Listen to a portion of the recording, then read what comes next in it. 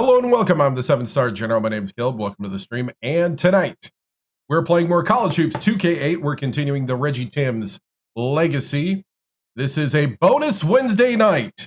It's bonus Wednesday basketball. And we are doing, it's New Year's Eve. I don't have work tomorrow, so what the heck. As we are going to celebrate the time zones as they go across. If I can remember. Guess I'll set a timer for that. Let me set some alarms here to remind me to look. Let's see. We need a timer for 7:57. So we're going to do the time zones as we go across. Am I ready for the new year? You know what? I think I am. We're going to add some timers here to remind us to celebrate the new year. We're going to celebrate them as they go across.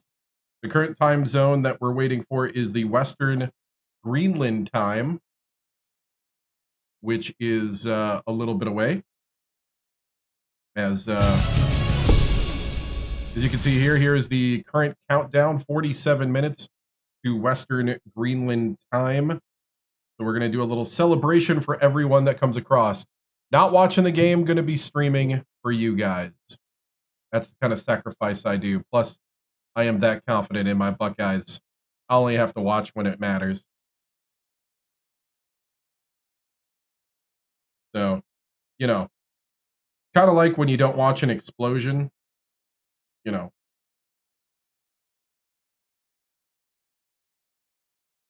So, we're counting down to the new year.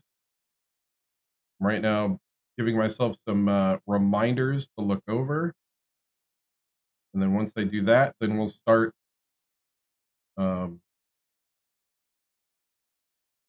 doing some more basketball.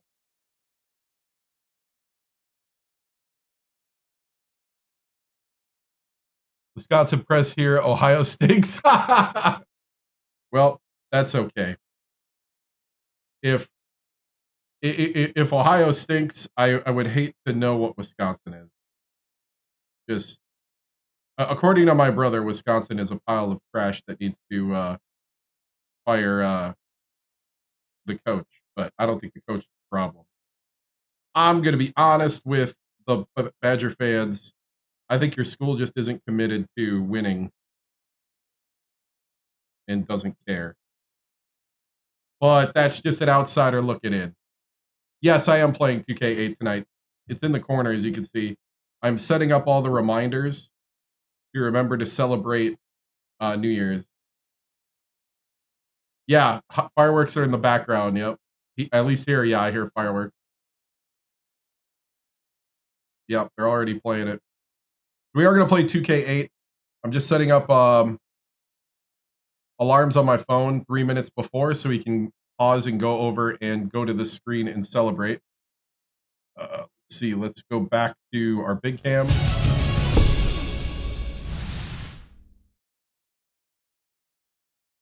Just think you need to pay the players more? Yeah. Like Wisconsin, I think if Wisconsin had more money, they would compete, but they're just not. They're not Dude, I know, I saw. Oh man, I was looking on, where did I see it? X. Yeah, I saw it on Twitter. And I watched the highlights of the 3 overtime thriller, Virginia versus Virginia Tech today. I almost want to show it. Let's see. Dude, the 3 overtime thriller. Yet 3 starters not playing also. Wow. Yeah, I wanted to show like the highlights because that was crazy. Let's see.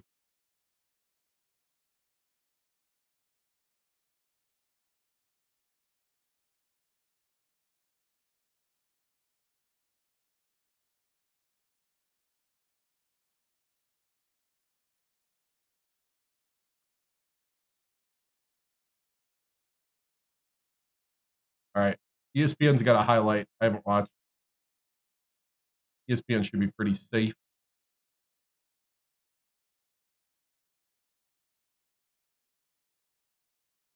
All right, we're going to watch the 3. I'll show you the highlights of the 3 OT thriller here.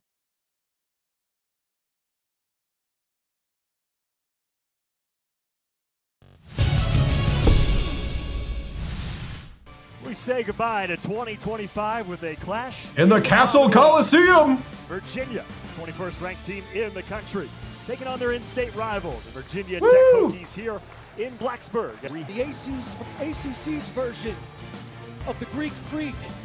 I skip past my hands. All right, we're going to fast forward. Man, oh man, what a block by Hammond. And this is this year, real life. Nice job poking it by St. Louis and Ritter. Today. Goes vertical and it leads to this on the other end. Amani Hansberry like a prize fighter. He ain't going nowhere.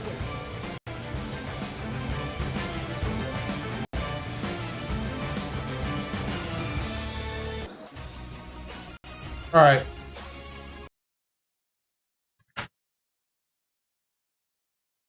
So that was, yeah, that was pretty cool. Oh, wrong button. So that was a pretty cool game for them. Good win. They had another overtime win against, what was it? Elon. I saw. I've been following them. I've been doing the Twitter. Hey, happy New Year's Eve. Yeah. Now I've been watching them. Just because of research. Like I have them on my feed. I follow. They have a 4 overtime this season. Wow. Won all of them. That's crazy. That is pretty nuts. All right. The only thing, what do I not have up? Making sure I got everything running here before we jump into this game. Okay. We have number 13 Maryland up next against Virginia Tech. Let's take a look at the scouting report. Let's right now reset with the polls. We have Xavier 1, UConn 2, Mississippi State 3, Tennessee, South Carolina, USC, Texas A&M, Virginia Tech ourselves at 8, Georgia Tech 9, NC State 10, 11 Kentucky, 12 Georgetown, Maryland 13, 14 Texas, Oklahoma State 15, Purdue 16, Indiana 17, 18 Vanderbilt, 19 St. Joe's, Rutgers 20, San Diego State 21, Alabama 22, 23 Duke, 24 Arizona State, 25 North Carolina. We'll do the mid-majors and then we'll look at the losses since we're in here. We won some games and we lost, I think, the last one of the night. I think it was to Georgia Tech. I think we're 0-2 against Georgia Tech. New Mexico State, Butler, Kent State, Gonzaga, Western Michigan, Pepperdine, Illinois, Chicago, Utah State, Nevada, Santa Clara, Wichita State, Akron, Hawaii, UW Green Bay, Northeastern, Ball State, Florida International, Rider, CS Northridge, UW Milwaukee, Brown, Miami, Ohio, Niagara, Arkansas Little Rock, and North Texas. All right. We ended with a simulated win against Florida State, but we lost to Georgia Tech, number 9 Georgia Tech at Georgia Tech, and then we had snapped a 4-game losing streak before we lost to Virginia, Duke, Georgia Tech at home, and at North Carolina. So we had some good wins against Miami, NC State. NC State was the big win. And so now recruiting is over. We're about to face Maryland, number 13 Maryland. Around the NCAA, the bracketology right now, we are predicted to be a 3 seed in Charlotte. We are predicted right here. So we're right now predicted to be a 3 seed. The bubble watch is Penn State, California, Rhode Island, Oregon State, Southern Miss, UNLV, Pepperdine, Pitt, Kent State, Memphis, Arkansas, Illinois, Chicago, Western Michigan, Washington, and Santa Clara. And let's take a look at our scouting report. Brought to you by the 7-Star General and College Hoops 2K8. Key players for Maryland is Atkinson, the shooting guard, at 14 points. Reed, the small forward, 10.8. And Bridges, another shooting guard, at 9.2. Bridges shoots 46% from 3. And let's see. They shoot the 3 42% of the time. Holy cow. 30% of the time from medium and 27 from short. They run a motion offense. They appear to have a normal tempo, and they're not heavy on fast breaks. They're not a fast break team. They do not crash the offensive boards. Crash boards low. They make effort to get when they can. Okay. Bench depth normal. Skills, they can put the ball on the floor and go to the hoop. Consider a zone to stop their dribble drive.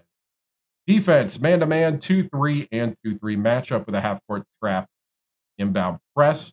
They will use the press after baskets, and they will put tight pressure on us on the defensive end. We are 23-5, 9-5 in the ACC. We are about to play the first game of the night against number 13 Maryland. We're number 8. We have, I think, found overall our success. And Miami overall, I think, is doing all. They're losing a lot lately, but they're talented. Let me look at myself here. We got a D grade on defense. We are the worst team in the conference in defense. Wow. Oh, I don't know. I have no idea. I am streaming right now, and I might have the score on the side, and that's about it. I'm all streaming right now. I am very confident in my team winning, but I don't even need to look. Oh, 14-0, we're down. Look at that. We'll come back.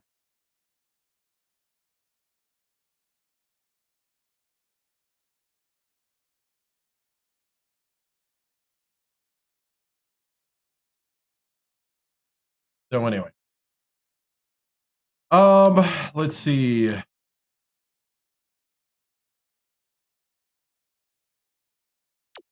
Yep. Sure. Let's see. We have who was I going to look at?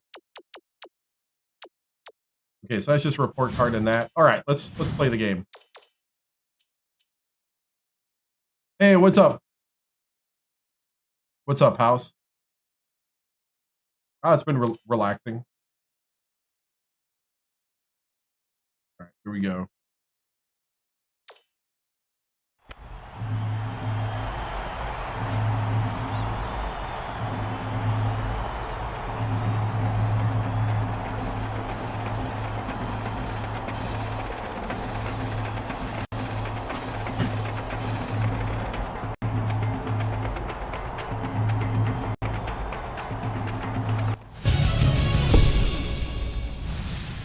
All right, men, here we are.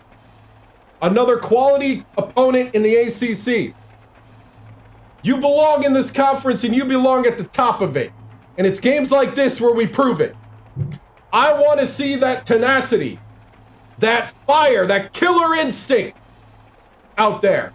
Every possession, win each action, win each decision. We need to start playing off that pick and roll a little bit more. We need to do a better job of keeping our head up and passing correctly. On defense, we got to get better at trapping. We are ranked worst in the league in defense, and part of it is we got to start hustling out there. Do not let them. Do not let them get an easy shot. I want everything contested. They will have some success because they practice this sport too. But I know that this team can lock down the best of them. Get out there, play some defense, and show me some heart. Show me that you belong at the top tonight. Because the castle's waiting for you. Break it down. Break it down. 3 on 3, 1, 2, 3.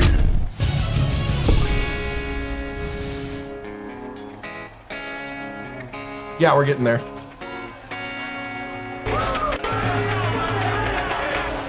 It's college hoops on 2K Sports. The Maryland Terrapins face off against the Virginia Tech Hokies. This one promises to be a real battle. Hi there, everyone. We're here at the Cassell Coliseum.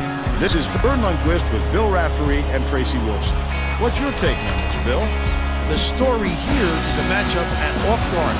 Goss is one of the premier shooting guards in the nation. This guy is a defensive powerhouse. This is the kind of guy you just love to have on your team.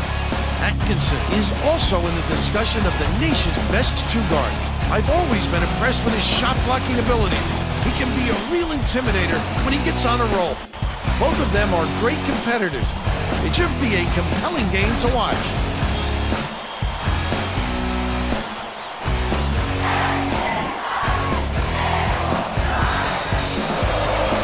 And music.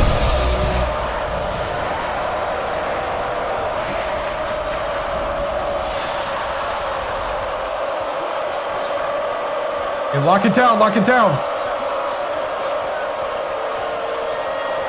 Passes it to the wing, puts it up.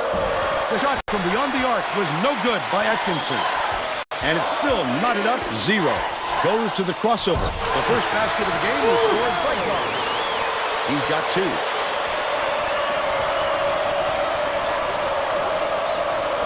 Kimball dishes it to the right wing. Hey, what's up? Randall catches it on the free throw line from 12 feet away. Got it. It's a tie ball game. Micho inbounds the ball. Spread it out. Kick it out. Micho is called for the charge. What? Great job by What? the defender. He got his feet set and sacrificed the body.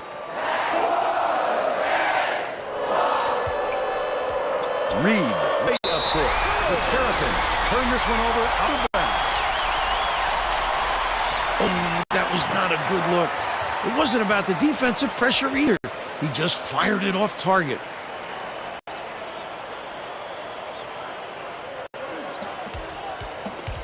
By yourself. Dumps it down low. Micho shoots it. He wasn't having any of that. He'll think twice before coming inside on him again. He's double teamed. Wolf gets the hell ball, and the arrow is pointing to the defense. So we'll head the other way. Woo! Get the ball.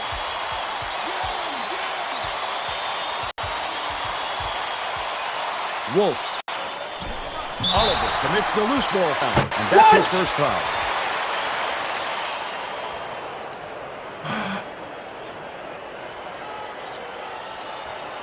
Hey, what's up, man?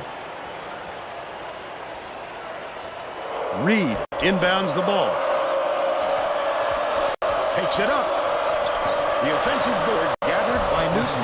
The last shot laid gently in. That's exactly why you don't quit working once the shot goes up. You keep fighting for those offensive boards to help your team out. About 10.5 minutes left in the half. Micho takes it up. Fouled hard, and he'll take a trip to the line. First team foul. Shooting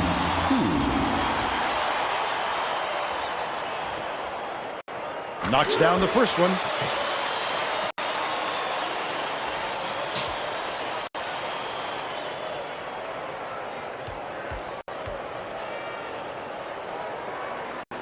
He gets the second to fall as well. Goes up. Micho did a good job to grab that rebound. Perfect position that time. has it. High post. Backs him down. Oliver feeds it to the corner. Wolf pulls the Wolf for 3. There we go. And they lead by 2. Tosses it up. The three-pointer was no good by Remo. How about the hustle of the little guys? Pulling it away from the big fellas. Kicks it out to the perimeter. Sidney dumps it off.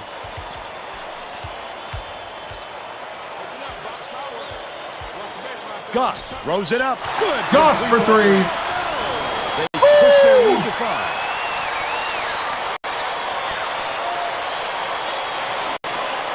Reed inbounds the ball. Let's go to our sideline reporter, Tracy Wolfson, for an update. What do you have for us, Tracy? Vern, earlier today I talked with the Hokies coach. He told me he's aware of the offensive reputation this opponent has, but said, as creative as they are with the ball, I think we can be just as inventive defensively, and we'll have a few surprises in store for them today. Vern? Thank you, Tracy. Goss uses the crossover. And 1.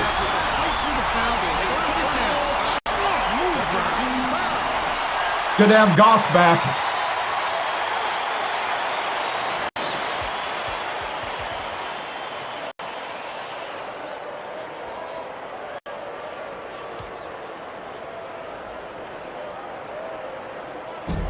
He can't come away with a three-point play.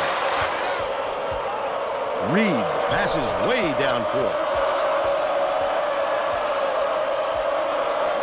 Kimbo spins. Passes to the left. Ramlo has it left wing. You have to keep your head up and eyes open at all times playing with this guy. That's right, and you never know when or where he'll find you. Sidney inbounds the ball. Under 9 minutes left in the half. Passes, baseline, takes it up. The Hokies will get this one back. Coach Marshall is going to put some new players on the floor, and I think that's a wise move. The guys he's going with really play well together.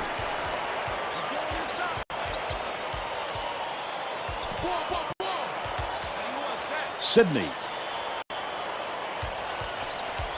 With the inside leaner, bullseye. They lead 13-8. Stolen. The D was really waiting for him there. That's how you do it. Keep the heat on. Wait for the misstep, and then capitalize. Goss raises up. Can't get the three-pointer to fall. They're still up by 5. That last basket was buried by Timbo. Perfect execution on the break, and oh, go to the hoop strong. To the tin.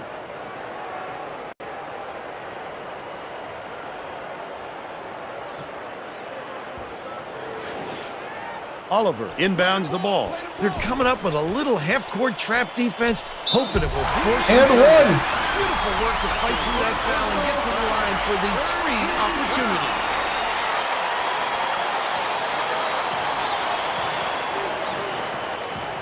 Good for the three-point play. It's deflected, but it's recovered by Maryland.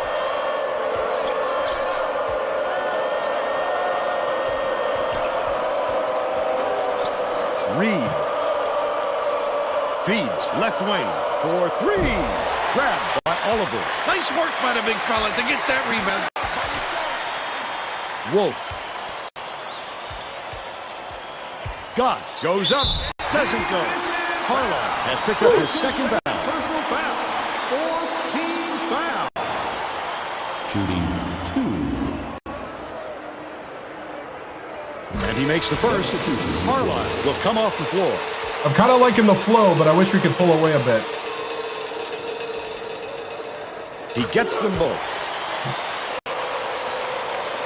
Pullis inbounds the ball. The steal by Goss. Hands it off. Intercept.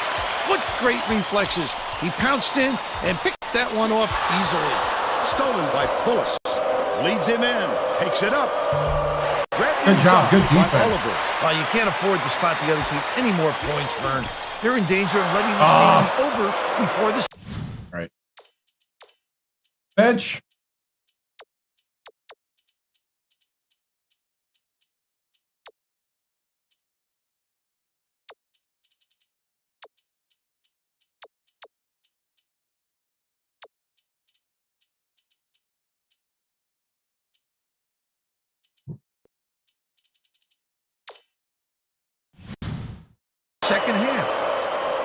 The steal by Maryland.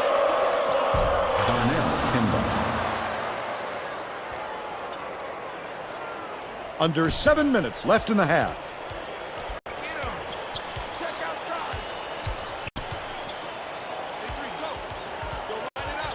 Sydney. Wolf gets it, high post. Misha, they go with the half-court trap. Has it, right corner. Goss releases. There we go. Down from three-point line. And they now go up by 9. Kimball Yeah, new lineup is feeling good. The floater, the lay-in was good by Reed. But they still trail by 7. It's a lot more height. Oliver inbounds the ball. Virginia Tech has not been able to shut down the inside game at all. Tracy is by their bench with a report. The Hokies coach is definitely aware of that problem. He told his assistants that they have to bring more defenders into the paint, even if it means leaving the perimeter open. Desperate measures here, Vern. All right, Tracy. The crossover. Dishes to the top of the key. Wolf passes to the free throw line. Sydney from downtown. Newton corrals the miss. But they're still up by 7. Atkinson catches it, left side. Tip. The Terrapins will retain possession. Both teams are going to shake things up a little bit with some subs.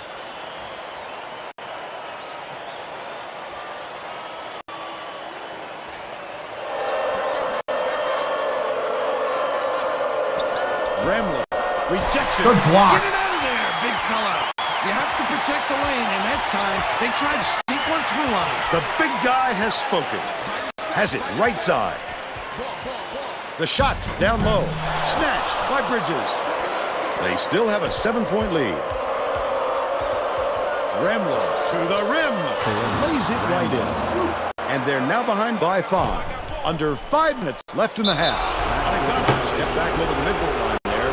That's an over and back violation. He just lost track of where he was on the floor, Vern. You have to be able to dribble with your head up, or things like this happen. Ramler inbounds the ball, but it's recovered by Bridges.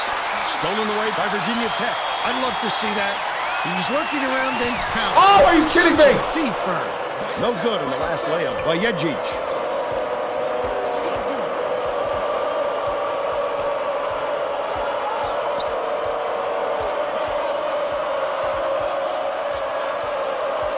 Feeds it to the baseline. Releases from 16 feet. The shot was knocked down by Pullis. They got on this roll a while ago and just haven't looked back.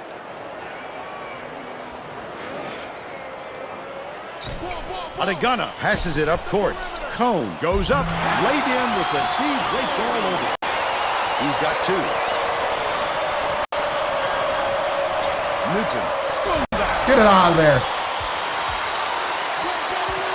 Cone. Nice little dunk. Cone with the dunk. Last dunk. He made the defense look like it was standing still. That's when athleticism brings you an opportunity to break down the other side at will.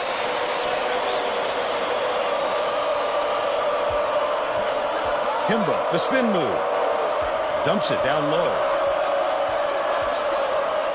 Newton gets it on the low block. Bridges connects.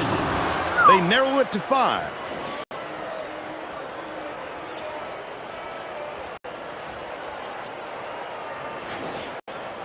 Dillon inbounds the ball. About 3.5 minutes left in the half.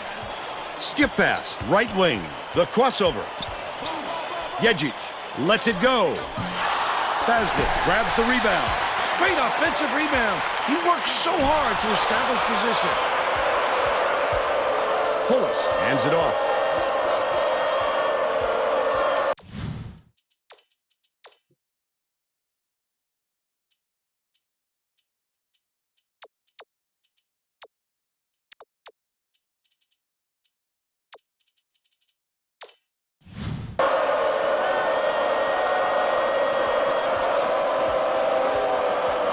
Has it out left.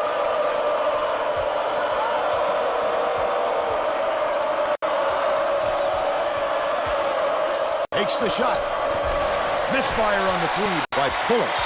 Lucky break for the defense. Whoever was supposed to be guarding him better wake up, because the next time it won't be a miss. Bounces it to the baseline. Adegana. Nice little crossover. Passes to the left wing. The long ball hit by Yejic. He's 1 for 2 from downtown. Pullis inbounds the ball. The Terrapins make their first time out of the game.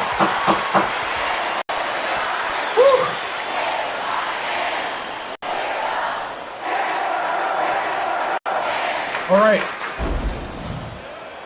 Well, let's get back to the action. Starters back in. Both teams are making a few lineup changes.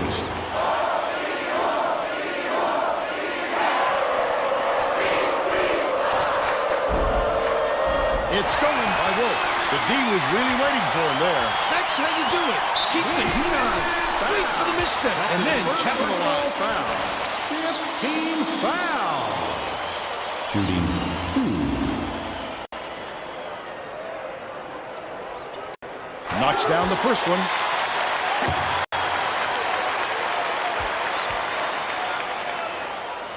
He gets the second to fall as well.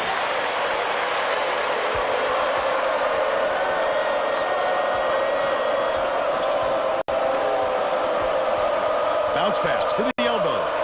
Great pass. Atkinson takes it up. Rambler grabs the rebound inside. They roll this one goaltending. Count the shot.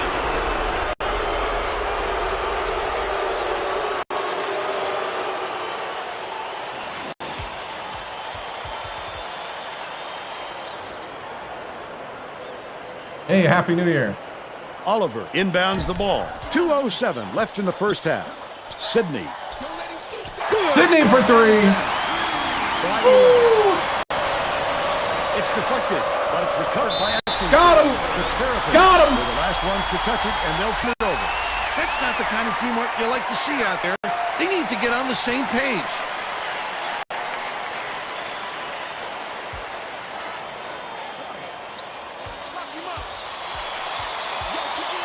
Goff crosses it over. Gets it right wing. Behind the arc. Goss for 3. He's shooting 75% from three-point range. Ace. Stolen by Virginia Tech. Leads him with the pass.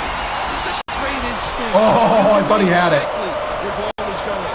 The student section is going ballistic. The block. Kids, it can give you goosebumps to hear those kids when they really get going.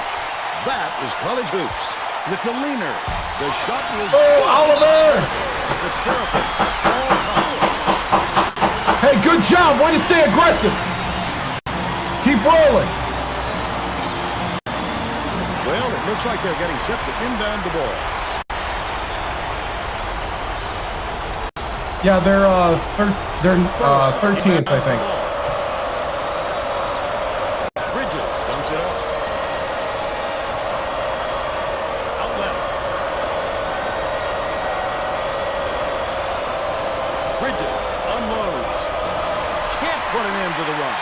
Oliver fires it way up court. Leads him with the pass.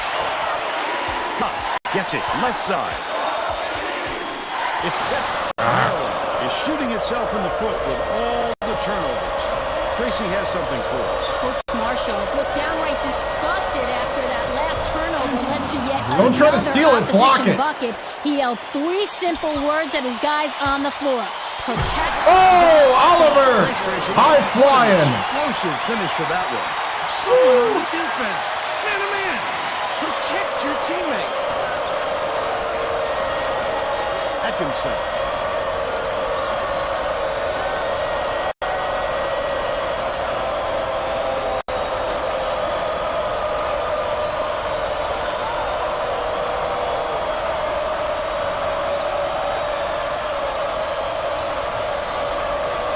Here's the spin move.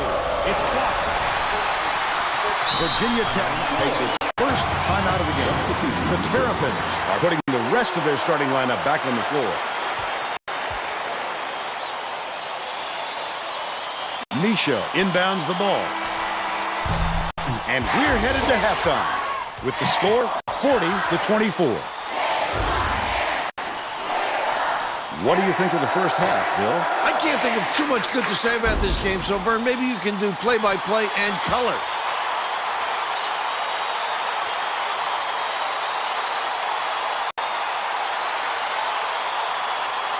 And now it's time to show you our player of the half. Bill? Goss has been just deadly, Vern. The hoop must look 5 feet wide to him right now because it doesn't seem like he's missing anything, inside or out. He's been an offensive force. Absolutely on fire.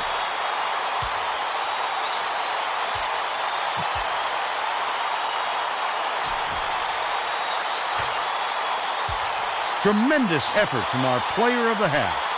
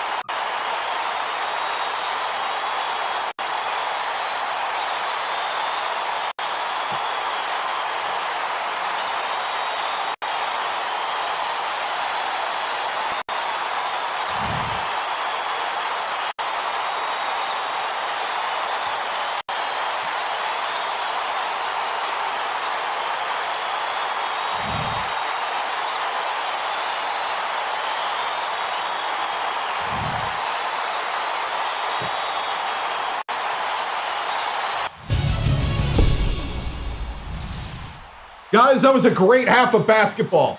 That's what we're talking about. I love how you guys committed to the game plan. We're breaking that half-court trap that they're trying to slow us down with. We just got to be patient, heads up, and work together. We can clean up a little bit of the defensive craziness. We're going to go a little 1-1-3 every once in a while to mix it up. The 1-1-3, remember, is like a 2-3 zone, but we're stacking the guards. We're stacking the guards, and then we need our big man under the hoop to have this be a no-go zone. All right? This guy's taking the ball. This guy's kind of backside, and then help. All right? We need to finish this out. You guys are right there. We just got to keep going, keep working together, keep communicating. We're going to keep improving, and let's run away with this, and let's send the castle into a frenzy. Break it down. 3-1-3, 1-2-3. And music.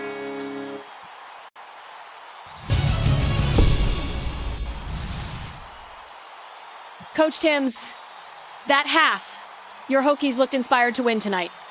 Goss has been amazing after recovering from a sprained wrist, with 17 points in the first half. How good is it to have your senior field general back on the court at full health, and what is needed to finish out the win? It's great to have Goss back. He really is the heart and soul of this team. How Goss goes, we go. And it's great to have him back leading at full capacity. And I think what we got to do is just keep playing our Hokie basketball, keep, making our baskets when they're open. And if we do that, we'll come out with a win. Thank you, Tracy. Oh, all right.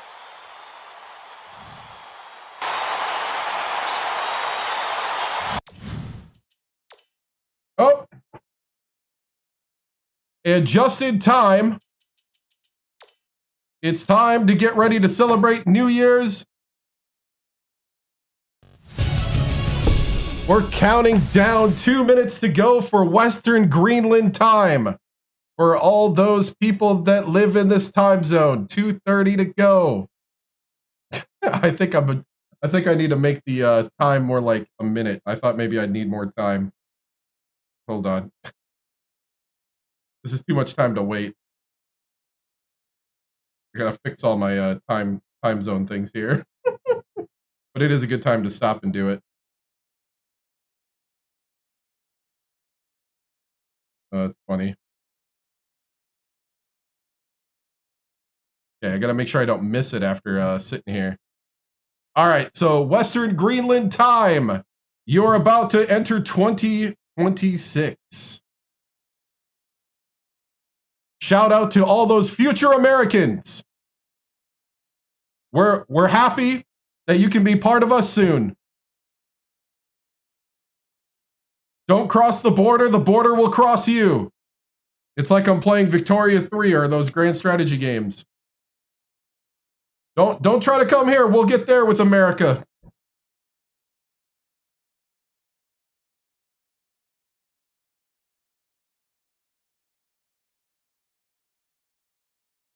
Oh, is there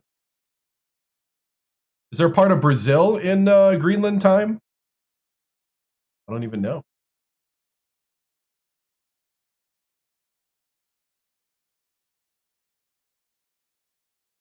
I don't think so.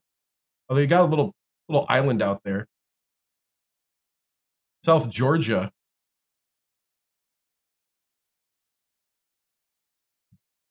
Here we go.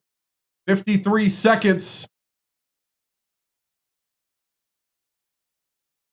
till we have New Year in Greenland and South Georgia. And Sandwich Island.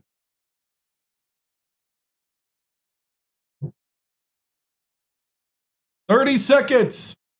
Oh. Let me get the substitutions here. I think we're good. 20. 15 seconds. 10, 9, 8, 7, 6, 5, 4, 3, 2, 1. Happy New Year! Happy New Year! Nothing triggered. Hey! Happy New Year, Greenland! Woo! Welcome to 2026! We'll join you soon! Woo!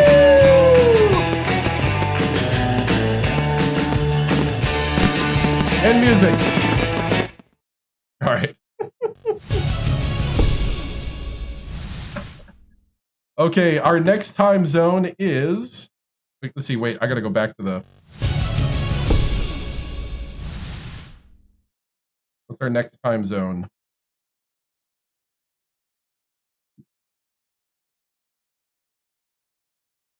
Our next time zone is...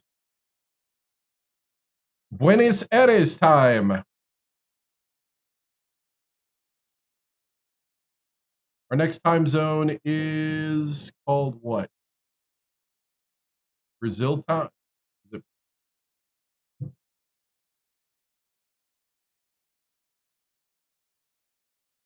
Brasilia time. All right. The next time zone. Oh, let me turn off that. For 53 minutes. All right.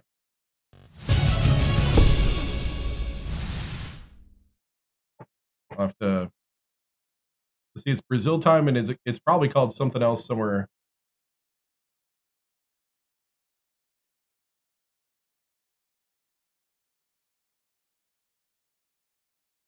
See, it's Brazil time. What else time is it? Argentina. It's Argentinian time, and Chile. Holy cow! That whole area: Chile, Brazil, and Argentina. All right.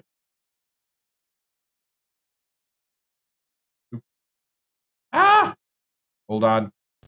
Sorry.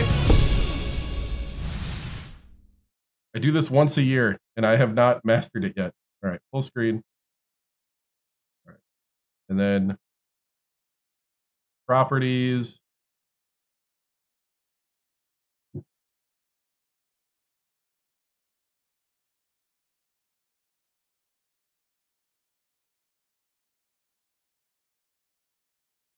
Does that even fit on screen? Barely. All right. All right, back we go.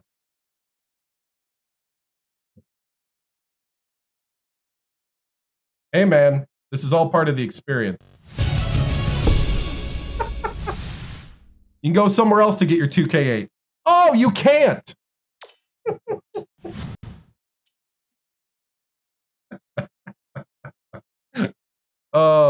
Unless you buy it.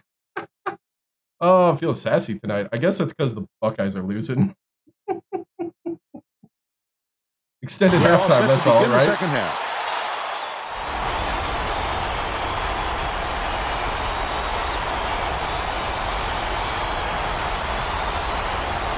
Ramlow inbounds it to start the second half. Has it right wing. Right wing. Bangs it off the front of the rim and out. Tracy Wilson has more on what went on at halftime. Tracy? During halftime, I talked with the Hokies. There you go, Wolf. He felt it wouldn't be classy to run up the score and was going to change things in a way to make sure that doesn't happen. Coach told me that he wasn't going to play the next half by the book and that he'll try things that some might call counterintuitive. I guess we'll see what he means. It is. Back to you. Thanks, Tracy. Let's see if they took that. And he makes the first. It is hard to rebuild a team.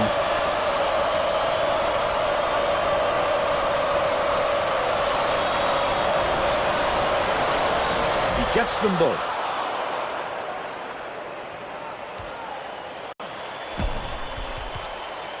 Goff uses the crossover. And the key, Reed corrals the miss inside. Look at D. What a great job bothering them underneath. That stop might boost their confidence. Dishes, left wing. Kimball. Catches it, left wing. Newton keeps it alive on the offensive end. Rambo from in close, gets it to go. He's 5 for 9 for the game.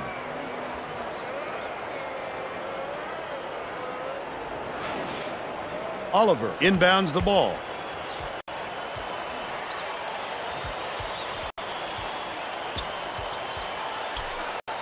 Left corner. Skips it to the high post. Dumps it off. Goff. The heck we doing? With the shot. Pulled in by Micho. Almost a three-point opportunity. Instead, he'll go to the line for two. First team foul. Shooting 2. Knocks down the first one. He's off on the second. The Terrapins are really struggling.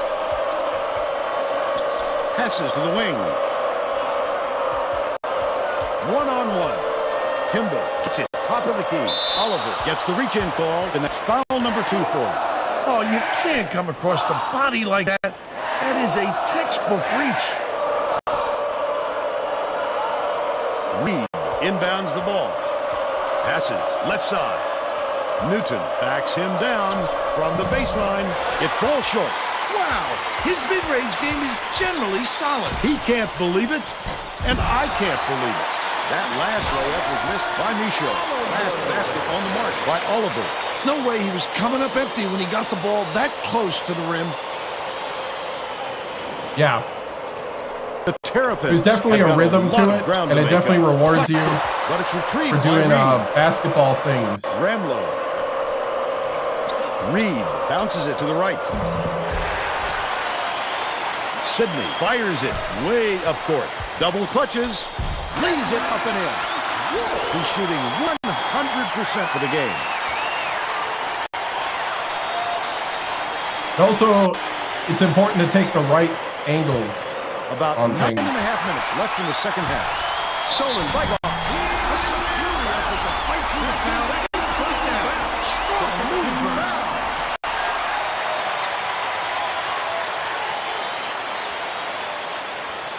Sidney tosses it up. He can't complete the three-point play.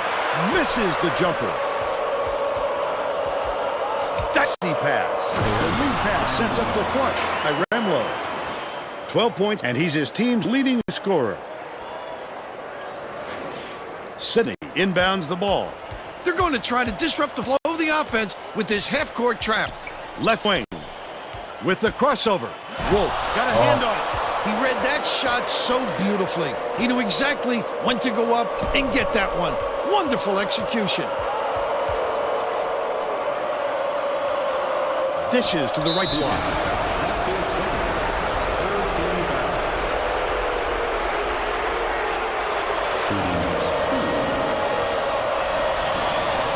He misses the first. Both teams are going to shake things up a little bit with some subs. Oh, yeah.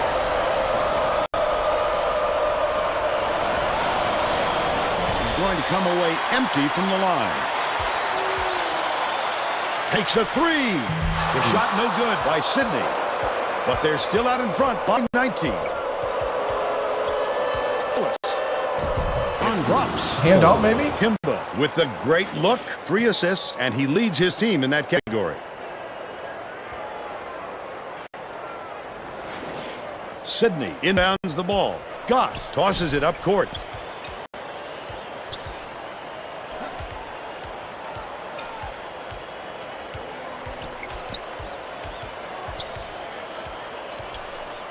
Oliver has it far side. Goes up. And here's the State Farm drive of the game. This guy is fun to watch, Vern. He can really fill it up.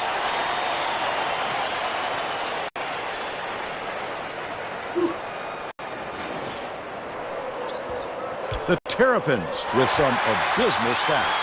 The steal by Wolf. Oliver hangs. Newton wipes the board off the window. Right around 8 minutes left in the second half. He was really out of his rhythm. That's why you have to collect yourself before going up. Feeds right wing from deep. The shot was short by Pullis. He'll make that one most of the time. Well, the D got a break on that one. Wolf, the crossover. Sydney. Misha snatches it down inside. Off target on the last layup. The Terrapins need to find some answers here. Credit the D there. They reacted quickly enough to throw him off. Last shot laid in by Reed. What a playmaker this guy is. Great assist.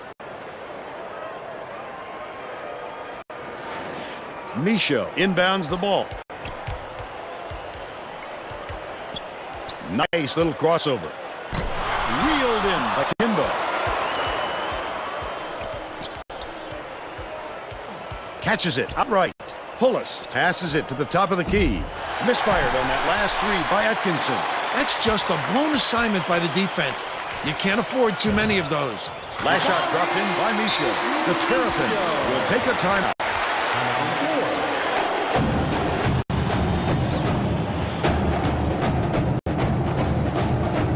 Well, let's get back to the action. Both teams are making substitutions.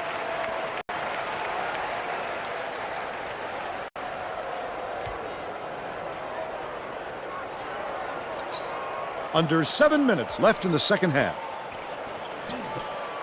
Kimba.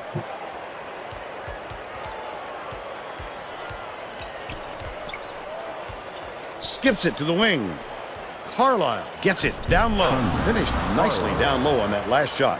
He gets up close and personal and closes the deal. Leaves no room for error and no room for anybody to do anything about it. Basden inbounds the ball. Adegana, easy look. Oh, come on. The bank shot won't fall. They still have a 17-point lead. Dish, left wing. Basden gets the rebound. How did he miss that one? It happens. He's just got to shake it off and reload. You've got to establish position early if you're defending, Vern, and he just didn't beat him to the spot.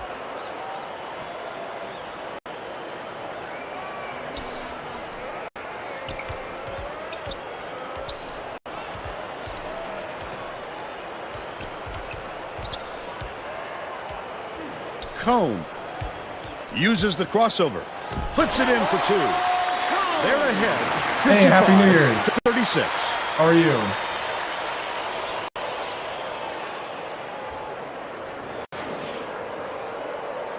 The Terrapins with some difficulties. Rambler throws it away out of bounds. And that will be a turnover. A little overexcited on that look, Vern. It takes precision to throw a pass like that. He's just way off target with that one. Takes it up. The finger roll was laid in by Adegana. They're now out in front by 21.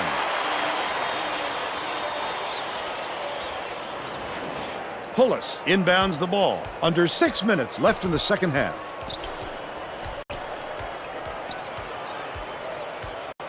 Catches it, left wing. Right wing, Atkinson shoots it, gets the three-pointer to go. But they're still down by 18.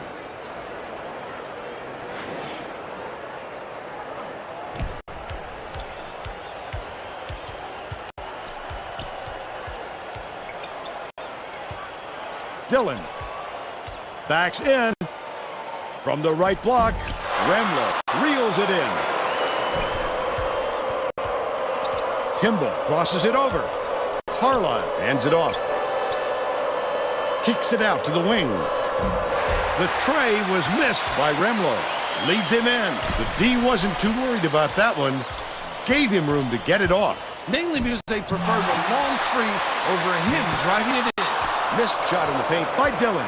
Under 5 minutes left in the second half. Poster shot. You love to see someone take it that hard to the tin. Just a blink of the eye, and there he is, hanging on the rim for two. Basden inbounds the ball.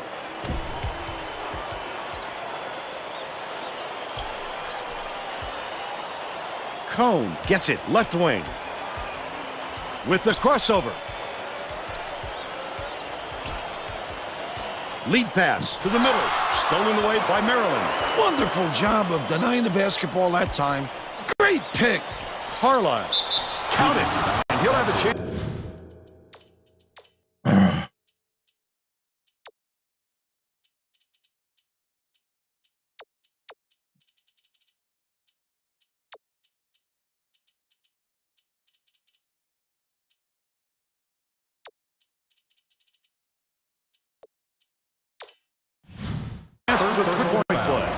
Terrific work to absorb the contact, hang in the air, and hit the shot. Pretty, Vern.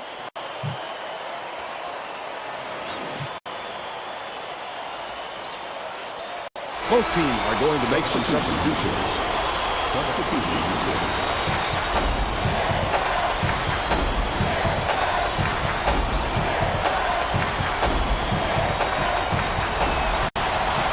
He completes the three-point play. Newton didn't sit for long, and he's coming back into the ballgame. Virginia Tech may be switching things up a little bit. Tracy Wolfson has a report for us. Tracy? Just a little meeting of the minds among the coaching staff, Vern. One of the players yelled, "Why are we rushing our shots so much, guys?" A point coach reiterated. He told them slow things down and chew up the shot clock on every possession.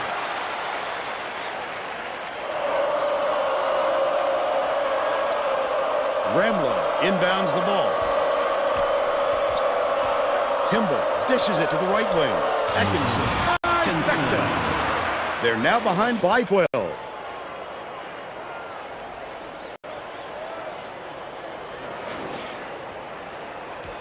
They're going to slow it down here, Vern. They should use as much of the shot clock as they can. Goes up. Couldn't get the shots, but he was fouled and gets a trip to the line. His third personal foul. Fourth team foul. Shooting 2. And he makes the first. Things are rolling pretty good right now. And he splits the free throws. The Terrapins on a bit of a roll here. Out left. Kimball from deep. Dillon hauls it in. That's his third rebound of the contest. Might have rushed that one just a little bit. There was plenty of time on the shot clock, but he got a little over anxious. Adegana.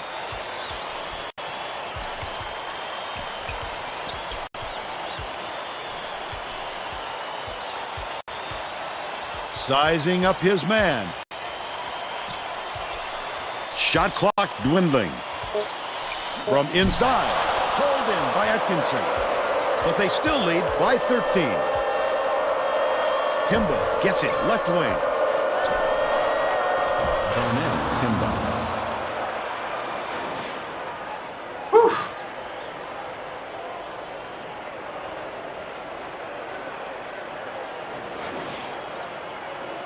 Dillon inbounds the ball.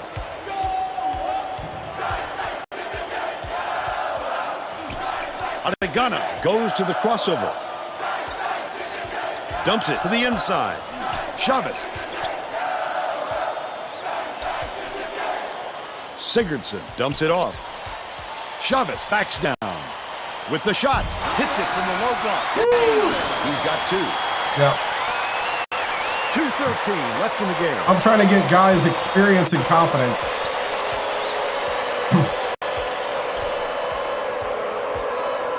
Dishes to the baseline. Ripped down by Dillon. Well, the defense should realize they got lucky on that one. He'll drill that shot 9 out of 10 times.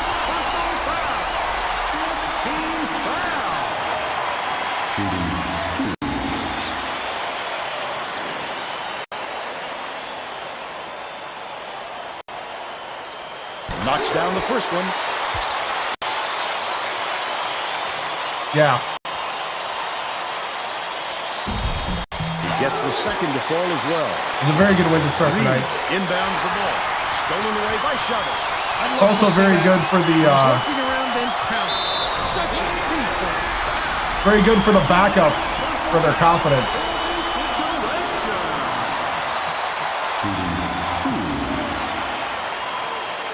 Knocks down the first one.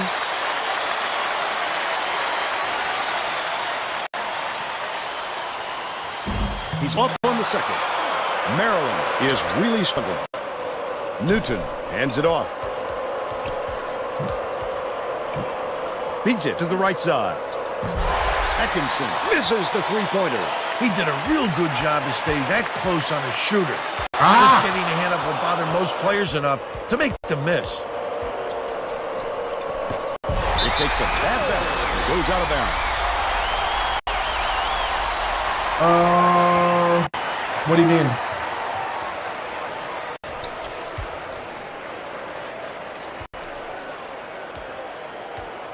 Backs down.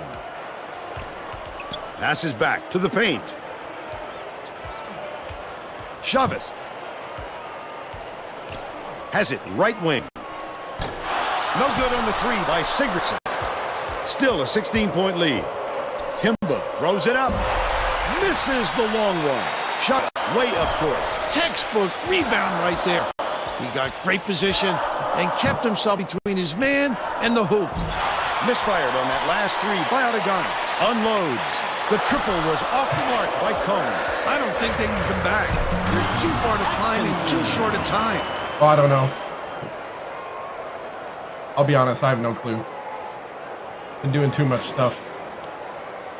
Sigurdsson inbounds the ball. 2-second differential between the shot clock and the game clock. Adegana passes to the left wing. Sigurdsson, he grabs the rebound. Reed brings it up the floor. Shoots it. Off the mark from the line. Leads him with the pass. Dillon, the monster slam. They should hold on to the lead run. They play smart and walk away with the win. Atkinson, it goes straight out of bounds. after the 6-7, yep.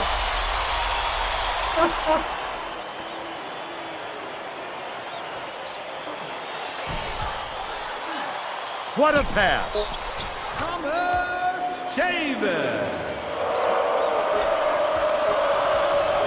Atkinson releases. Off the mark with the buzzer beater. And that's all for A lot, this one. yeah. The Hokies defeat Maryland 69-51. Now we'll bring you our player of the game. It's not great, but it is improved.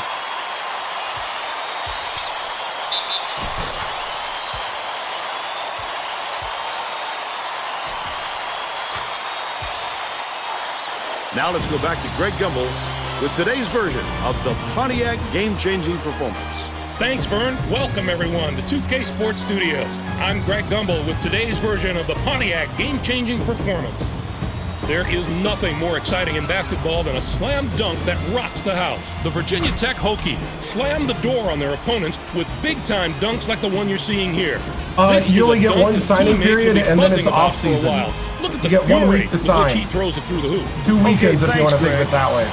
This is Vern Lundquist for And Tracy it's early Wilson on, and first Bill week of Rafford. December. Glad you were here with us for College Hoops. Yeah. 2K8. Well, the 5 recruits that came in, 4 that are playing, really made a difference. They were really top-notch players. I don't know if I'm going to get that same level of talent in this year's breakdown.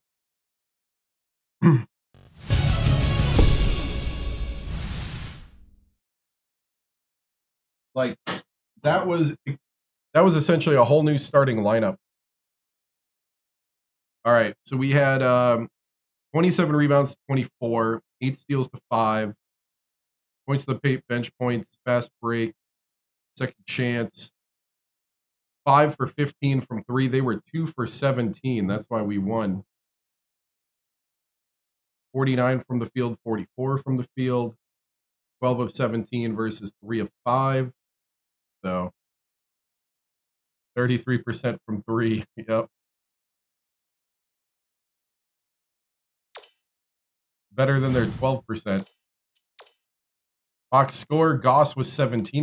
He didn't score anything in the second half. 6 for Wolf, 7 for Sydney, 8 for Oliver, with 6 rebounds. Michaud had 8 points with 6 rebounds, 3 for Jedek, 2 for Adaganda, 7 for Cone, none for Baston, 4 for Chavez, Sigarson with 3, and Dylan with 4. I'm pretty sure he made the league. If he was a starter on that team, he made the league. Let's see, full game. Where's that? Did an Oliver dunk that was pretty emphatic. Really slow on the start of the game.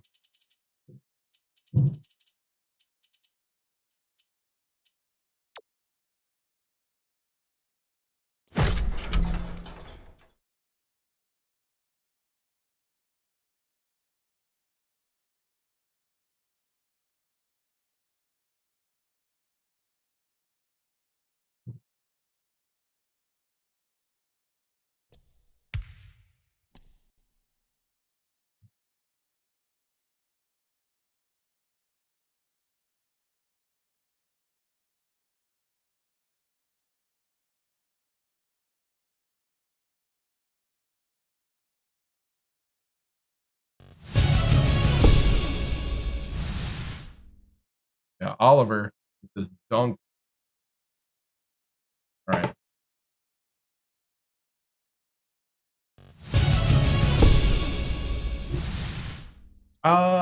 Good win tonight. Solid win against a quality opponent here in the ACC. This type of stuff we have to string together. 10 wins in the conference is nice. We got one more game at Boston College to go, and then it's tournament time. So, I'm really happy where the team's at right now. Coach, how long is your contract at Virginia Tech? I don't remember. I believe I am on my last year of the contract. So it's a 2-year contract. Yep. So I am fine. Job security is great, especially with a 24-win season, turning around a 10-20 team. So, Coach, how would you like to see your team improve? I think we got to do better on defense still. I mean, we did win by 18 today, but we gotta do better on defense in general. I think there's still huge gaps in what we do, and so we need to shore them up. So if we do that, we'll be good. It's great to have Goss back at 100%. He really did a good job today, and it was nice to really be able to bring in the backups and the bench guys, the guys that don't see a lot of court time, and have them get a lot of experience and confidence built up. Coach, do you believe your team has what it takes to be #1 ranked? I'll let the talking heads and people like that figure that out. For now, we're just trying to win games and trying to win a national championship. Coach, what's your mentality heading into the conference tournament? Mentality is from here on out, we can't lose. Even though technically we could lose one more time in the conference tournament, I don't want to. That's not how you got to think going in. It's win or go home from here on out. And I'm really excited to see what these guys are going to do when that kind of pressure comes up, because I believe we've come a long way from where we were at the beginning of the season and mid-season, really. So I think we found a stable lineup. I think we found a stable rotation. And now it's just about all the guys keeping their, wits about them. And we'll see. So that is it. Moving on.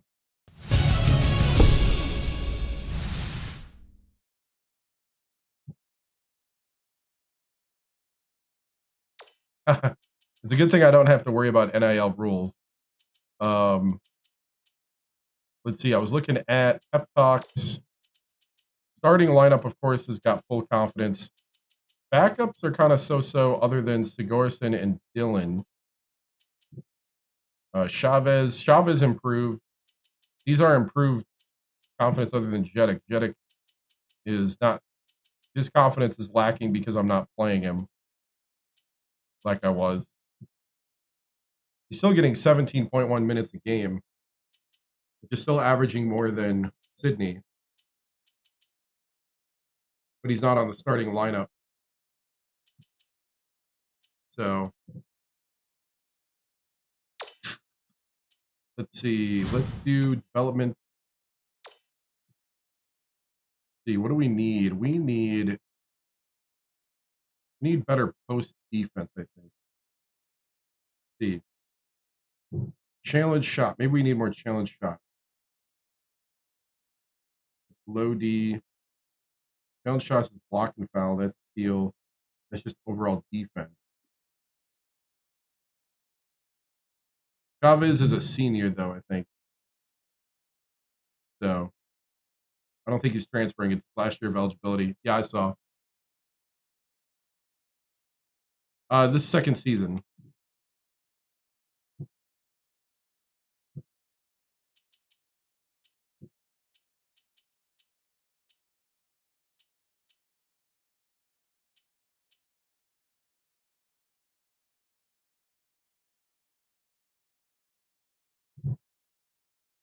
His defense is 58. Let's try that.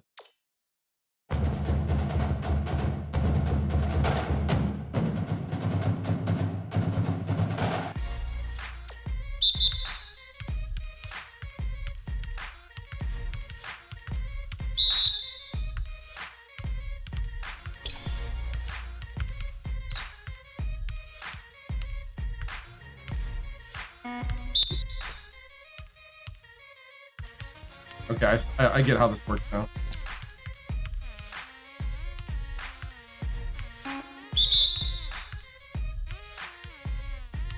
Lock in! Ah!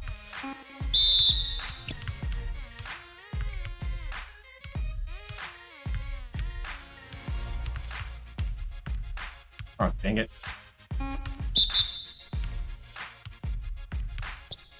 This is a weird drill.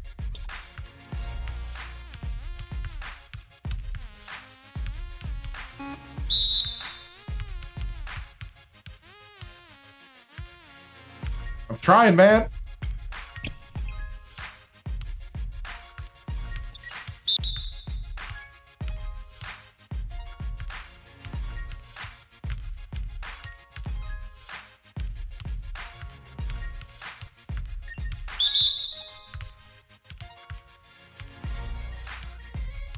This is tough. This is tough with a center.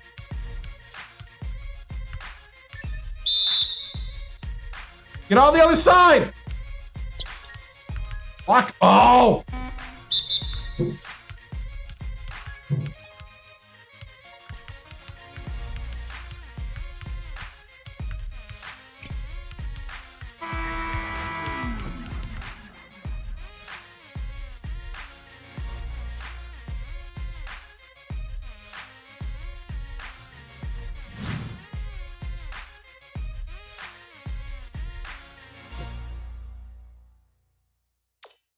Well, I see why we stink.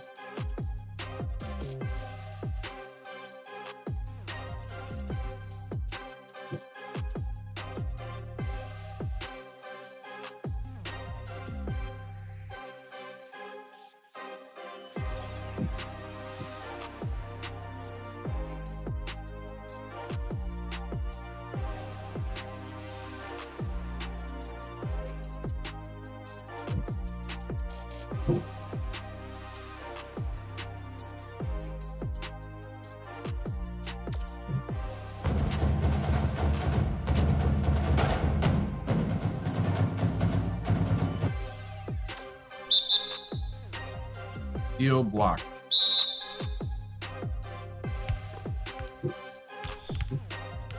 Ah! All right, overplayed it.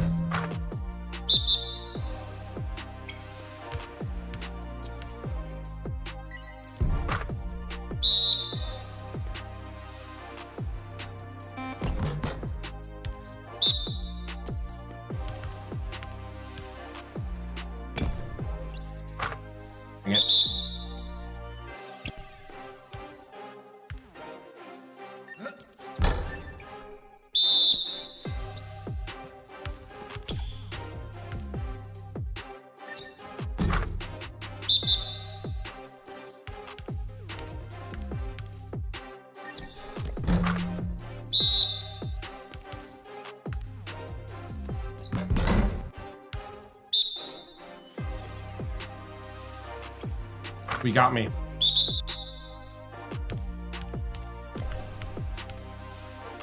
Oh!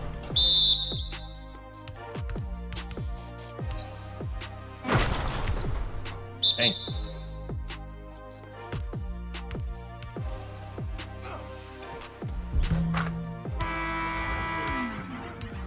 That's tough.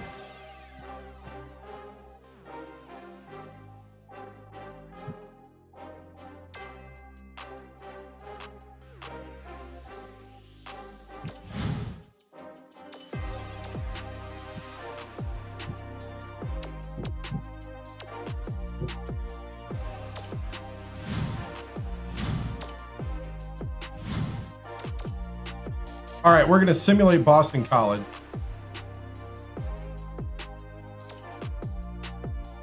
(94-63). That's what I like to see. 12 points for Goss. 3 for Wolf. 6 for Sydney with 6 rebounds. 26 for Machoud. 15 for Oliver. Jedek with 11. Antanaga with 12. Sigurdsson with 5. Woo! What a way to end the season.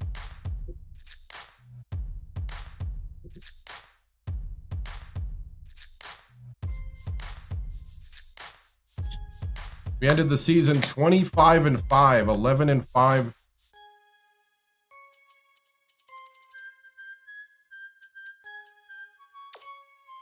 And we're going to have Greg Gumbel and Clark Kellogg.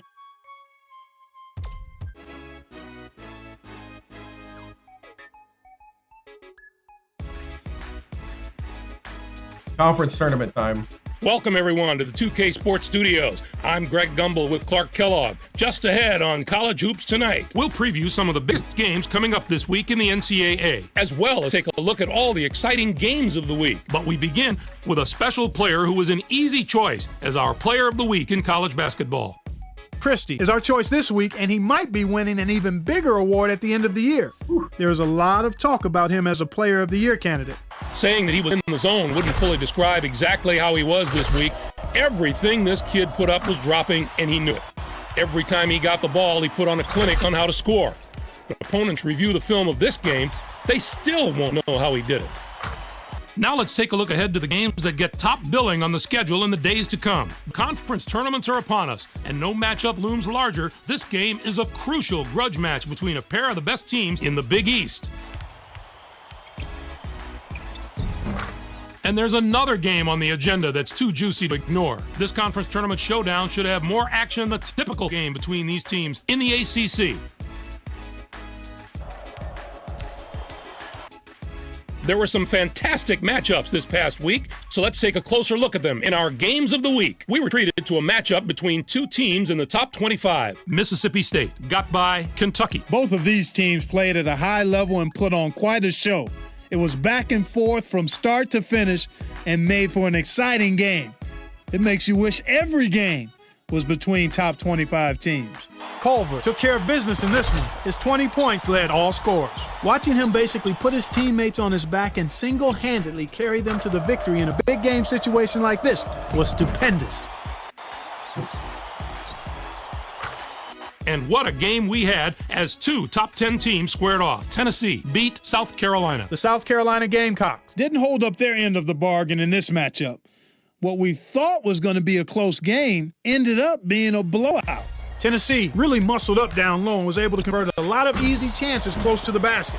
Whether it was the big men or the guards, they made the most of their opportunities. They established their inside presence from the start and were able to rely on getting their point down low throughout the game.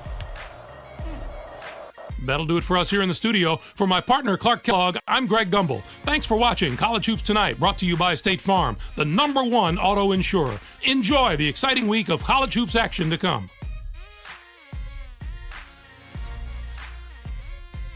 All right, sorry, TikTok wanted me to do a trivia thing.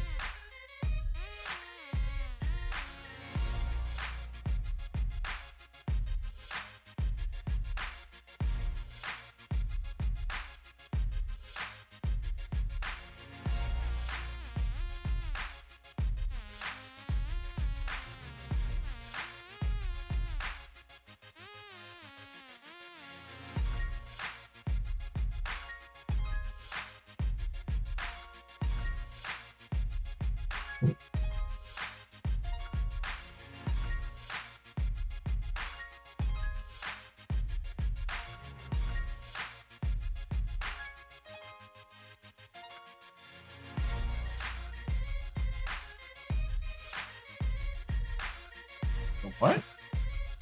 Oh, I got to complete 2 decks. Wow, that's crazy. All right. TikTok, man. Weird.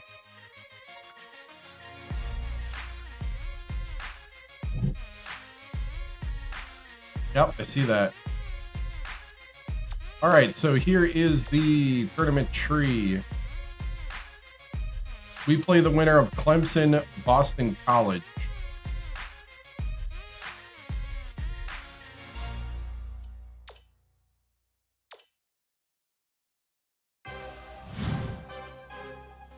Clemson beat Boston College. North Carolina beat Florida State. Wake Forest upset Duke. Miami, Florida beat Virginia. So Duke is out of the conference tournament. Here we go.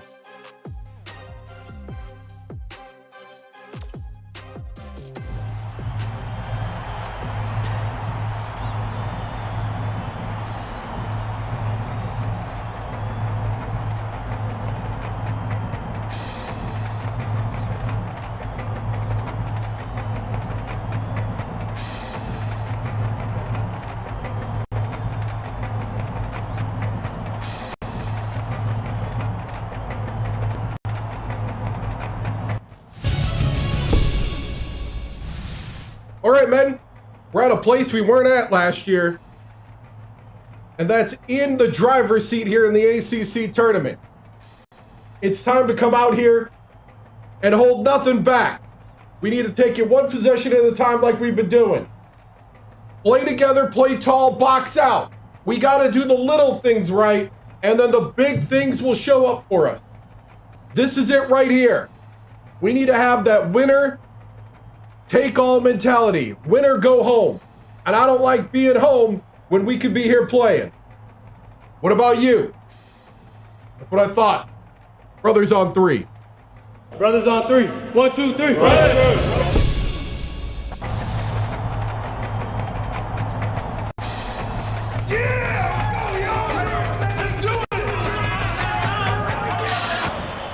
Ready for College Hoops 2K8. The Virginia Tech Hokies battle the Clemson Tigers. Welcome to the quarterfinals of the ACC tournament. We're here at the Charlotte Arena. Alongside Bill Raftery, this is Vern Lundquist. Tracy Wolfson is with us too. Give us your take, Bill. This game features a great matchup at the point guard position. Oliver is clearly up there with the greatest point guards in the nation. The guy is a high flyer, and you don't see many point guards go to the tin as well as he does. Wolf is also among the nation's elite point guards. He's got that special knack for finding the open man, and he can pick defenses apart. Both looking to lead their teams to a win. We'll see who succeeds.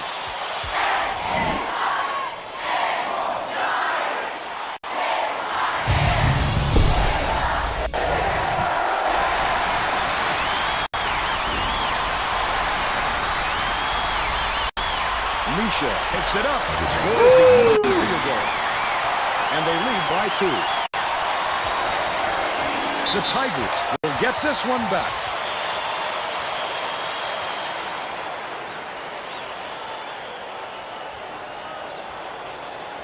Borders inbounds the ball.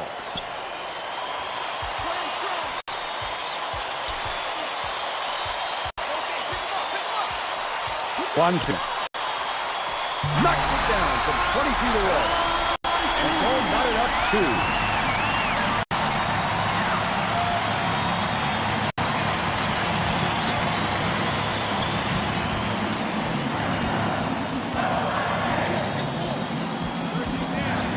Lead pass to the inside. The Hokies were the last ones to touch it, and they'll turn it over. There's no excuse for throwing the ball away. Empty possessions like that will kill you. Warren dumps it off.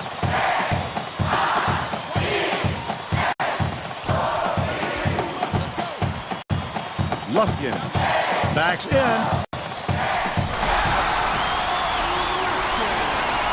Let's check in with our sideline reporter, Tracy Wolfson, who has some info for us. Just before the game, I talked with Coach Brownell. He told me as well as we played in the first round, we need to play even better today. He said that every round brings new, more difficult challenges. And we're not going to Sydney for 3. There we go. Our sharpshooter's working. Thank you, Tracy. Everybody in the arena could see that coming. Except the defense, apparently. Has it right wing. Goff gets the reach-in call, and that's his first foul. Oh, you can't come across the body like that. That is a textbook reach.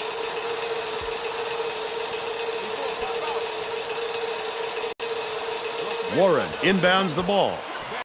The steal by Virginia Tech deflects the pass. Leads him in. It's one-on-one. I'd love to see come that. on, Goss. He was lurking around, then pounced. Such a thief, Fern.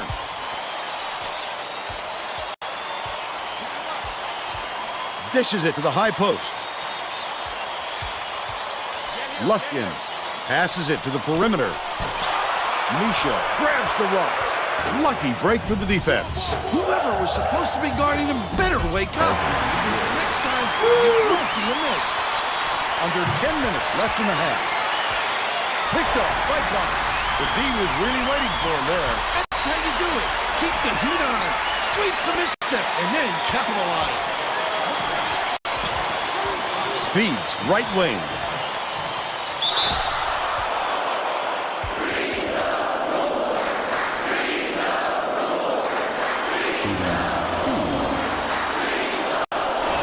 Knocks down the quick one.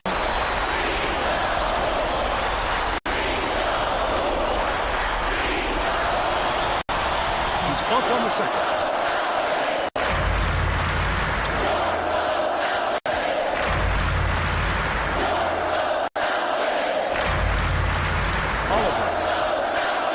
Gets it far side. It was drained by one feet, but they're still behind by 1. 10 and 20 last season. Misha inbounds the ball. Goff, nice little crossover. Throws it out. Big time rejection. It seems like nothing can destroy this guy. I thought the lane was He'll open. destroy you in a It was not. heartbeat. Oliver dumps it down low. Lufkin hits the jumper. They're ahead, 9-8.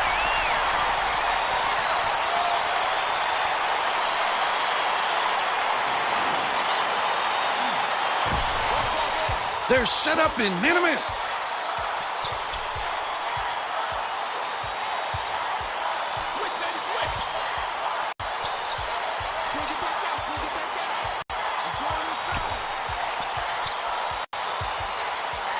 Excuse me?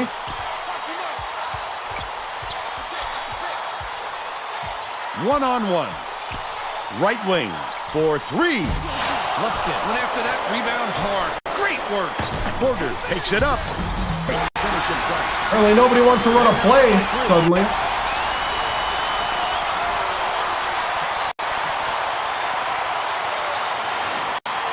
Misha inbounds the ball. Goff hands it off.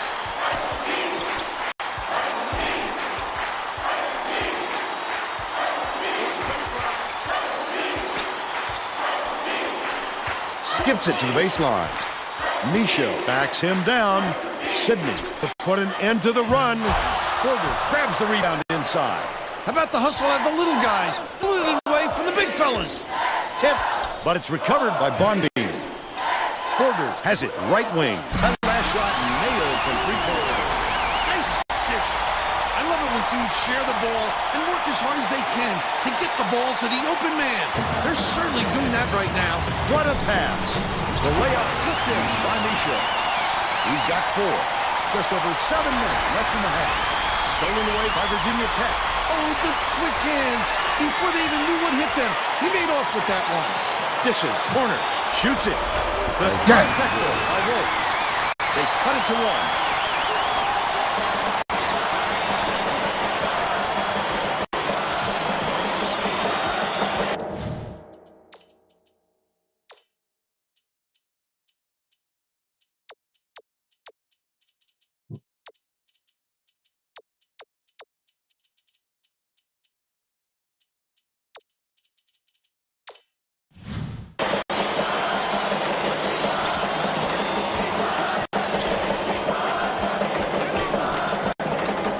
Lufkin, he's double-teamed. Porter from downtown. Gets them. The Hokies take their first time out of the game. All right, we got to play some better defense out there. We got to run out. Well, it looks like they're getting set to inbound the ball.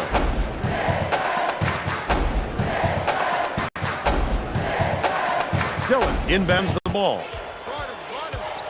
The crossover with the floater. Fouled hard there. He'll get 2 free throws.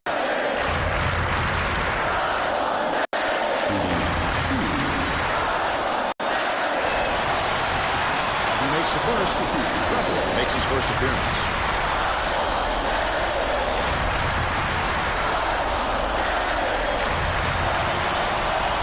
Gets the second to fall as well. About 6.5 minutes left in the half.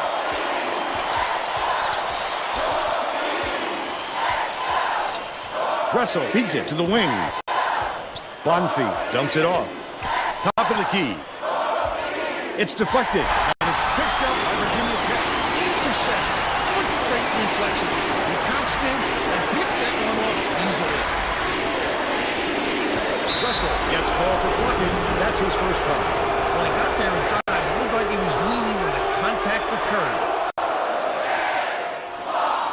Asden inbounds the ball. Cone, the crossover. Lays it up and in. And it's all knotted up. Bench is fighting.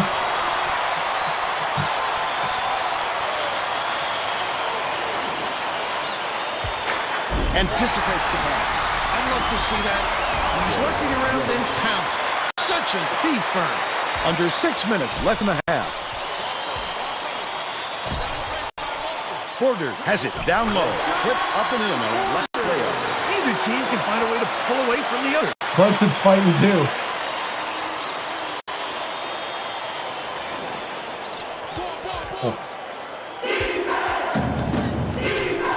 Dumps it to the paint. Reggie hands it off. Catches it. Right wing. Cone with the crossover. Adegana from way outside. Reggie snatches it down inside. Ooh, offensive rebound. Clemson is really struggling to close down the middle. Tracy has something for us. Tracy. Coach Brownell could be heard shouting to his players on the floor to help each other in the paint. Yeah, the defense has been pretty bad. Too many points close to the basket. He knows. Thanks, Tracy.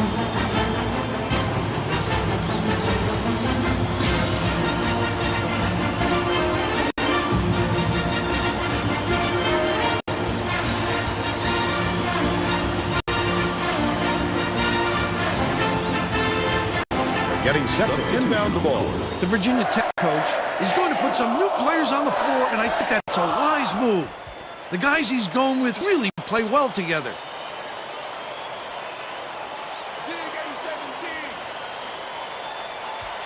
Borders passes to the elbow. Here's the double team.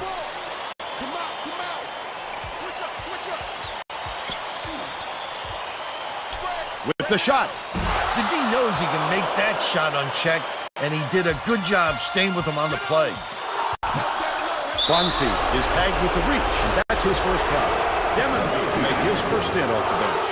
You're never going to get away bumping the ball handler on a steal attempt. Too aggressive. Oliver inbounds the ball. Goes to the crossover. Bounces it to the right side. Michaud puts it up. Michaud! And they now go up by 4.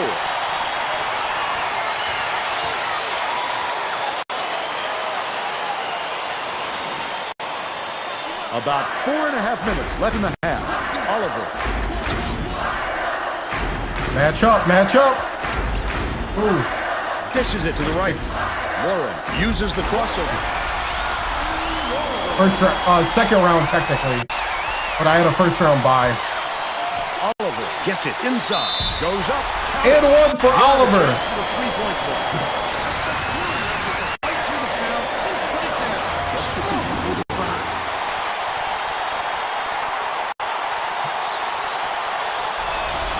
Oh, I hate this. He can't come away with a 3-point play. I forget that Oliver's got like the free throw motion. Left wing. You need a sundial at a time.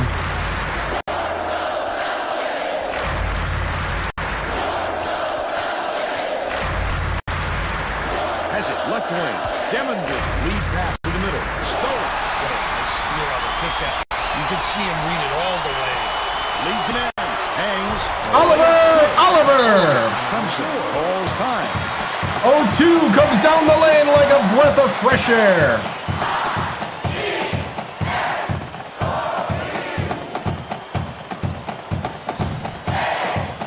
Well, let's get back to the action.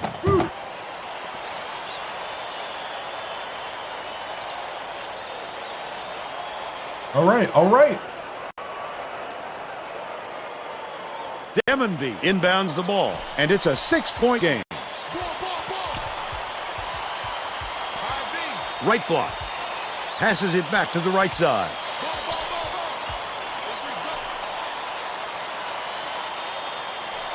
Warren passes it to the left wing. Oliver. That was bad. And they're now behind by 3. High risk. Trying to jump the pass. Crosses it over. Rebounded inside by Bonfie. Stolen by Sidney. Oh, the quick hands. Before they even knew what hit them, he made off with that one. Wolf catches it. Left wing. Feeds. Top of the key. Michaud dumps it off. Gets it right wing.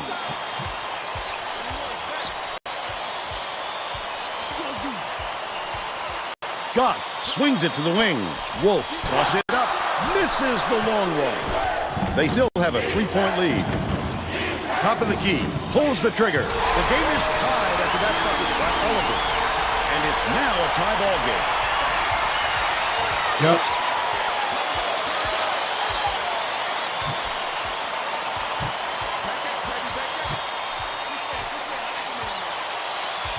Dumps it inside. Oliver takes it up. Plays it right in. They're in front, 29-27.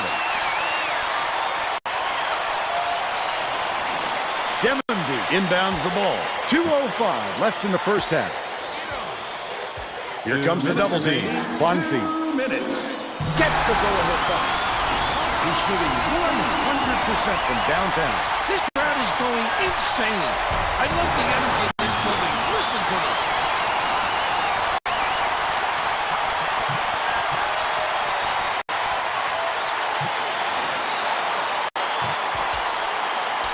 Demonby tosses it up court.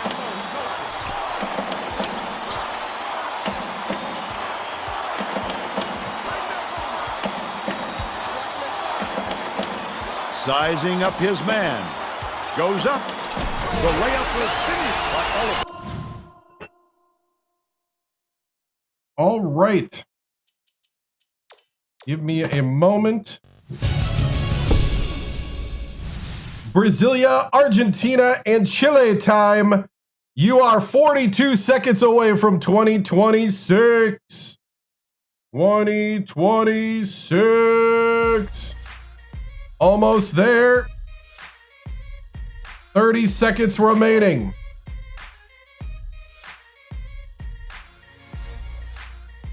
(23) 20 seconds.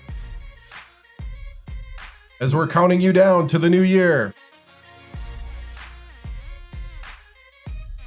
10, 9, 8, 7, 6, 5, 4, 3, 2. Happy New Year! Happy New Year, Brazil, Argentina, and Chile! Happy New Year!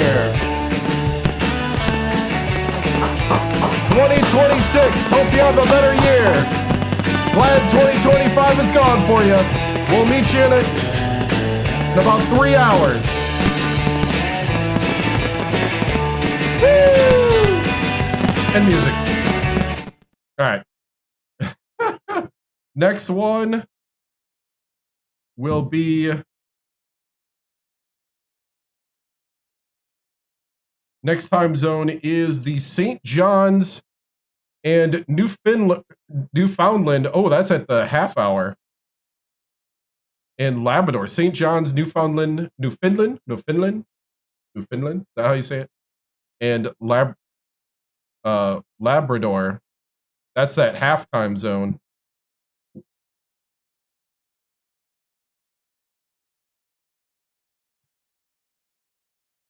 We got a halftime zone going on here.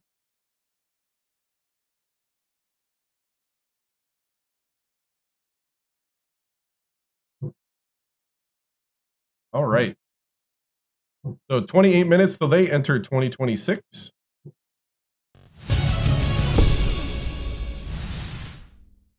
All right, let's get back to the game. They now lead by 1. They've got their defense and it's... Misha gets it. No! Oh, I thought I had it.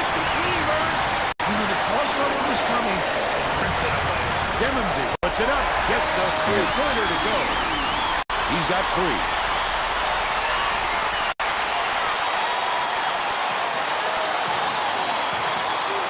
Misha inbounds the ball.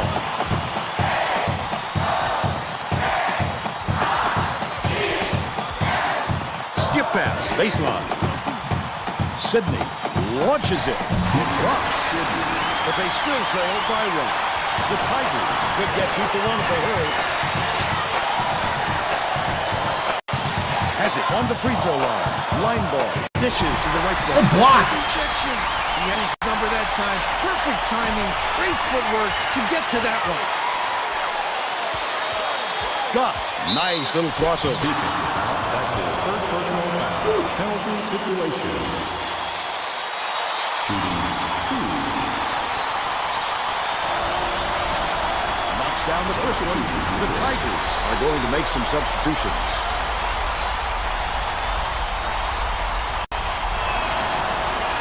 Gets them both. The Tigers have been red hot from downtown.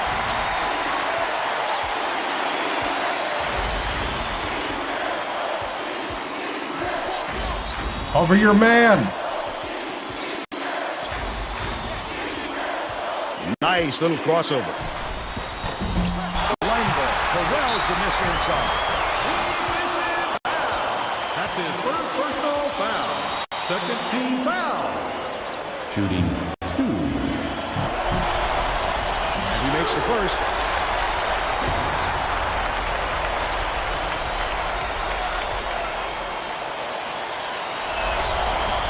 And he'll come away 1 of 2. The Hokies all time. Well, it looks like they're getting set to inbound the ball.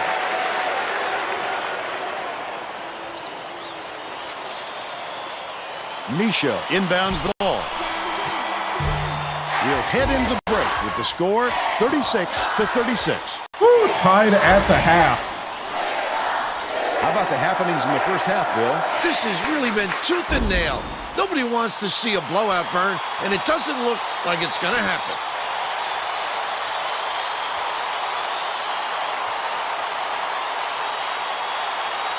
Let's see who we have as our player of the half. Bill? Porters has been hitting three-pointers like they were free throws. He's a dead-eye, Vern. His long-range shooting has kept him in this game, and if he keeps up this display, the game won't be close for long.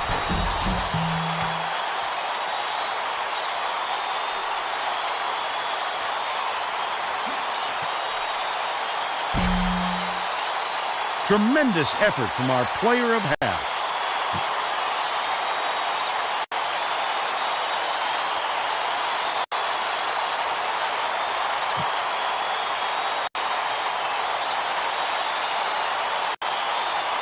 Yeah.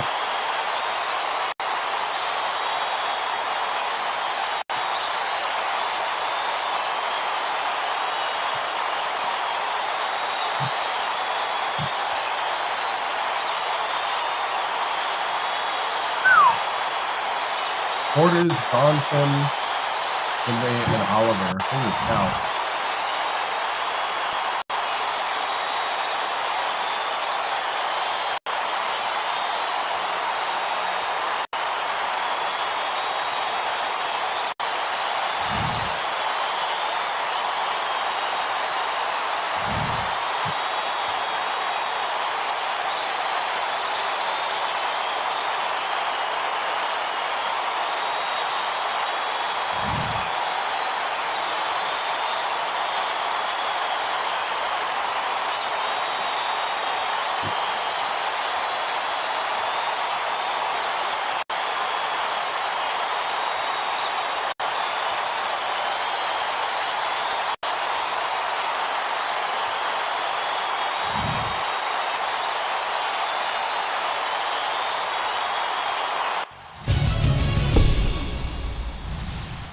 All right, Ben. We're locked up in a battle. This is what ACC tournament battles are about. What we're going to do is we're going to lock in on a 1-3-1 matchup. And then we're going to also do a little 1-3-1 on the zone. When we go matchup, you got to stick with your man. You have areas. These are your areas. The big thing is that we're keeping this guy here, and watch the switching. They're going to try to make you switch a lot. Be disciplined under switching. All right? We need to start getting hands up at the perimeter. I don't want to see lazy running out. We need to start running fast and get out there and get a hand up and disrupt them. All right? It's time right here to put everything you got out there. You need to show the excellence that we've developed this year and in the offseason. This is the time to become a legend. Get out there and win this game. Win on 3. Win on 3. Win on 3. 1, 2, 3. Win. Coach TImms, your Hokies are tied and locked in a battle with Clemson. The Tigers have been keeping pace with three-pointers. What will need to be done to start denying the open shots from downtown? We just got to run out there and put a hand up in their face. You know, and on offense, we just got to be a little more consistent. If we do that, we'll come out of here with the win and we'll send Clemson home. Thank you, Tracy.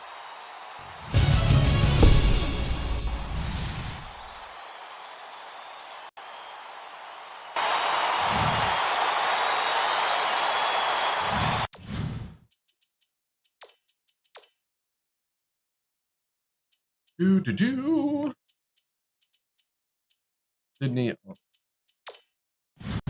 We're all set to begin the I don't second think half, there's a so real let's like get height back into thing it. here. Like we just got to play better overall defense here. Borders inbounds it to start the second half. Hands it off.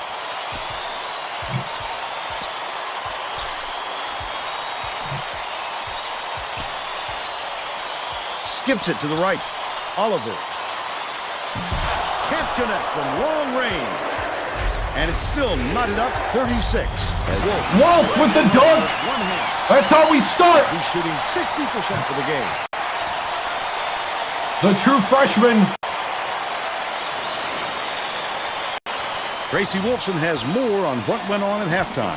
Tracy? Thanks, Vern. During halftime, I spoke with the Hokies coach. He said that he isn't satisfied with a small lead and is going to try to force the issue in the second half. Coach went on to say that he is going to break all the conventional wisdom and raise his own path this game. We can expect to see some strange practices coming up. Back to you. Thanks, Tracy. Goff crosses it over. Bounces it to the right side. They're bringing the double team. Oops. They locked in the double. Borders catches it, left wing. Bonfeet. Oliver passes to the inside. For three. Good job, good rotation. Borders. And it's still all knotted up. It's picked up by Oliver. The D was really waiting for him there. That's how you do it. Keep the heat on. Wait for the step and then capitalize. About 10.5 minutes left in the second half. Bold pass. Oliver throws it out. Nails the tricky leaner. Go Oliver. You're now all tied up 40. No, I didn't win the last one. We went 10 and 20 last season. It's the second season with Virginia Tech. The ball.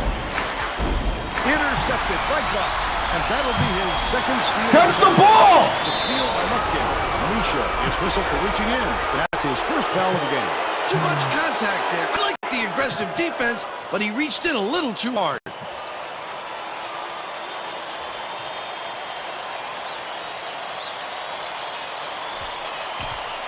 Borders dishes it to the wing.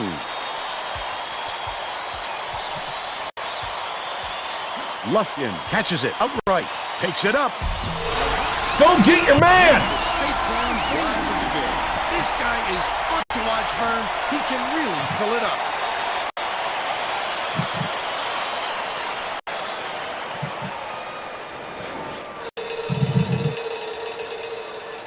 Goff passes it up court. Under 10 minutes left in the second half. Misha to the right. Buries the short-range jumper. 10 points, and he's his team's leading scorer. From deep. Oh, get out of here!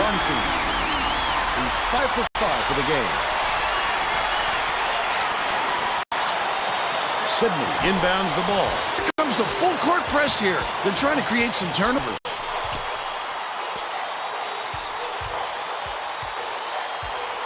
Sizing up his man. Oliver with the shot. Answers. Oliver for three. 0-2 for three. Knocks it loose, but it's retrieved by Borders.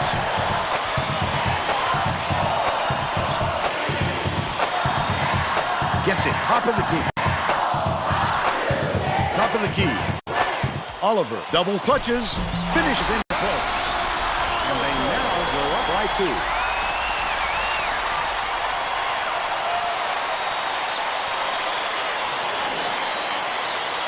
Under 9 minutes left in the second half.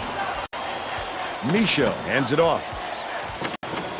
Feeds it far side to take the lead. Grabbed by Lufkin. Thompson is shooting itself in the foot with all the turnovers. Tracy has something for us. Coach Brownell stood in front of the bench a moment ago and said, if we can't hold on to the ball any better than this, there is no way we can win this game. Guys, he's trying to get his message across loud and clear. Yes! Tracy, the Tigers turn this one over out of bounds. That's not the kind of teamwork you like to see out there. They need to get on the same page. Misha inbounds the ball. Goff brings it up court.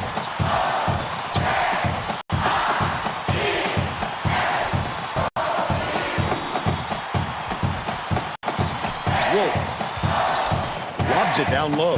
Misha raises up. Goaltending. This one goaltending. Count the shot. Oh, I have no idea. They're not in the top 25 of the mid-majors. I kind of don't care now that I'm at Virginia Tech. We got our own problems.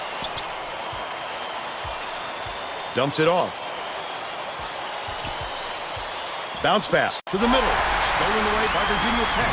Leads with the pass. The crossover. Not a good entry man. You just can't force it in there. They got on this roll a while ago and just haven't looked back.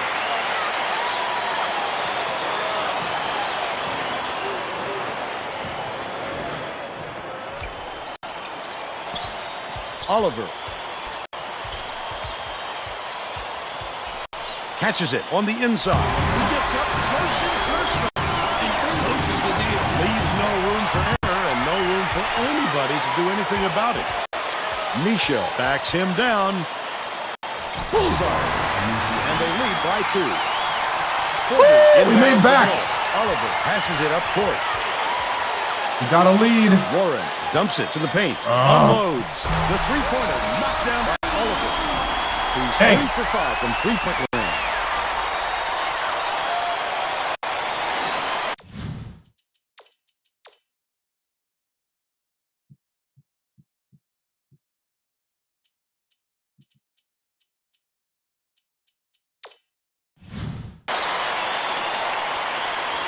Right around 7 minutes left in the second half.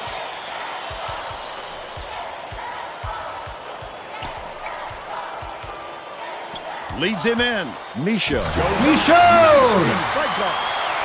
18 points, and he leads all in scoring.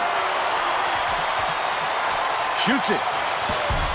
Three-pointer was no good by Oliver. Virginia Tech may be switching things up a little bit. Tracy Wolfson has a report for us. Tracy? The Hokies just had a little meeting of the minds among the coaching staff, Vern. They feel like they haven't been getting their shots off quick enough, so look for them to really pick up the pace on these next few times up the court. Wait, make room for himself in there. The defense slacked off just a little and paid for it. Oliver lets it go. Can't get the three-pointer to fall. The Hokies are clinging to a small lead. Misha did a good job to grab that rebound. Perfect position that time.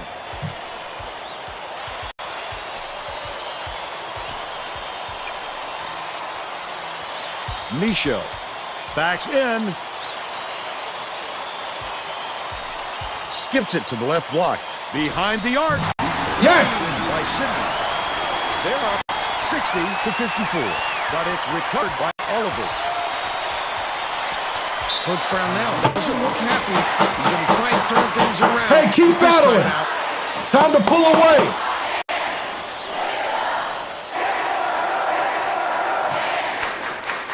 And to start locking down that defense, we got to run out and stop their three ball. Set to inbound the ball. Both teams are making a few lineup changes.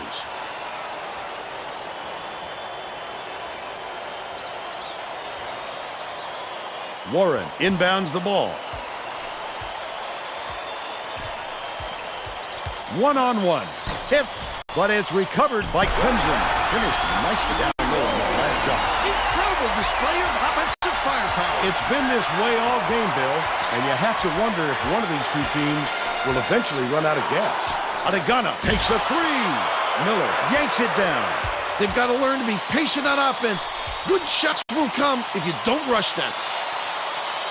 Pass outright. Demonby hands it off. Come on, stay active. Gets it on the elbow. Bonfeet dishes to the right wing. You would like good job, good job. Better shot off than that, Bill. You know, Vern, that's just shaky shot selection. No one got in front of Dylan. Dylan to the hoop. Yeah. Demonby inbounds the ball.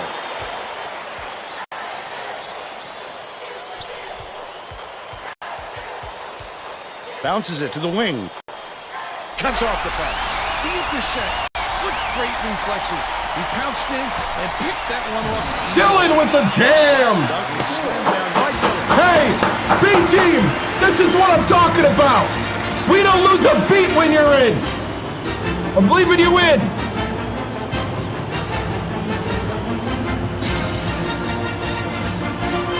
Sigurdsson. Putting in Sigurdsson and Chavez. Let's keep going. Let's get back into the action court. Both teams are going to shake things up a little bit with some subs.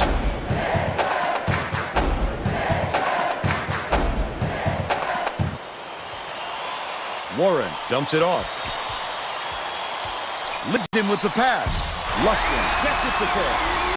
Tremendous pass by Oliver. 10 assists, and he leads both teams in that category. Sigurdsson inbounds the ball. Right around 4 minutes left in the second half. Dillon backs in. Dillon is just sitting in the paint, and the ref's going to call him for it.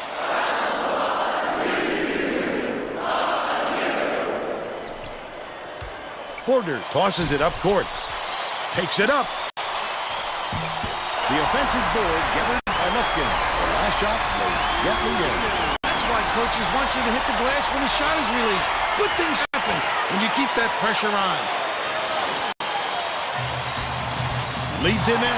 Steal by Lufkin. These people aren't loving it. You think it's getting louder here or what? Bonfi goes up. Foul. Counted. Starters.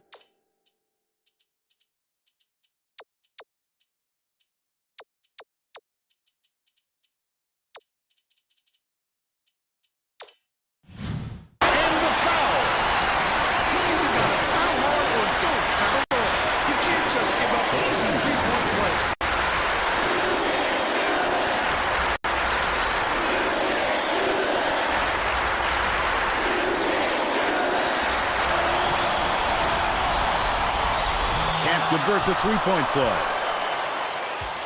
Virginia Tech may have made some changes just now. Tracy Wolfson has something for us from near their bench. The Hokies huddled together on their bench just now, Vern. One of the players yelled, "Why are we rushing our shots so much, guys?" A point coach reiterated. He told them slow things down and chew up the shot clock on every possession. Passes to the wing. Sidney with the shot. Sidney for three. He's shooting 66% from long range. 6 and 7 appearances, none with the Virginia Tech. Inbounds the ball.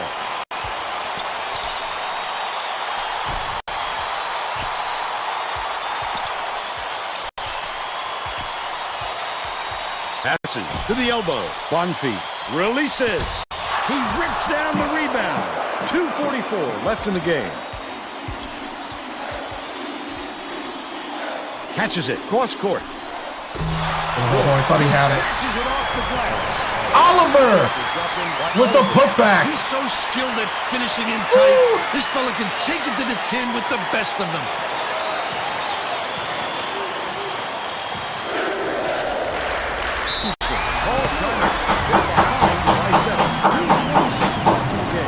Keep battling.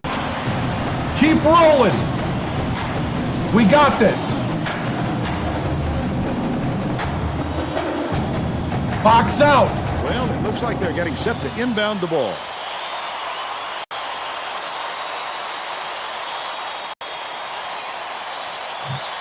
Warren inbounds the ball. Bonfi, no look pass down low. That last layup was missed by Lufkin. He must have thought someone was rotating over the ball. You can't lose concentration even for a second. Porter hands it off. Oliver fires the three. Dang. Tried to help, but I overhelped. Sidney. Knocked free. It's scooped up by Lufkin. The break is on. He needed a little power on it. You've got to make good, crisp passes. 1:42 left in the game. Virginia Tech calls time. They're winning by 2. 1:41 left in the game. Getting set to inbound the ball.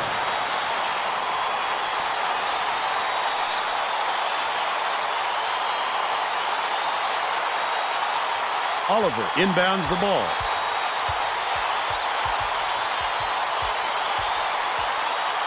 one-on-one.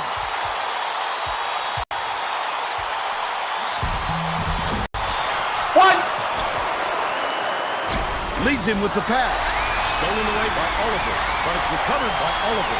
Such great instincts. He knew exactly where the ball was going. Woo! That was brought in by Micho. Just a beautiful feed inside. The placement was perfect, Vern.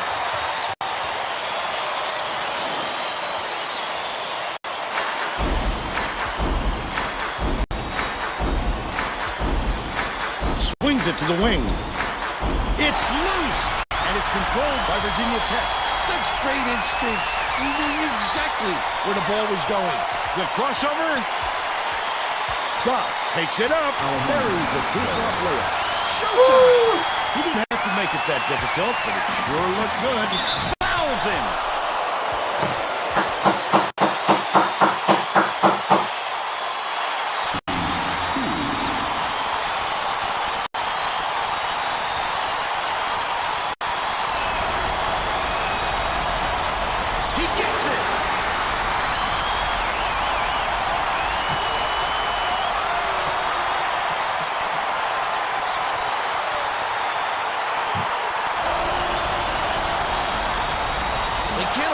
Missing any free throws right now. They need everything they can get if they're going to come all the way back. Well, no choice but to foul. They've got to stop the clock and get the ball back right away. Sydney inbounds the ball. 8-second differential between the second and the game. The foul stops the clock, which is just what the doctor ordered. And that's why they did it. Time is not on their side. Very smart play.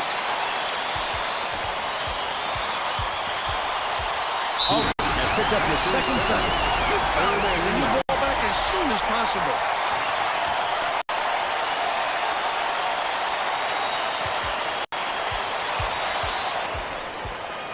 Oliver just picked up his third foul. This is it. I can appreciate their willingness to keep battling, Vern, but I think it's too late to save the game. Fouling isn't going to do them any good anymore. Oliver now has 4 fouls. I think it's a little too late for this, Vern. They're just prolonging the agony by fouling because this game's out of reach. Hogan has picked up his second foul. Well, no choice but to second round. Got to stop the clock and get the ball back right away.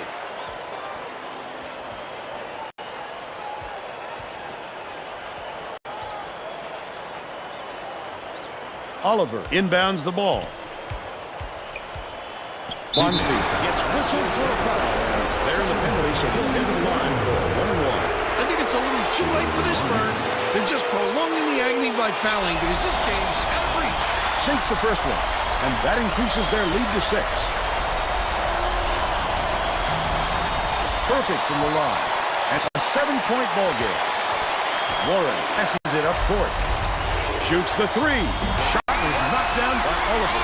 He's been hurting him out there, Vern. When are they going to wake up? I'm still waiting for the D to make the adjustment and lock him down. 19 seconds left in the game. Bonfie gets whistled for a foul. And the bench clears, and that'll be 1-and-1 at the line. Good foul there. They need the ball back as soon as possible. If he makes both of these, they're getting close to putting this game away. But to not even hit the front end really hands momentum to the other guys. Oh, gets it on the strike. Bonfie puts it up. Lofton keeps it alive on the offensive end. Nice play. Hand up, maybe. By Bonfie. Oliver inbounds the ball. Warren commits the foul. There's a bonus, and they'll go to the line for a 1-and-1.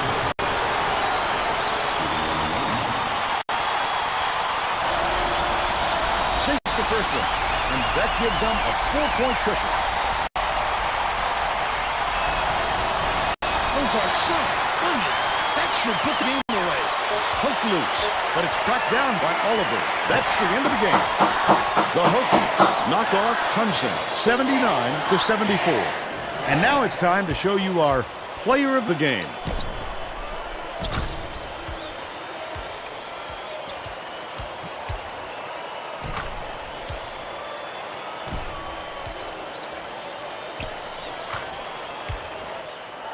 Now let's go back to Greg Gumbel with today's version of the Pontiac game-changing performance. Thanks Vern. Welcome, everyone, to 2K Sports Studios. I'm Greg Gumbel with today's version of the Pontiac game-changing performance.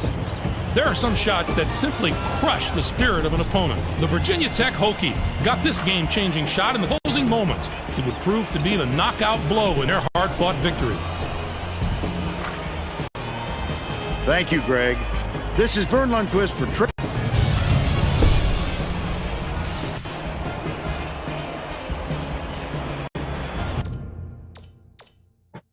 All right.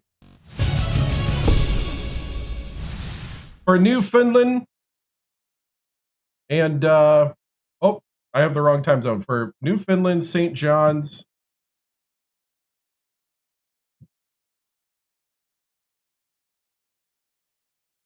This is Newfoundland time.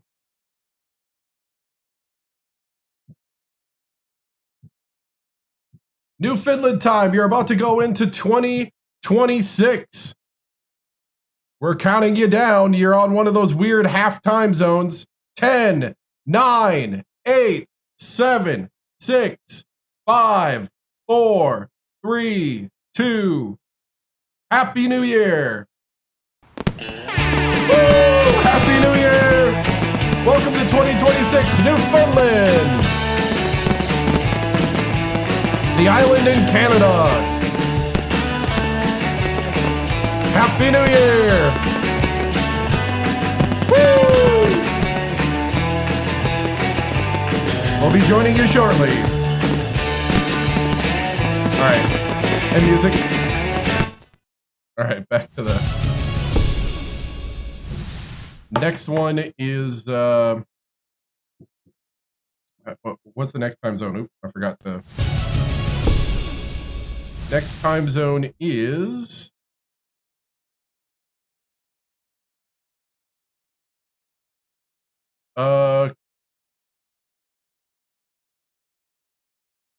which one is this one? This time zone is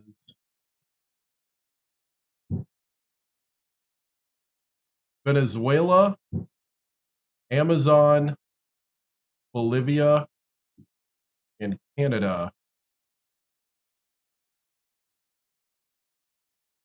All right.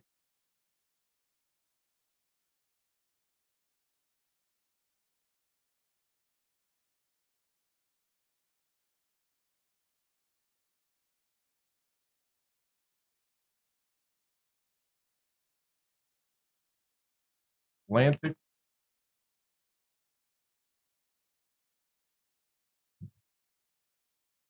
Venezuela,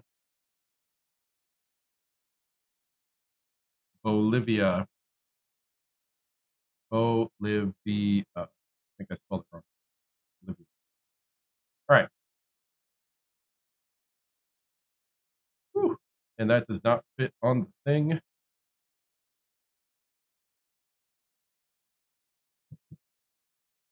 There we go. Yeah, I see that.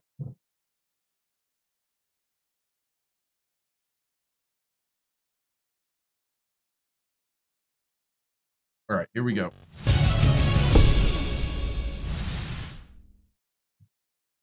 All right, so we got, they were 12 of 18 from 3. We were 6 of 14, which is still 43%. We were 9 of 12 from free throw line. They were 2 of 5. We out-rebounded them 16 to 14. Not very many rebounds, actually, in this game. A lot of made shots. 60. We're 70%, and they were 70% field goal shooting. This was a high make game. Wasn't a lot of missed shots. Wow. Oh yeah. Oh yeah. We are not even close to being done yet. Because we got to ring in the new year for the Central Time Zone. I do this every year. I've streamed for 11 years, and this is my 11th New Year. I don't think I've done every New Year, but what I do is if I am streaming New Year's, we celebrate every single time zone as it passes. I think one year I actually did a 24-hour New Year's stream, where we said hello to every single New Year's. That's crazy, but I did it once. So, actually, sir, you guys were 69.6%. Thank you, sir. Goss with 10, 8 assists, 2 steals. Wolf with 8. That was really funny. I like it. 12 for Sydney, 4 for 6 from 3. He's becoming my 3-point sniper. Oliver with 13, 6 rebounds. Michoud, 24. 2 short of his career high, which he had last game. 5 rebounds, 5 assists, 3 turnovers. 4 for Zedek. Atanaga with 2, Cone with 2, and Dylan with 4. So 12 of 13 field goals for Michoud.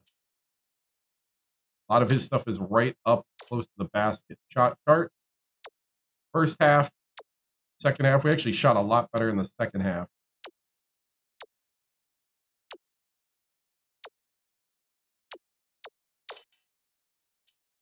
All right. Hard to go against that Oliver dunk.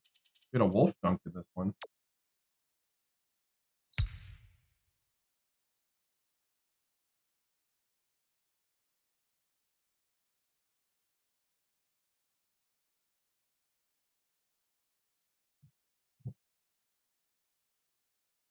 Now that's a poster.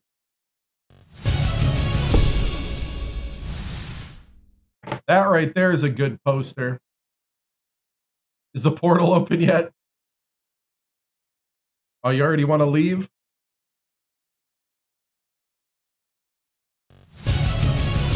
You're not leaving. All right.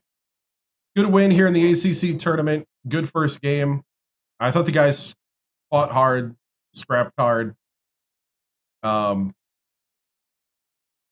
know, the defense still needs to improve. You know, they shot the lights out at 3, but I thought the guys weathered the storms really well and played together really well. Coach, to win the conference in the NCAA tournament, you need leadership. Who best exemplifies that? I think it's Goss right now. Goss is probably the leader of the team. He is the heart and soul of the squad, and you know, he had 8 assists. He's our big playmaker. Even though they bottled him up point wise, he was still a huge impact leading us down the court. You know, it's just one of those things where it's great to see him. Great to see him leading the team and stuff like that. Yeah, but overall, Michoud and Oliver becoming solid trees down at the post is definitely something else that I'm really enjoying right now. Sydney becoming a 3-point sniper for us is also very welcomed to have a consistent 3-point shooter. Wolf is kind of our all-around toolbox on offense. Like I said, our offense is just next level. It's our defense that we need to really work on. And I actually might go in and change some of the practice things here. We might be changing what we're working on because defense is what we need across the board. So, all right, moving on. All right, before we get too far,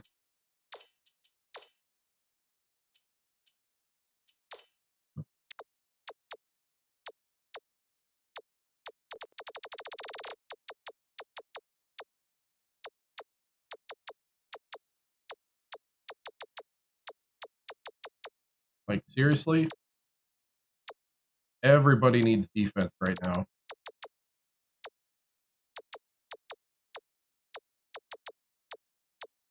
I feel like we have the other things.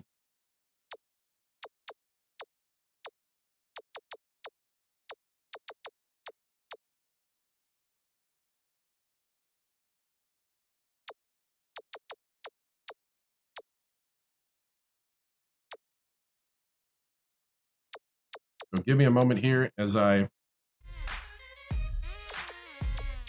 change our training a bit.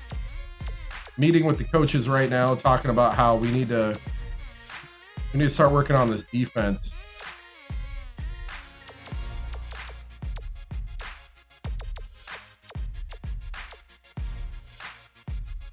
Yeah, I saw that. Well, at the beginning of the stream, we watched the highlights to the triple overtime.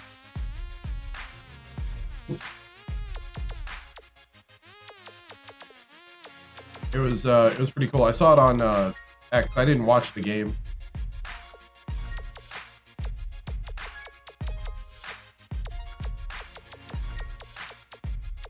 Everybody needs defense.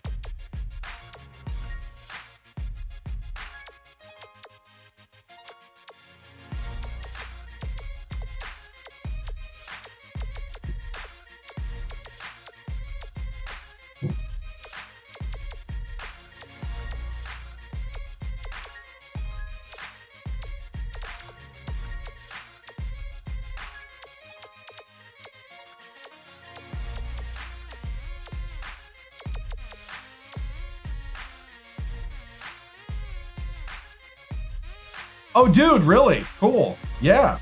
That's the type of game I want to be at. I'm looking at going to an LSU game this year to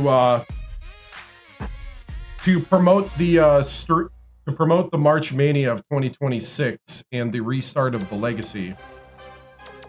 A friend of mine graduated from LSU. I'm about an hour away from Baton Rouge. I'm trying to decide which game I want to go to. But man, being in the Castle Coliseum in the middle of that overtime would have been cool.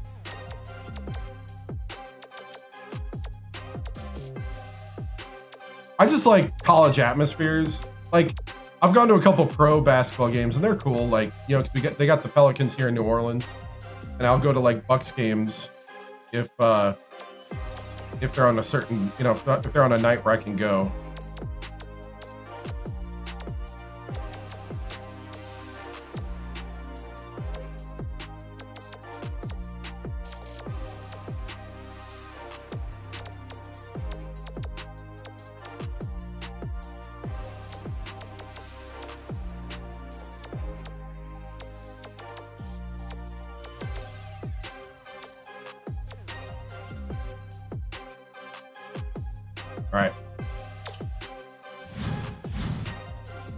All right, I'm gonna save.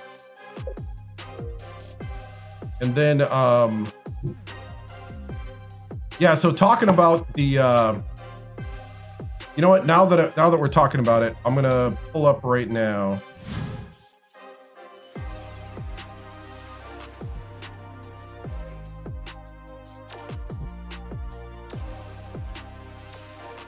All right, so we're gonna play the winner of North Carolina NC State. We can go ahead and simulate the game. NC State beat North Carolina. Maryland beat Wake Forest, and Miami upset Georgia Tech.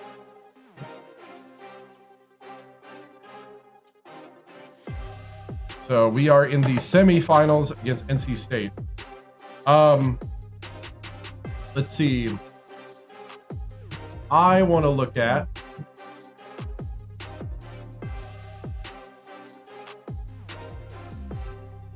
tickets.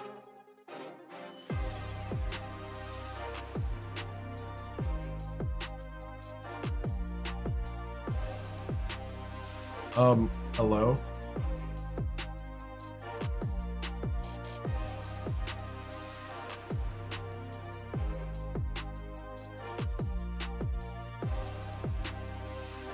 All right.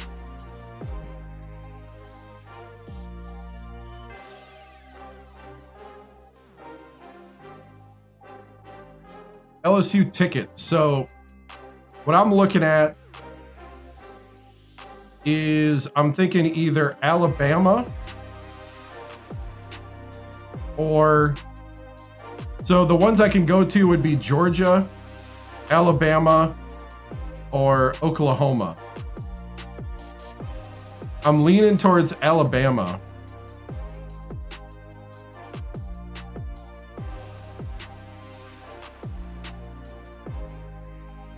Let's see. This would be perfect.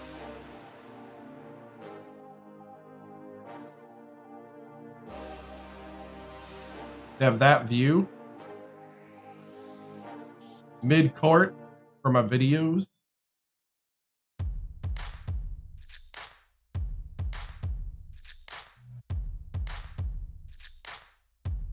$63. You'd save a little bit, go to the side a little. Be really fun.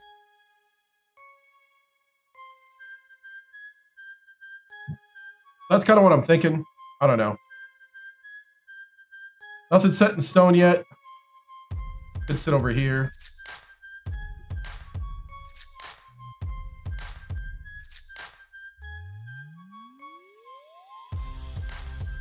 Yeah. Yeah, I'm not sure, like, this is the men's team. I know LSU women's team is more prestigious at the moment.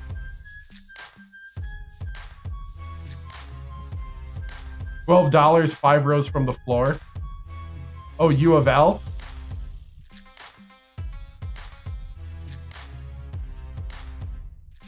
U of L. That's,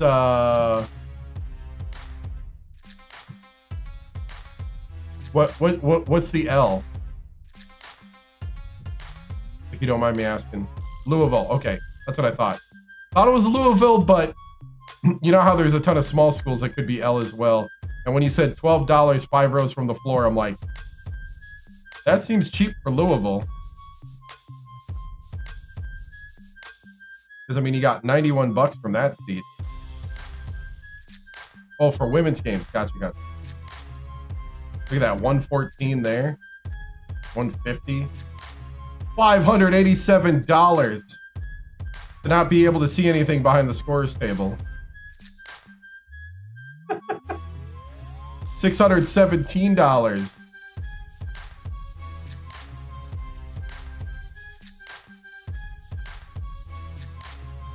I don't know if I like this angle though.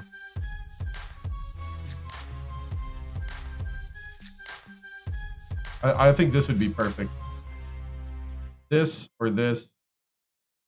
Or even this is okay. I like this. But anyway, we'll see. I haven't decided yet. I'll probably go to the Alabama game though. I don't know anything like as far as like history goes. So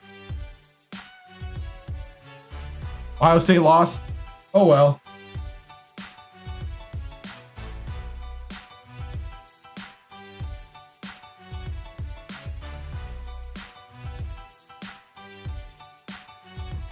Woo! Glad I didn't watch then. All right. So I'm going to take a quick break here. I got to go to the bathroom and grab some more dew. We're going to play number 9 North Carolina State.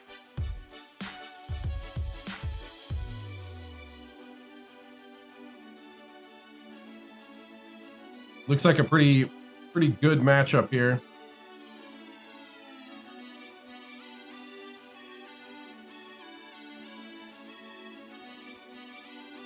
Oh, I mean, that's kind of how it goes. You really don't know ever. Both pro and college. So I'll be back in a moment. Terrible holding call helped the Canes out. Oh, gotcha. Well, I'm going to go to the bathroom quick and get some dew. I'm going to take a quick break. I've been streaming for 2.5 hours. So I'll be back. Yeah, exactly. Anybody can win with the NIL and transfer portal. You just have to have a budget and a competent coaching staff now. Oh, gotcha.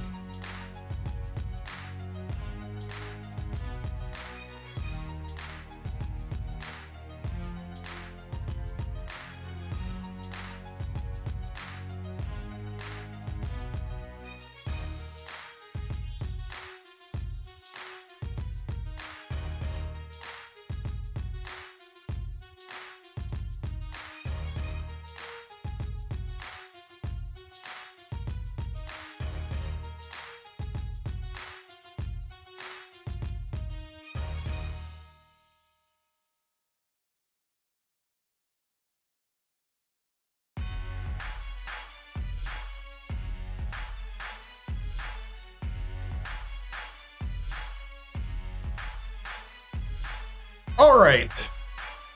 Thank you for bearing with me there. Been streaming for actually almost 3 hours. We are 6 minutes away from the next time zone. So let's do some setup for NC State. Celebrate the Atlantic Venezuelan Bolivian. Right. Let's see. We got NC State. Let's do some scouting. Holy cow! Can I get the?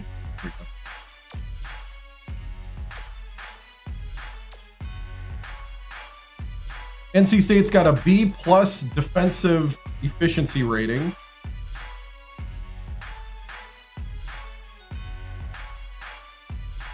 They are good at stealing.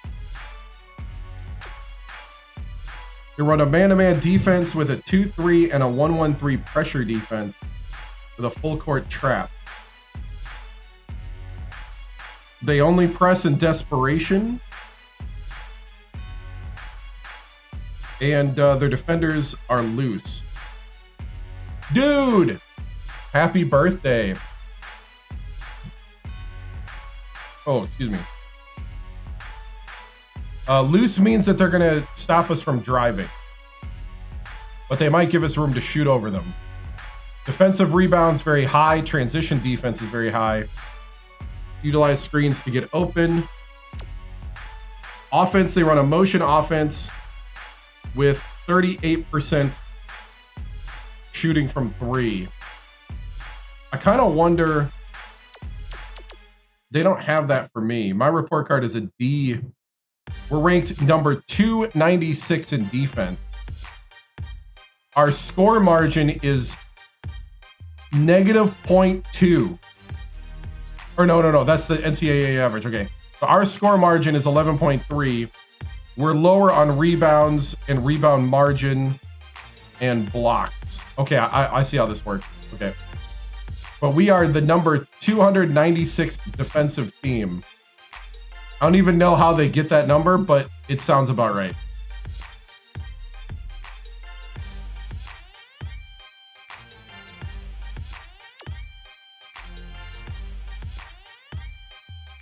Goss leads for us. NC State, it's Yates, Rafiq, and Winkfield. Goss is our best three-point shooter at 37.4%. Oliver's our best shooter overall. Goss our best free throw shooter. Machoud is foul prone. And Wolf likes to turn the ball over. Jeddick is our worst shooter. Ha! Wow.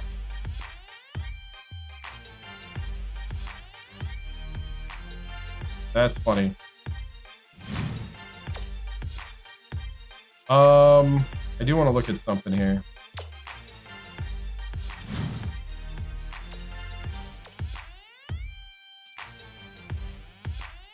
So Goss leads the team in points.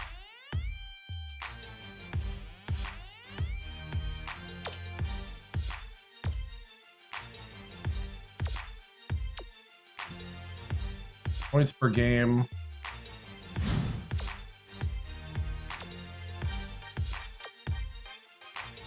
Goss, Wolf. Plummer. Look at Plummer. Damian Plummer. Hey, I remember when I recruited him. Dude, Plummer's tearing it up. He's 5'9" still? And he got hurt.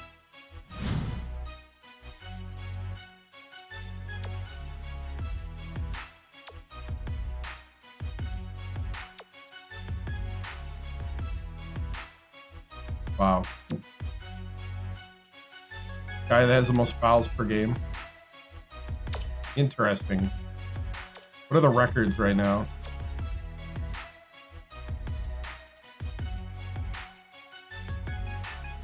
Fresno State record. Hey, Happy New Year, man. Yeah, thank you. I'm waiting right now to celebrate the new one. So Stalin Gale still has the most points of any player in Coach Tim's career with 52. Gerard Bigelow has the most 3-pointers with 11. Yeah, I was looking at the game cast while it was going on. It's okay. We got a lot of championships. They just got to reload. And the boosters got to pay a lot of money. It's basically a professional team now. Coulter with the most free throws made, 12. Rebounds was all Alabama State. Oh yeah, Elijah at Alabama State, 18.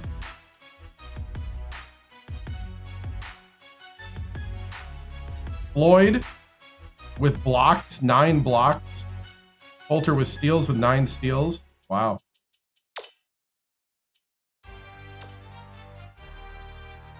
What else we got here? School record.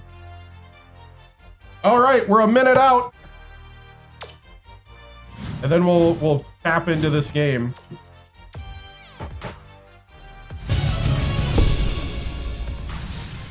Here we go, 45 seconds for the Atlantic time zone, the Venezuela and Bolivian time zones.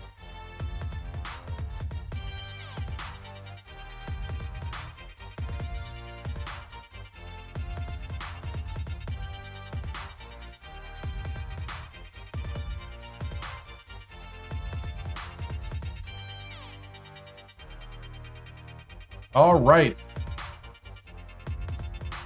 Here we go. 15 seconds.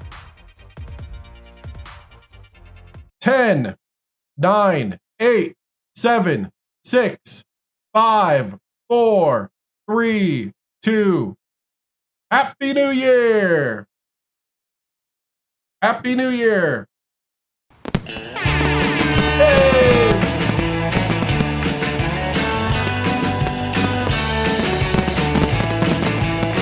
Happy New Year. Woo! Happy New Year, Atlantic, Venezuela, and Bolivian time zones. Woo! We'll meet you in 2026 in about 2 hours.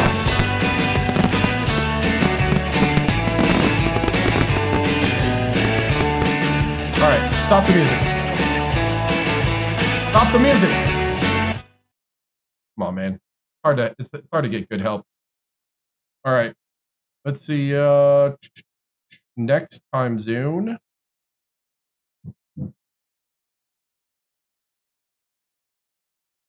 is Eastern time zone, finally. So Eastern time zone.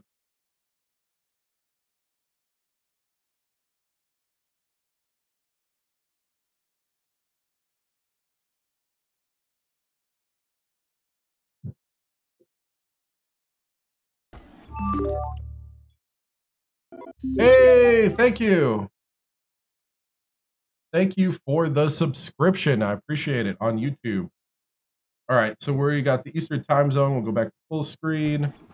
We got an alarm set for that. So let's get back to the game. Woo. All right. So, NC State and Virginia Tech. 8 versus 9 in the nation.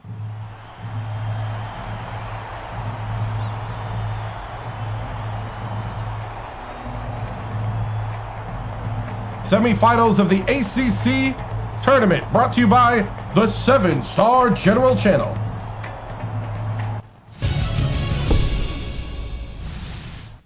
All right, men. This is it. This is where we need to pull from all of our training, from all of our experience, from all of our know-how and our skill. We've seen these guys twice before, I think. At least once. But we've seen these guys before. We know who they are. We know what we need to do. We're no surprise to each other. That means we need to be out there and playing sharp. I need to see the best basketball you've played all year right now. You need to get out there and play with pride, play with heart. You know, they ask, is winning everything? Well, I'm going to ask you that question. Is winning everything to you? Because that's who it matters. I need you to care. I need you to be in the details. We need to box out. We need to run out to that three. We need to be sharp. And if we do that and play together as brothers, we will win this game and get ourselves to the ACC championship and do what no one believed you could do, is fight for a championship in this conference after going 10-20. Let's go shock the conference. Brothers on three. Brothers on three. 1, 2, 3. Brothers.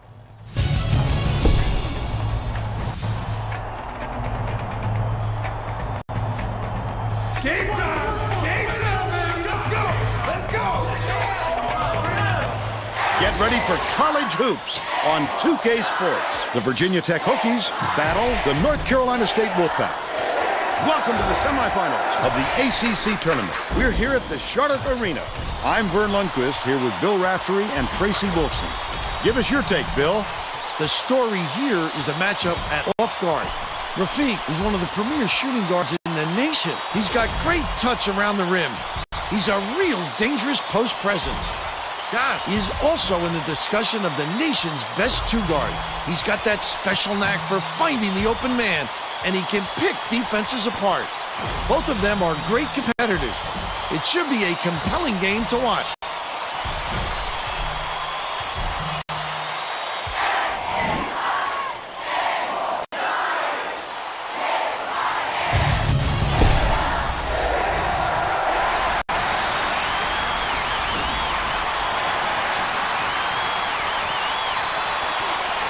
With the shot, the game's first basket is made by Wakefield. They're in front, 3-0. What a pass. Feeds it to the wing. Wolf takes the shot. Oliver yanks it down inside. Great offensive rebound. He worked so hard to establish position. Quinn inbounds the ball.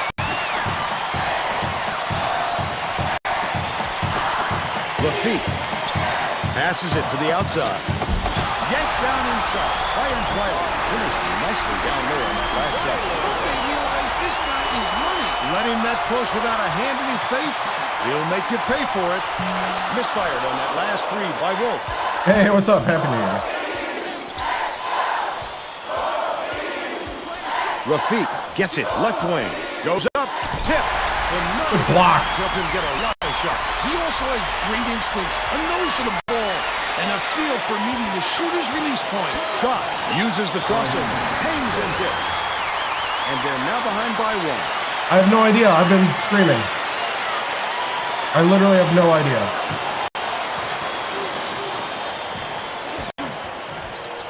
About 10 and a half minutes left in the half. Feeds perimeter from deep. Snatched by Yates. Shoots it. Comes up empty down low. They're still up by one with the crossover. Oliver. Sydney with the putback. They lead by one. Has it outside. Quinn for three. And the ball will land out of bounds after the errant shot.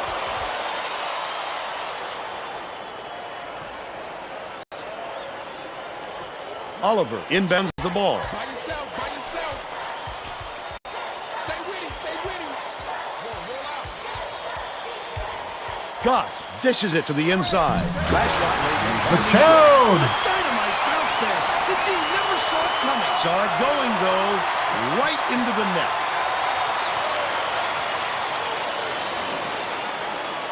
Deflects the pass. Under 10 minutes left in the half. Right wing. Lead pass to the paint. Rafiq can't get that tough off-balance shot. He tried to sneak it in over the trees and Sydney for three. Transition three. Locate the open man on the corner. Let's go to our sideline reporter, Tracy Wilson, for an update. What do you have for us, Tracy? Well, guys, before the game, I had a chance to talk with Coach Walters. I asked what his expectations were for this game, and he said, to win. I thought that might be the end of the interview, but he said, seriously, this is what we've prepared for all year, and we're not going to let a conference championship slip through our fingers. Thank you for subscribing. Thanks, Tracy. Backs down. Winkfield leads him in, takes it up, can't convert, but he'll go to the line for two. Shooting two.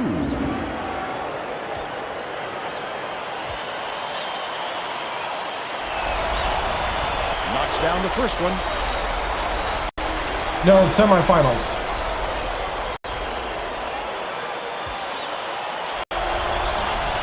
Gets the second to fall as well. Misha inbounds the ball. Goss crosses it over.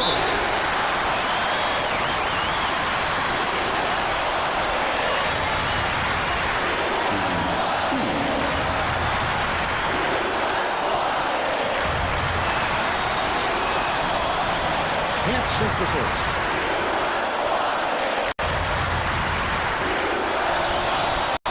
Good on number two. It's a 5-point game.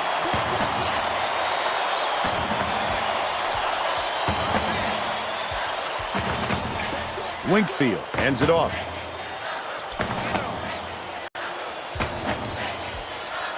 It's stolen by Sidney. Terrific job by the defense. He read the pass well and made the swipe. Beats it far side. Goes to the crossover. Wolf behind the arc. Oliver grabs the offensive rebound. Last shot laid gently in. That's so sweet. How long was he in the air there? He had time for 2 deliveries. Quinn inbounds the ball. I About don't know. 8.5 minutes left in the half. Stolen by Goss. The D was really waiting for him there. That's how you do it. Keep the heat on. Wait for the misstep and then capitalize. Oliver catches it. Left wing. Misha with the floater. Flips it in for two. They push the lead to 9. Thank you, man.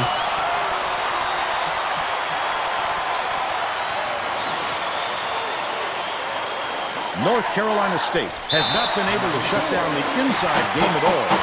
Tracy is by their bench with a report. Coach Walters just told the players on his bench, we have to be more physical in the paint.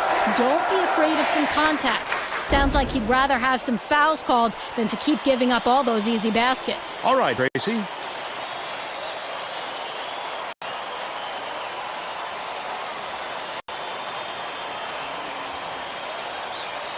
Well, it looks like they're getting set to inbound the ball.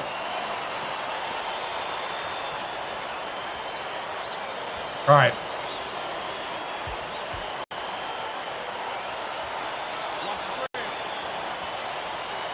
Yates inbounds the ball. Gets it on the corner. Quinn, nice little crossover. Look at that pass. Let us straight to the hoop.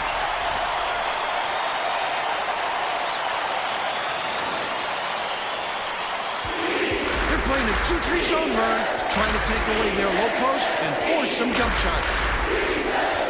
Top of the key. Leads him with the pass. Gets the Sydney for three. He's 2 for 2 from downtown.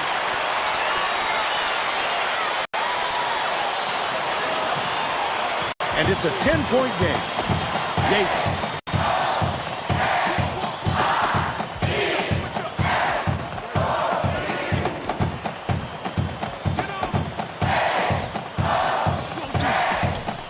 Bold pass.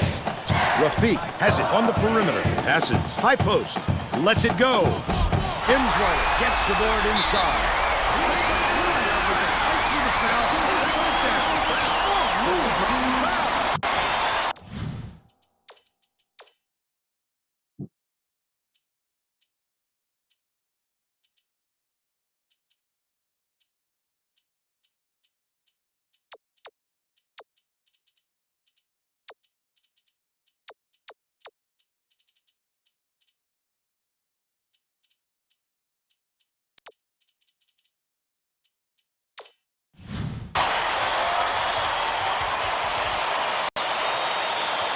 The Hokies will bring a whole separate platoon into the game.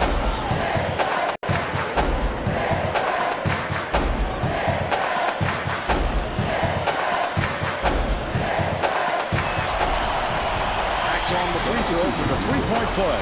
Prager to make his first stint off the bench. All right. Basden inbounds the ball. Yejic. Gets it. Yejic for three. He's got three. Right around 7 minutes left in the half. It's tipped. The Wolfpack will retain possession.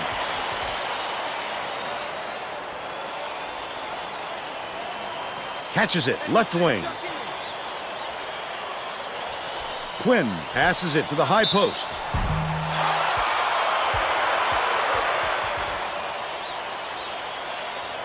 Shooting 2.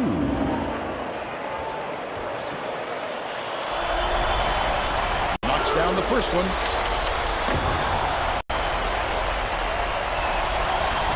He gets them both.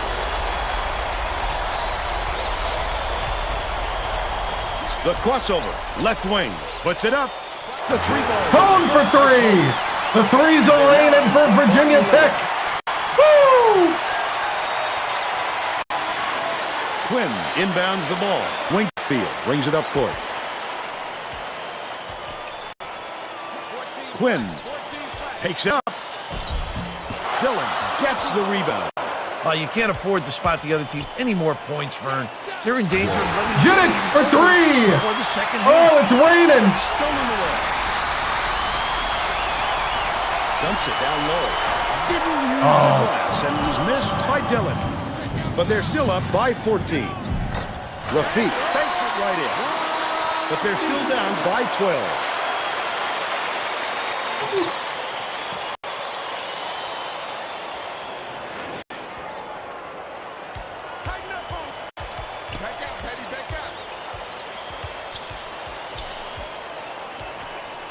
Yejic has it right wing. Dishes far side. Cone pulls the trigger. And the ball will land out of bounds after the errant shot.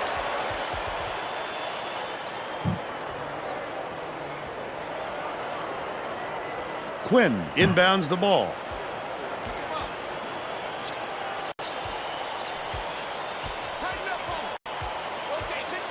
The alley-oop.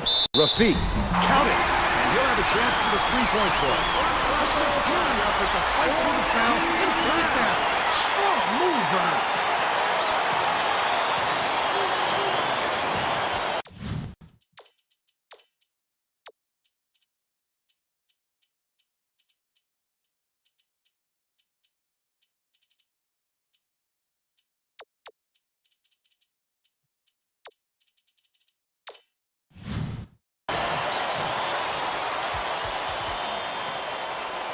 Sigurdsson makes his first appearance. All right.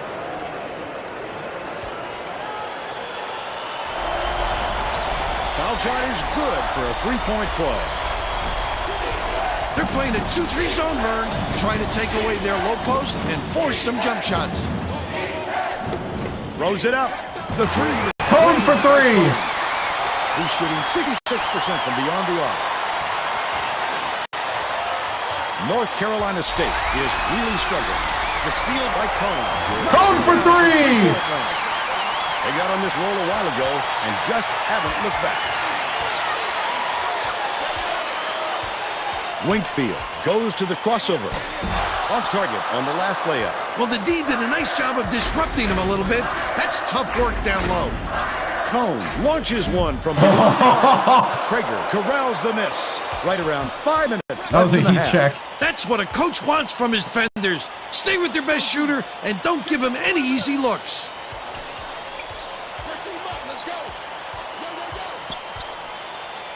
Out left. Bounces it to the left. Goes up. The bucket is dark. And he'll have a chance for one more.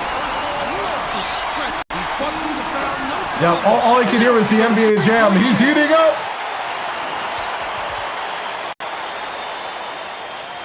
The Wolfpack are going to shake the... Well, the bench has extended the lead.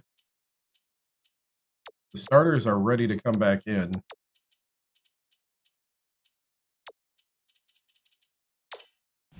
things up a little bit with some subs.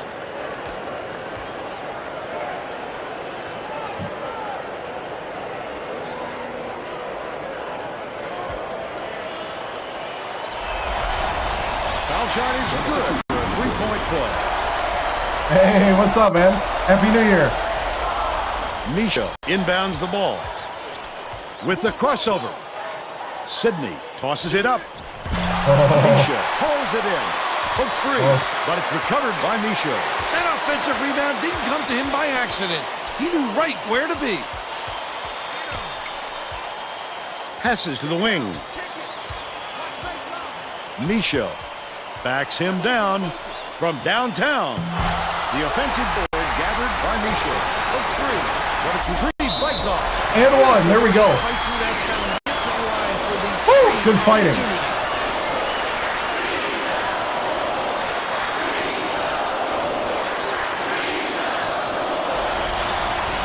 Good for the three-point play. We're actually rebounding now. The Wolfpack, ball time. All right, keep it rolling. We're playing our game. If I'm going to rebound and hold on to the ball. Box out. Inbound the ball.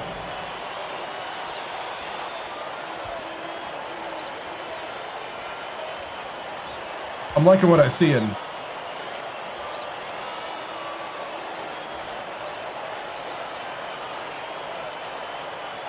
Yeah, control the pace, exactly. I really feel like we have the rhythm right now. Yates inbounds the ball. Lock in, lock in, lock in. Catches it, high post. Zaharias takes it up. Knocks it out off a nice move. They're now behind by 13.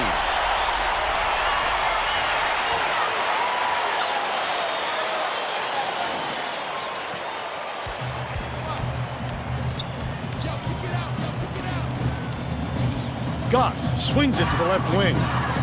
Misha backs in. Right wing. Dishes it to the corner. Misha beats it to the left wing.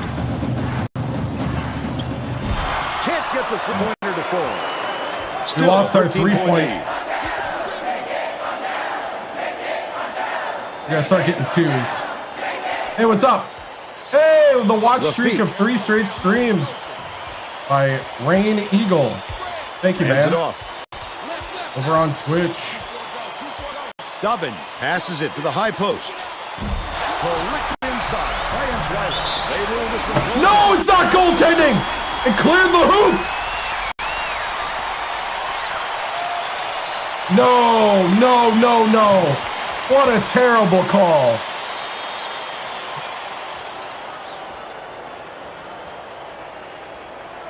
Oliver inbounds the ball. They're in a 2-3 zone with man-to-man principles. They'll try and shut down those passing lanes. Right wing. Lets it go. Oliver with the tip in. He worked so hard to establish position. Lock it, lock it, lock it. 39-26. Dobbins dumps it off. Imsweiler goes up. Gently drops it in. Come on, child. He's got it.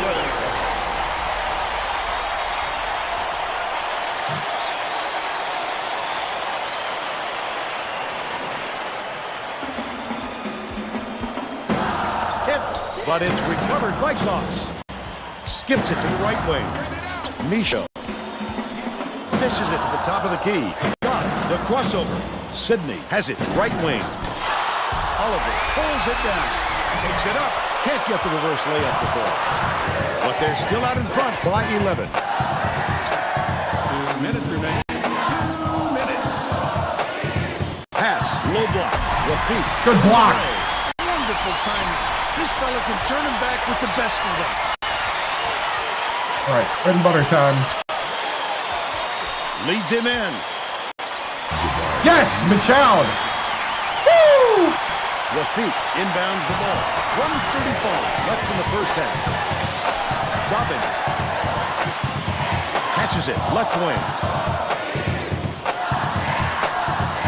Rafik bounces it to the free throw line. Crosses it over. He flew in to grab it off the window. anticipation. He's shown plenty of both. Left wing launches one from beyond the arc. Goes up. Great offensive rebound. Mitchell with their offensive rebound. I like it. By 15. Stolen away by Goss. Sidney, the shot. Sidney gets nothing but net. Woo! They push their lead to 15. Yeah. 52 seconds left in the first half. Zaharias, the spin move. Yates passes it to the wing. The jumper was buried by Rafik, but they're still behind by 13.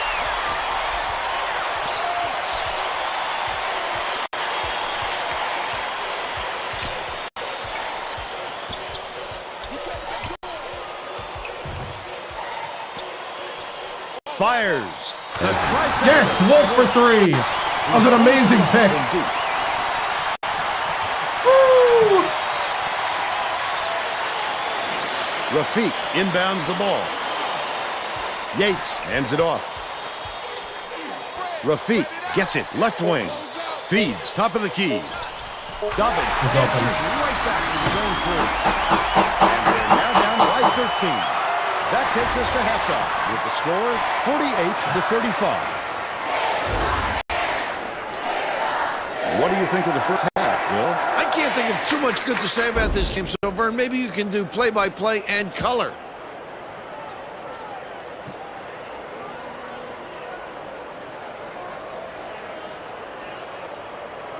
Let's see who we have as our player of the half. Bill? Sidney is my pick, Vern.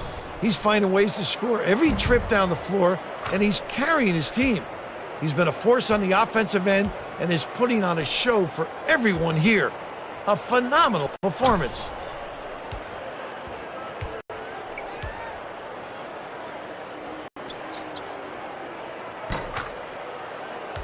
Solid performance from our player of the half.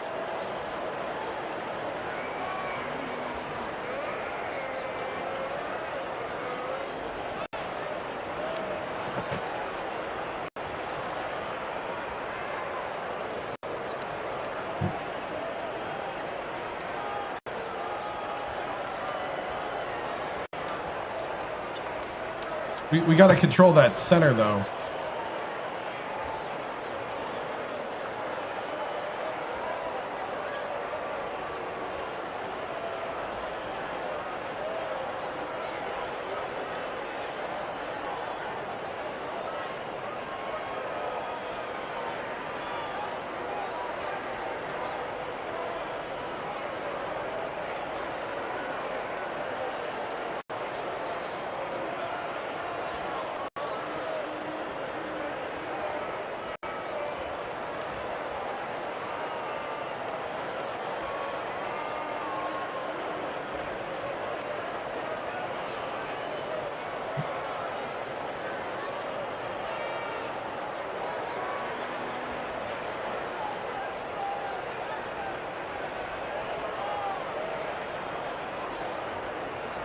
Okay.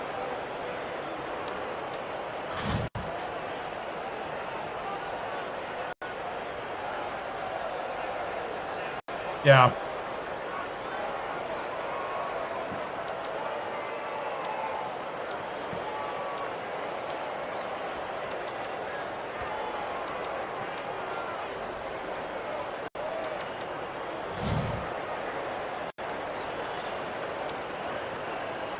Not going to change too much.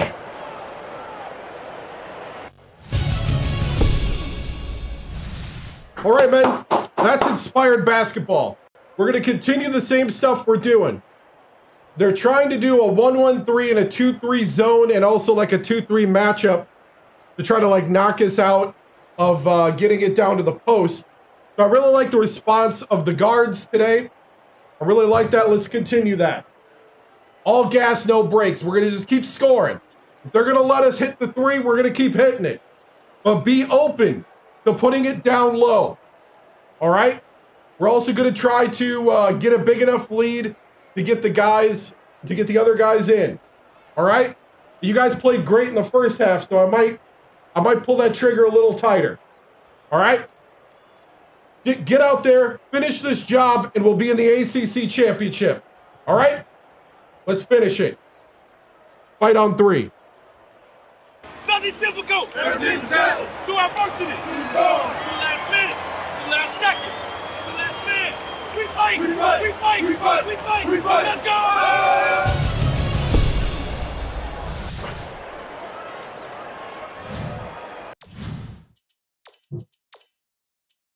Yeah, starters to start. We're all set to begin the second half, so let's get back into it. Whew. Yeah.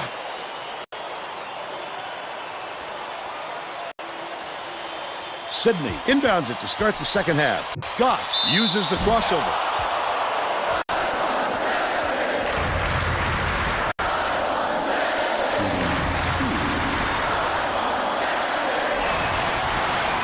He makes the first.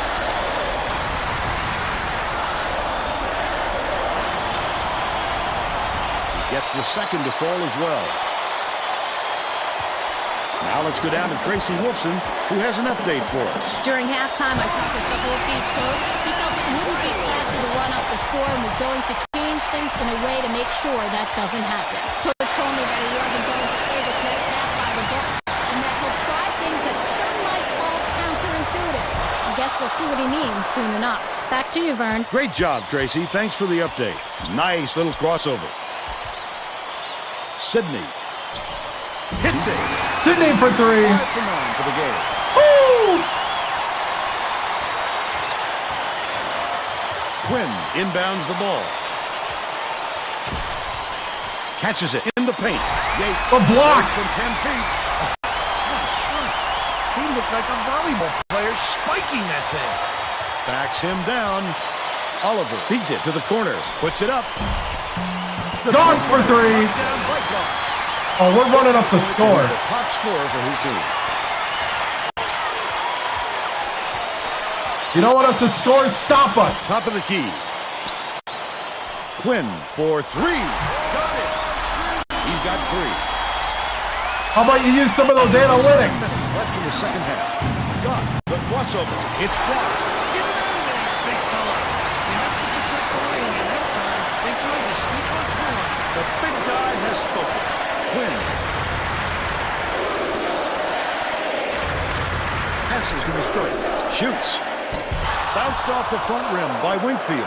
If they leave a shooter like him open next time, believe me, he's going to make them pay for it. Stolen by NC State. Leads him with the pass.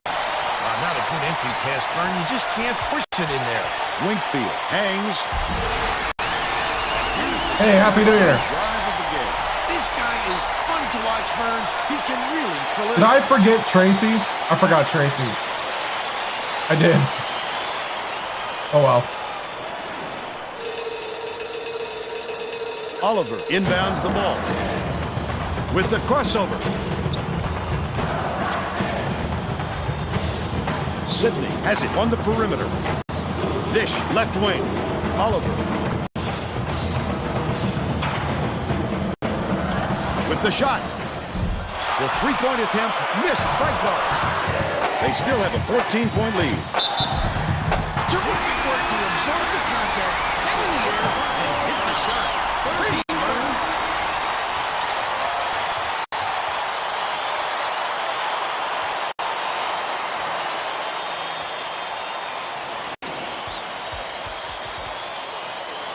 The Wolfpack will bring in some players from off the bench. I got too into finishing the game that I forgot to do the interview. Thanks on the free throw for the three-point play. My mind's in like 3 different places right now. In this run. Terrific pass. Misha shoots it. Can't connect on the quick shot. I have to like. But they're still out in front by 11. Stolen away by Virginia Tech. Picks it up. I'd love to see that. I was trying to. Then pounce. Such a thief, Fern. I was trying to pump fake.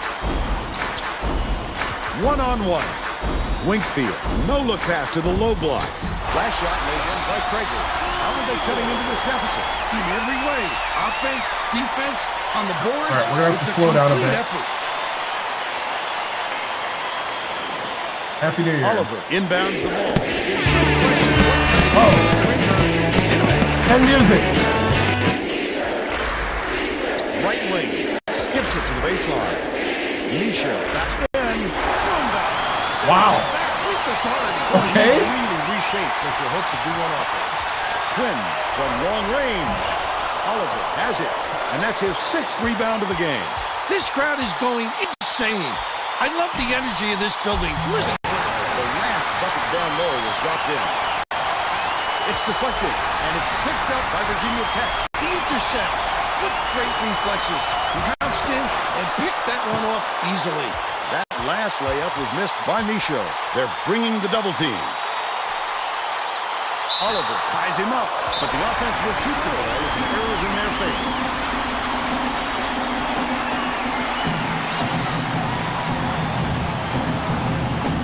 Let's get some rebounding going Inbound here. the ball.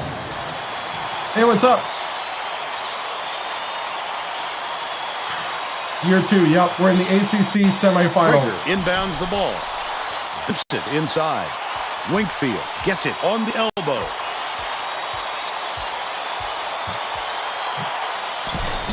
Misha reels it in.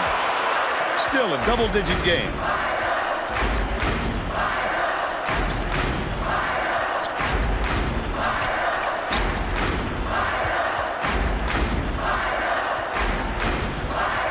Oliver has it middle. Pulls the trigger. Bucket down low. Good by Misha. No, we lost to. For the game. Oh well, yeah, we lost to Georgia Tech.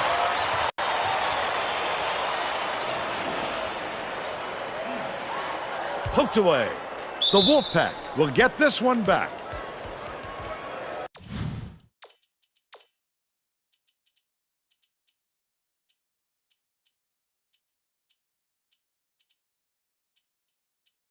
I'm gonna bring in the bench early. Oh, I don't know. I'll have to look that up. Both teams are making substitutions. Great Matt job to Painter get a at hand on that Louisville. one. That's why it's so important to stay active on defense. Intercepted by Oregon. That's his 2nd steal of the contest. Such great instincts. He knew exactly. And one. Oh, look at the physicality. Powered it through the contact and hit.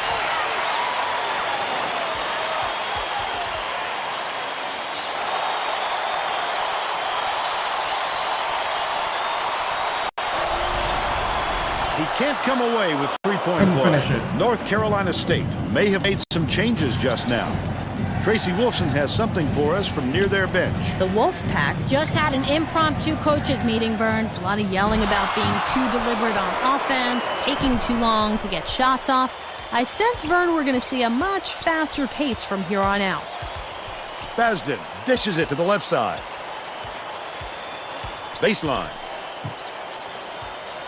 Cone lobs it to the right block. Oh, get it in! He attacked it with everything he had. And Len. it still wasn't enough. Good defense, not letting Yeah, I them saw jam that. it home. Zaharias goes up. That's that to me is huge. That gives us an actual chance.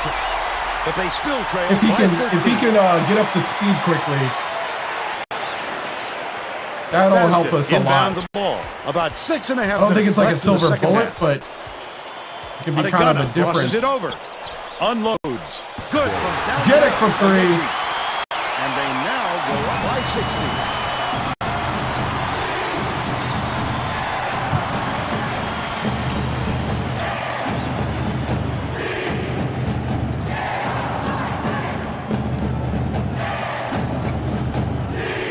Next year is going to be ridiculous. Winkfield throws it up. Can't return the favor with his own 3. Terrific job clearing some space under the glass. Are you kidding me? Physicality prevailing. How did you not make that? I don't even know how you missed.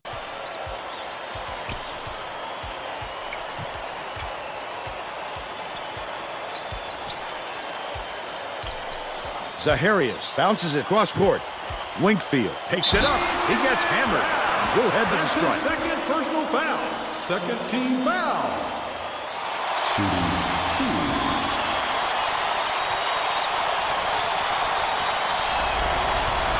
Knocks down the first one. The Wolfpack are going to shake things up a little bit with some subs.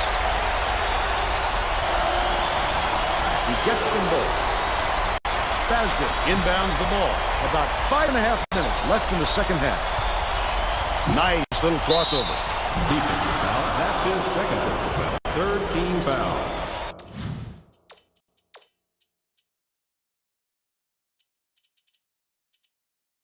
Gorson's got a lot of confidence. Chavez, he does. You know, I'm going to bring in Chavez. We might be smaller, but I need his confidence to start getting up. Because if I need to count on him, I think that's everybody with low confidence on the court. And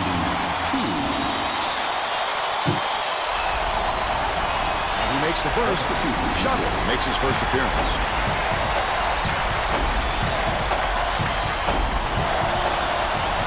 Gets the second to fall as well. North Carolina State needs to cut down on the turnovers. And Tracy is near their bench. Tracy? Coach Walters stood in front of the bench a moment ago and said, if we can't hold on to the ball any better than this, there is no way we can win this game. Guys, he's trying to get his message across loud and clear. Thanks, Tracy.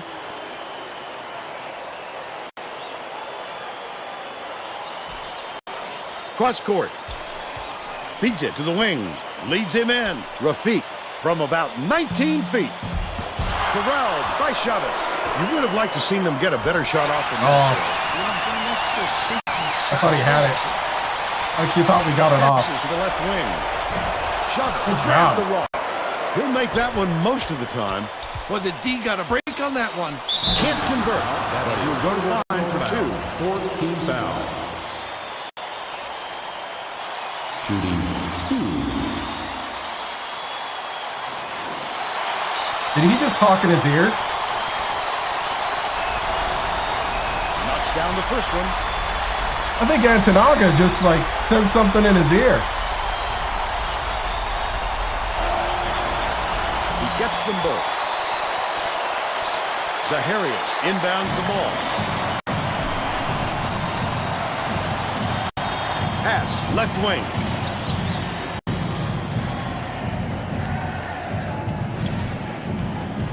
Rafiq uses the crossover. Cone passes it up court. Chavez.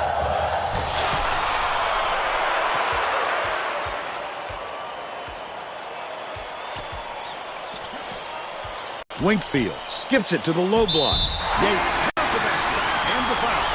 He needs to make sure he gets a piece of the ball, too. He's going to foul him that late on an attempt.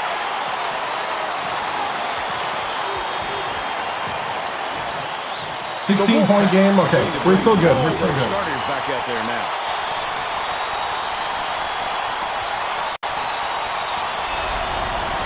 No good. And they don't get the three-point play. Good block. Good block. Still can't get it to fall. Just over 4 minutes left in the second half. He tried to get fancy. He was looking for the highlight reel finish there.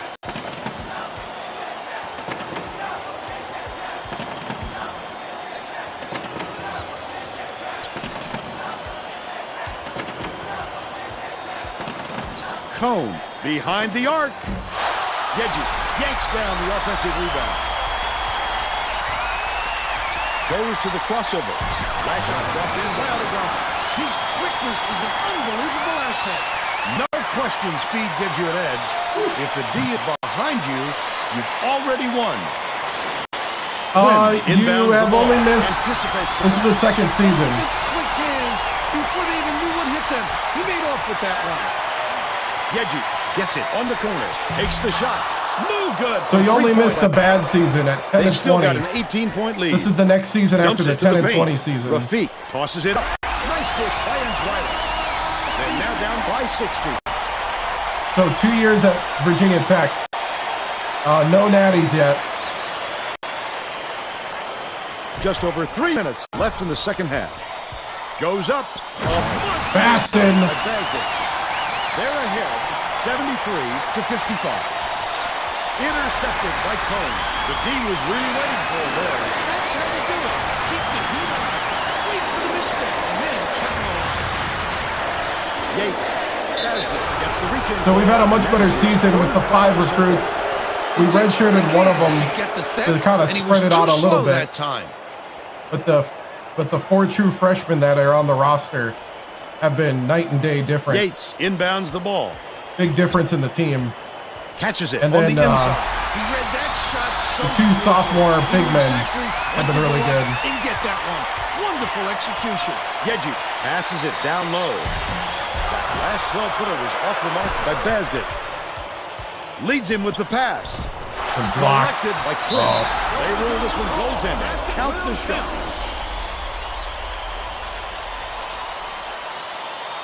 Okay, Chavez. We're in the semifinals of the ACC tournament. We got the backups in to get experience and confidence. Should slow it down and use some thought. Dishes to the wing, tipped away, but it's recovered by Cone. Basdet with the crossover. Basdet and one. You can't just give up easy 3-point plays.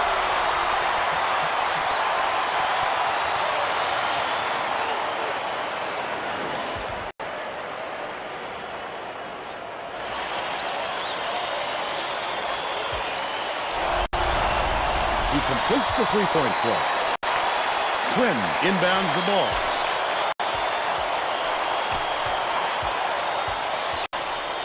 Lead pass to the inside.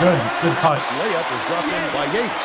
He gets up close and personal and closes the deal. Leaves no room for error and no room for anybody to do anything about it. Here comes the double team. The Hokies have got a nice lead.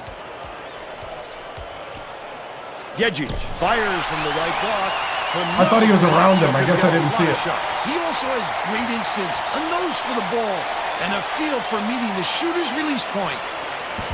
Basdet hauls it down inside. When a shot like that comes around, you've got to hit it. They just dared him to shoot. Last basket on the mark by Yejic. The steal. I'd love to see that. He was working around, then pounced. Such a defense. When he got there in time, it looked like he was leaning when the contact occurred. Shooting 2. And he makes the first. These are turning into solid players. He's off on the second. Puts it up. Snatched down by Wiley. He'll take the foul. That defender clearly got some contact as he tried to make the shot. Yep, that's an open and shut case. He got hacked. He misses the first. He just hit his teammate in the face with that miss. Guy's so demoralized he didn't even block it. Cone inbounds the ball. He's double teamed. Chavez has it on the low block. Basdet backs down. Has it left wing. Yejic fires the 3. Yates hauls in the board. Goes up. Nice lay-in off the glass by Rafik. This has been a superb offensive show from him, but he's going to need some help to dig this team out of the hole they're in. The Hokies with a comfortable lead.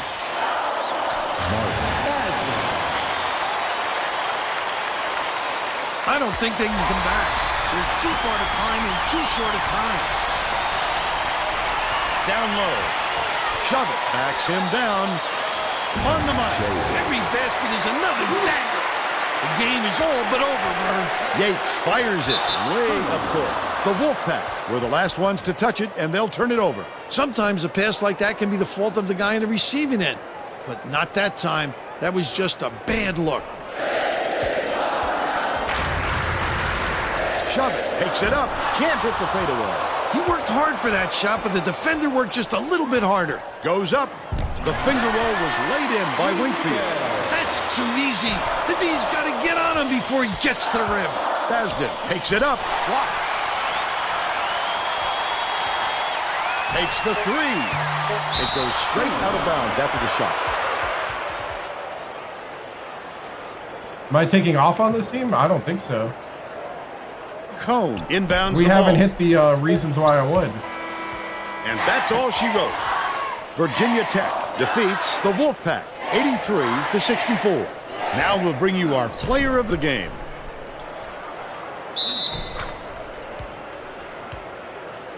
Goss, player of the game.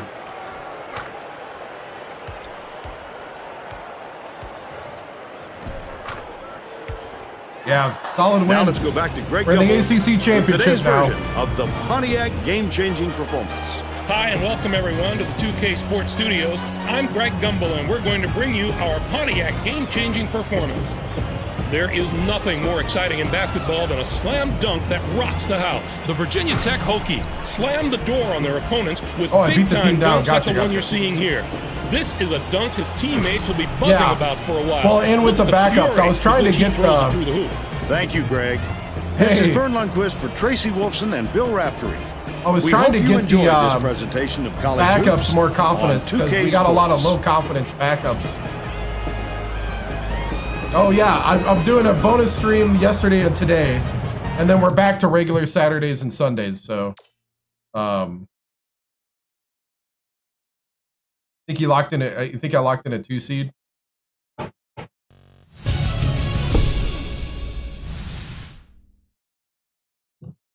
Yeah, we're definitely improving. Our defense is still suspect.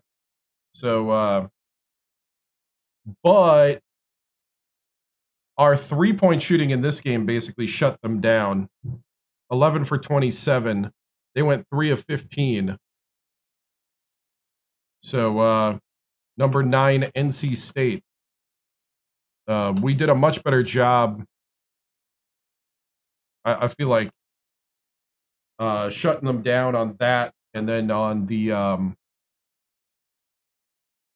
they're not getting enough playing time, kind of playing time, and then also success on the court. Also, some of them feel like that they should be starters. I think there's a little bit of that too.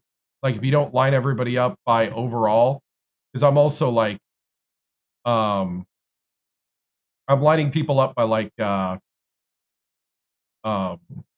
how I play with them, essentially, or how they perform, in essence, together. So, there's certain guys that like feel like they should be starters or have more time because of their success or their, yeah.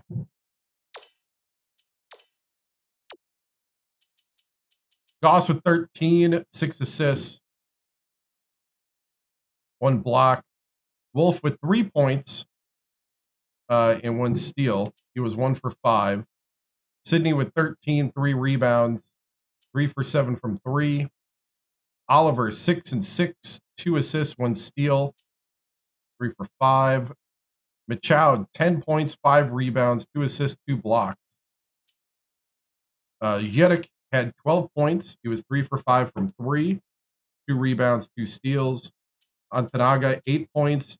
Own 9 points, 3 for 6 from 3, 7 for Baston, 3 rebounds and a steal. Chavez with 2, Sigurdsson and Dillon with 0.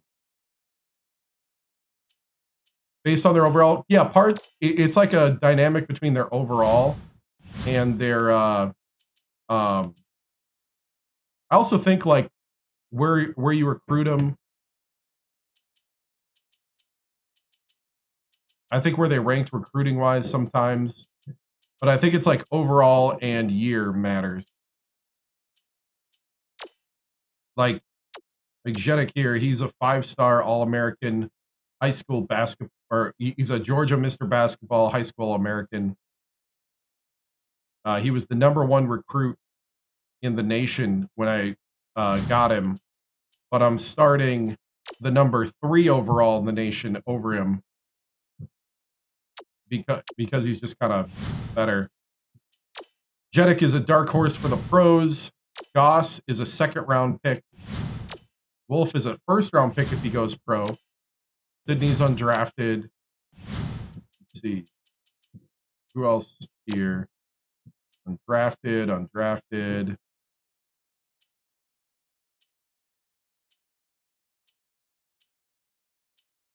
Yeah, so the guys that I recruited, other than Goss is gone. But he's a 2nd-round NBA pick. When your sixth man is the top overall recruit for his class. Yeah, exactly. Shot chart. Pretty good looking shot chart. We don't really take middies. All right.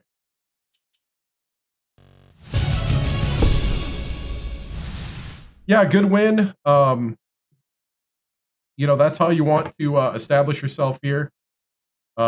We play the winner of Miami, Florida, and number 16, Maryland. So we'll see who we play in the championship. But yeah, we have good problems. Yeah, we got a lot of good playing time for the guys on the bench. A lot of good experience here in the tournament. I thought they did a great job of adjusting to what NC State was trying to do. They were trying to stop us from getting it to Machoud, and so we just shot the lights out from beyond the arc. And guys were hitting the shots when they were open. You know, that's the kind of thing that you want to see. It hasn't always been there for us. We've had to kind of grind out games before. But this one, it was nice to have the 3-ball available like that. So, very good dominant win. Very good dominant win. Goss, of course, solid. Sydney is now our 3-point sniper on the starting lineup.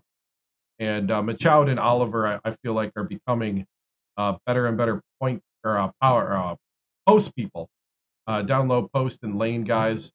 Their rebounding is getting better, and that's great for sophomores because we got a lot of time left with them. So, all right, and ready for questions? Any questions? Like I said, we're going to be moving on to the ACC championship next. All right, and moving on.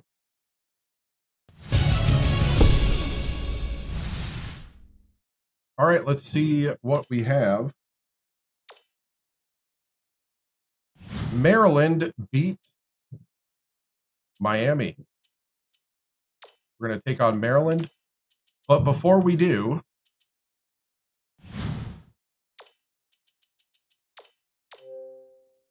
let me save. And then after I save, we are going to reign in the new year with the Eastern time zone, folks. Those superior, they have like a, what do you call it? A superiority complex. They think the world revolves around their time zone. We got the superiority complex time zone next. In 3 minutes, Eastern time zone goes into 2026. I know, I lived in Eastern time zone for a little bit. You have the majority of the population. It don't matter. Central time zone's the best. It's when football starts at the right time. It's when everything starts at the right time.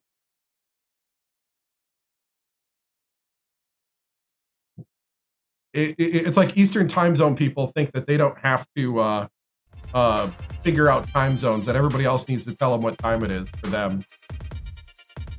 You still live in Nashville, so you get it?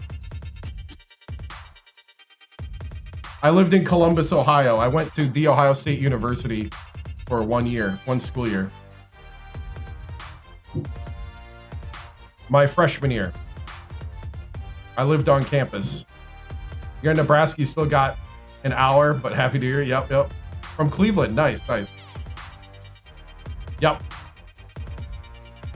Yeah, I lived most of my life before college in Wisconsin, or all of my life before college in Wisconsin. Okay, you're from West Virginia, nice.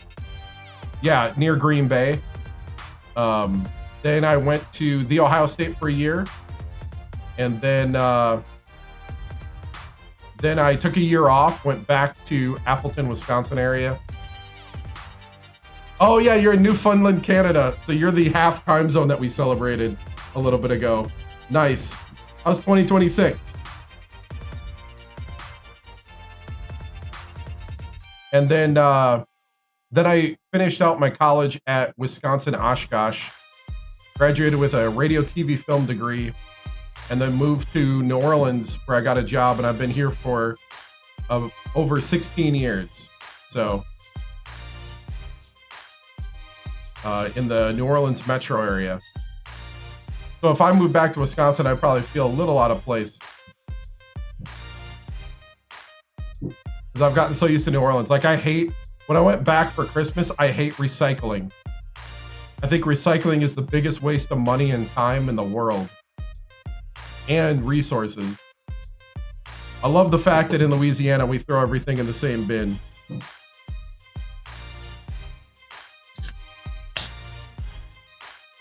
How's New Orleans? Louisiana seems fascinating. Oh, yeah. New Orleans is like North Haiti. 1 minute to go. 1 minute to go. He's in the future, yep. Happy New Year. Eastern time zone. Oh, no, no, no. End music, end music. End music. Hey, don't start it early. My production staff got the itchy trigger finger. Hey! You wait.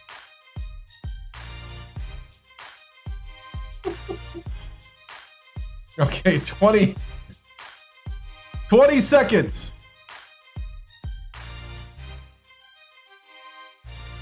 15. 10, 9, 8, 7, 6, 5, 4, 3. Happy New Year! Happy New Year! Hey! Woo! Yes, the center of the world is now in 2026. Woo! 2025 is over.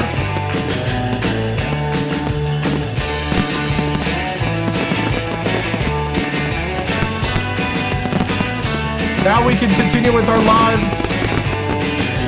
Happy New Year, everybody.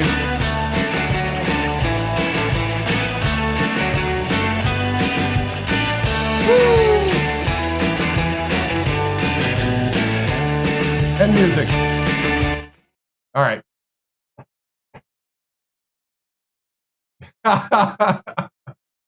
Happy New Year from the greatest time zone, right? Right.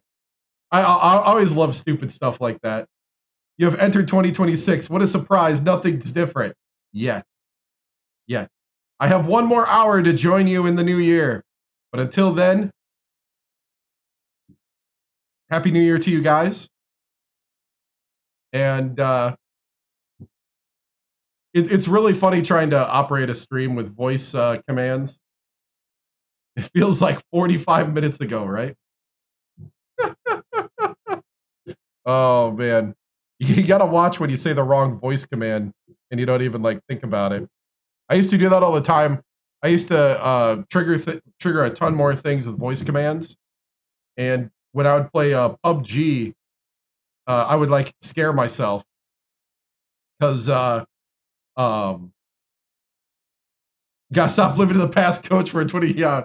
I would scare myself like I was crawling in the weeds once on PUBG, and I said something, and suddenly like this song starts playing, and it made me jump. I was like, ah! Like I thought I was getting shot. All right, just gotta watch. You know, that's the thing with voice commands. You gotta make commands that you're actually gonna say in the moment. There was a space game I played once that was like that. It was like a space game, and I had to figure out what I would say in the heat of the battle. And it was more like, it even like what I would yell at the computer, because I had this whole like dialogue tree of things. Because Voice Attack, I highly recommend Voice Attack as a program. It does. Radio, TV, film degree, and my job in television does help me a lot. I had a friend of mine too that is kind of like a TV engineer. Kind of like a TV engineer type guy. He he helped me find how to build the system that I use to stream with over the last 11 years. And so I bought like used parts, used computer parts. He also knew a lot about computers, and I learned a lot about like how to make a server. So I'm pretty set now with what I need. There's always stuff you can improve on, but I got the vast majority of the stuff over like 8 years. Oh, gotcha. Hey, see you guys later. Thank you for watching. I'll catch you guys if you're here for basketball on Saturday then. Hope you have a good 2026 and a good night's sleep. So we got fireworks going on in the background here in New Orleans as people are gearing up for the next hour. So we're going to play the ACC championship next, but I am going to go to the bathroom first. But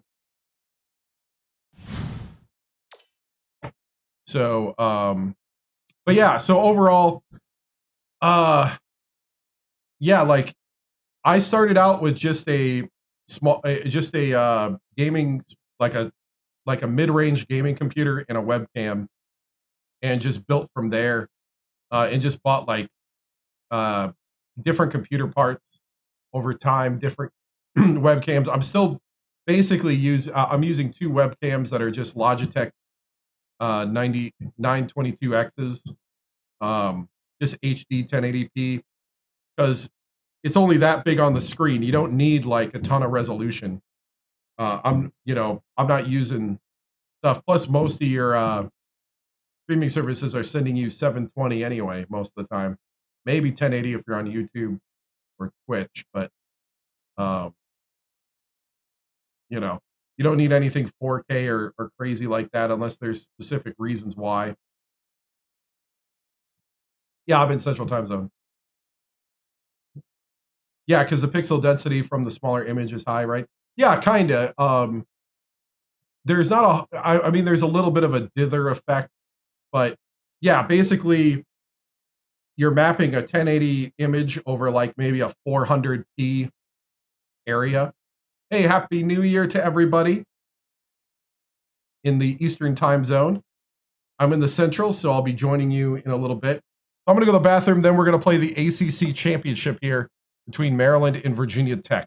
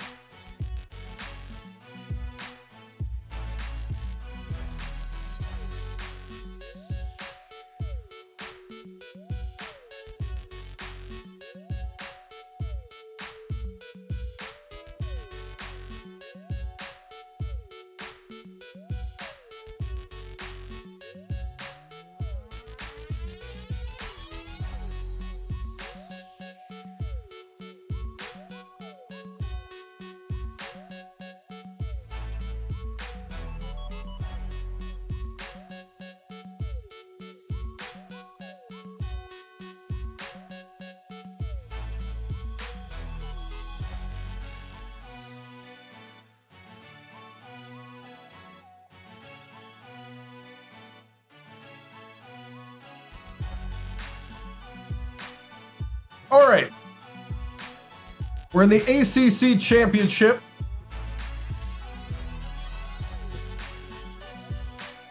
Let's go. Hey, what's up, man? Happy New Year to the Eastern Time Zone. The Superiority Complex Time Zone. We're the center of the world. Soon we all know the better time zone Central will have theirs, so hold on, we're almost there. All right. 2025 is so last year. All right, here we go.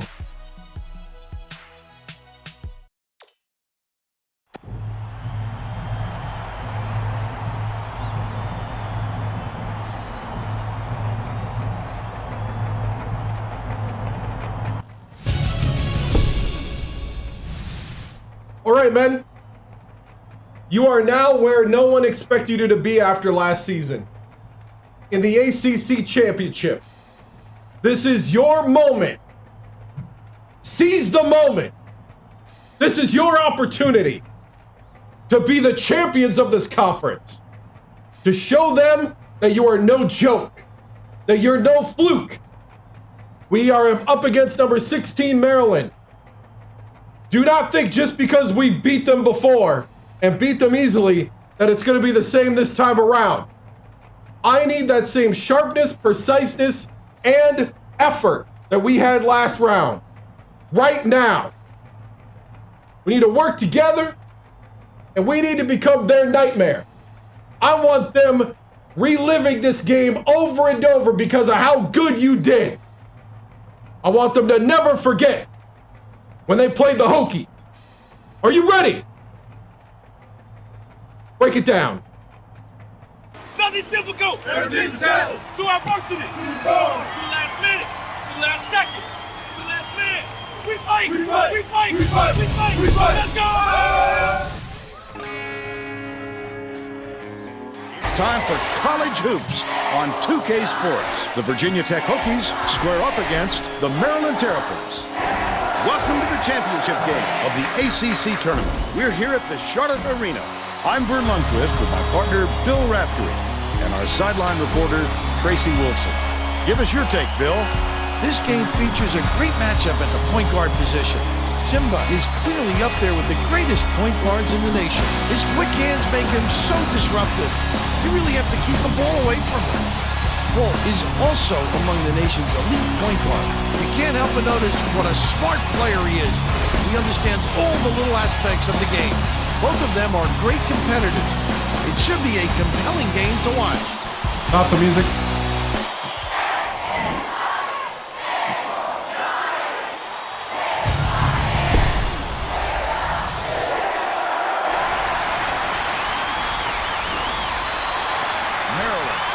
The tip-off, and we'll get this one started. The game has just begun, and they're already in the minute.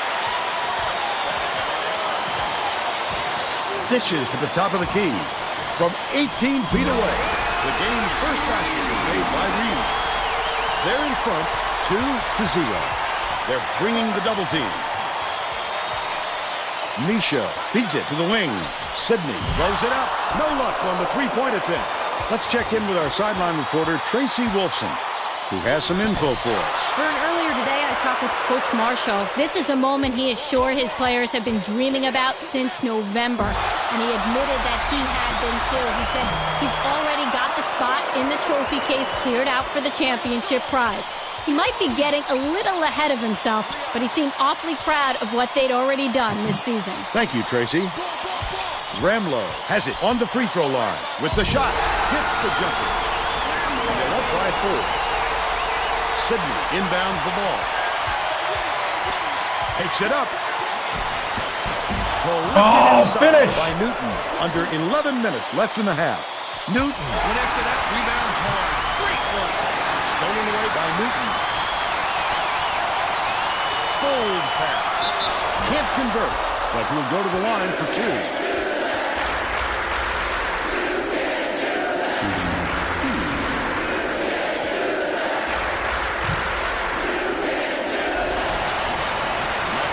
this one.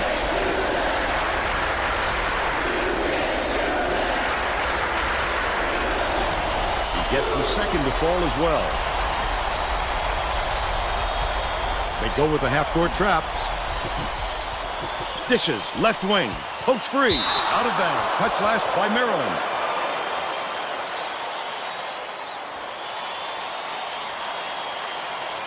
Oliver inbounds the ball.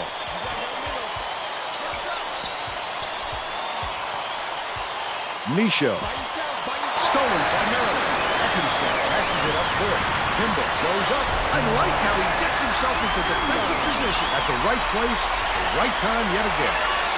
He's got two. Leads him with the pass.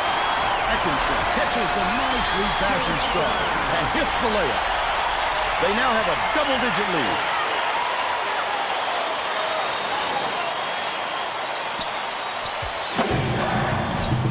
To end the run. Howard down. Oh, wow. It almost blocked a dunk. Under 10 minutes left in the half. Hooked away, but it's recovered by Maryland. Catches it, left wing. Reed passes it to the free throw line. Left wing, Atkinson puts it up, doesn't get it. Wolf has picked up his second.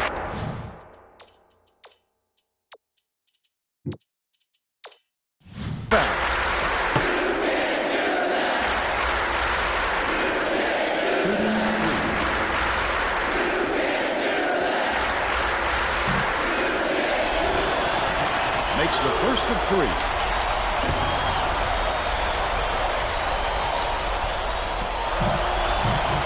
He sinks the second. Reggie to make his first stint off the bench.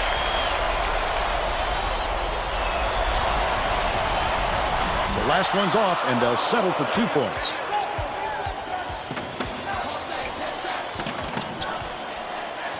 Reggie crosses it over.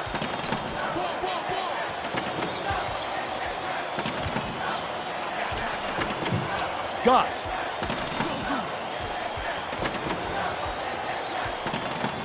Dishes it to the right wing. The three-pointer was no good by Yeji, and it's a 10-point game. You can't afford to spot the other team any more points, Fern. They're in danger of letting this game be over before the second half. Reed gets it down low. The Terrapins turn this one over out of bounds. The Terrapins will bring out some reserves. The Hokies take their first time out of the game. Oh, we just got to get better on the offensive end. Got to set it up. They're getting set to inbound the ball.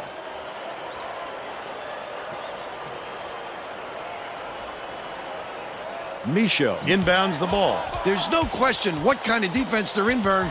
Man. Goss hands it off. Skip pass. Low block. Sidney.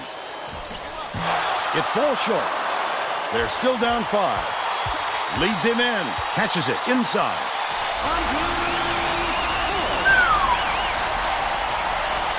Maryland came out on fire.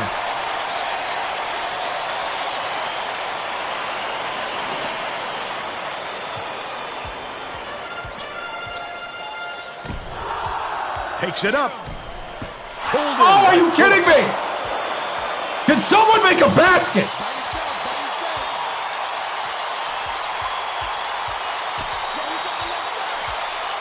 Outright.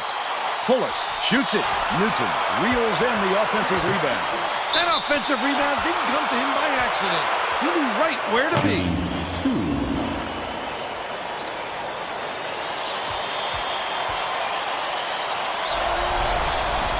He makes the first.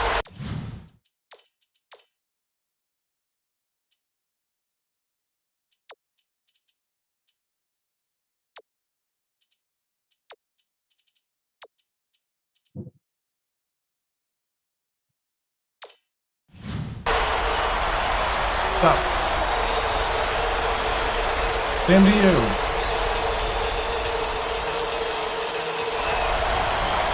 He gets them both. The Hokies are going to shake things up a little bit with some subs. Misha inbounds the ball. Wolf. leads him with the pass. Misha hits it. And they now trail by 12.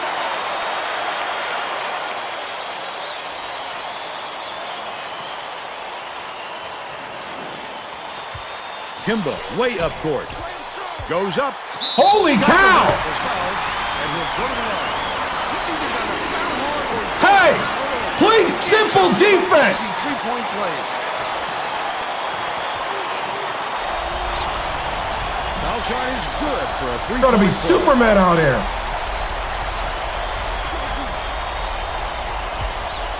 Bounces it down low. Spike down. Oh, are you kidding me?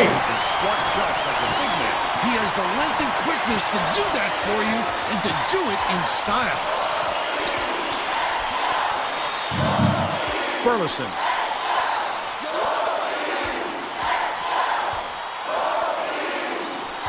Kimball skips it to the wing. Knocked loose. And it's out of bounds. Last touch by Virginia Tech.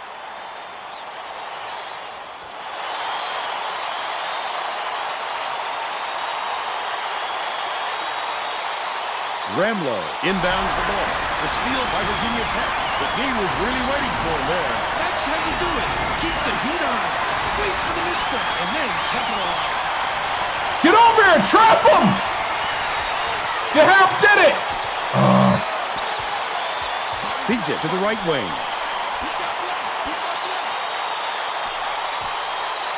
Ramlow passes it to the elbow. Tip. And it's picked up by Virginia Tech. Wonderful job of behind the basketball that time. Great pick. Cone gets the push shot to fall. But they're still behind by 13. Kimba tosses it up court. Feeds right wing. Tosses it up. Can't hit from beyond the arc. But they're still out in front by 13. Uses the crossover. No good on that by Yejic. It's still early, Vern, but they can't take any Get over more here time to get this thing going. It hasn't been pretty for them so far. Burleson. He's double teamed. Catches it, baseline. No good on the jumper by Ramlow. Still a 13-point lead.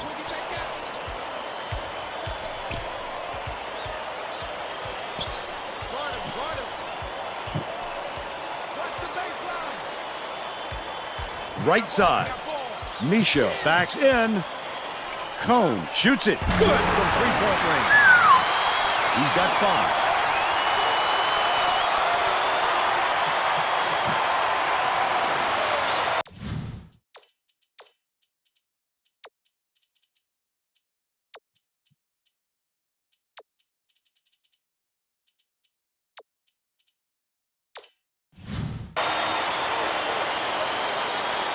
Burleson inbounds the ball, but it's recovered by Timba.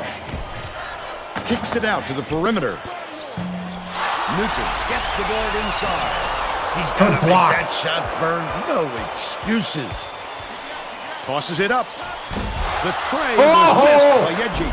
The break is on. Ramlow takes it up. Slams it home off the sweet lead pass. They're now out in front by 12.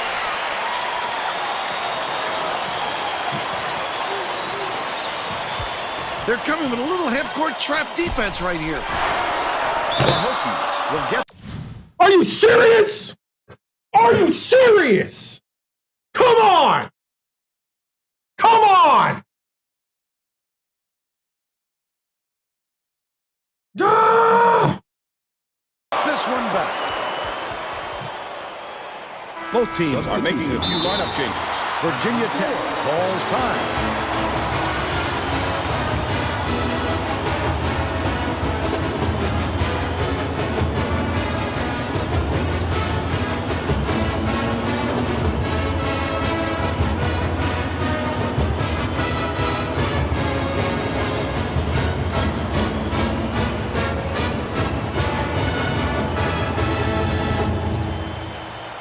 You want to be here? Let's go! Make your shots!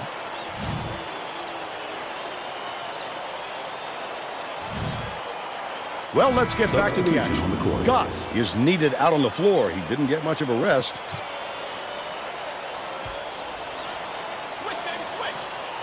Chavez inbounds the ball. Dillon goes up. He gets hammered. That's Hill had the first strike foul. First team foul.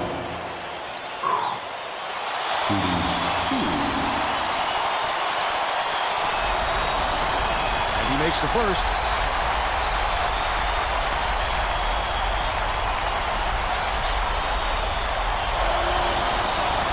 And he splits the free throws. It's stolen by Cohn. The D was really waiting for him there. That's how you do it. Keep the heat on. Wait for the misstep and then capitalize.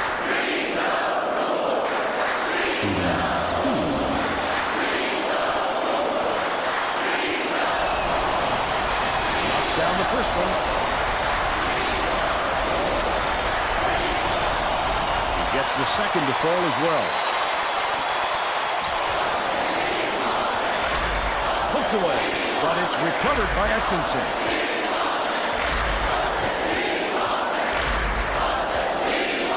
Hey. Lead pass, down low. Last shot laid in by Carlin. Great disbursement, Vern. That lead pass is this fella's trademark.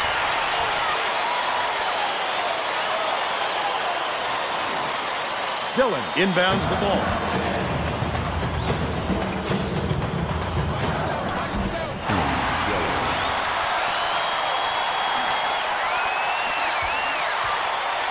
Atkinson.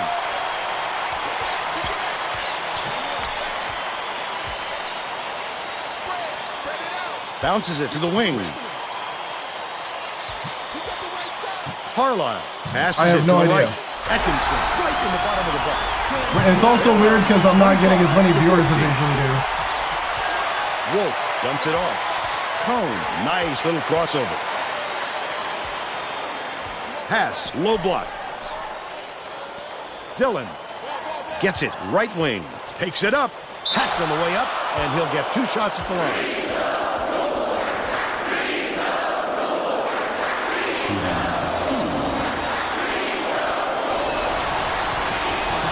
And he makes the first.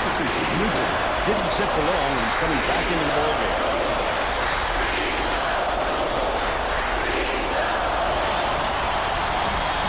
Gets the second to fall as well. Pullis inbounds the ball. About 3.5 minutes left in the half. Reed ends it off. Goes to the crossover.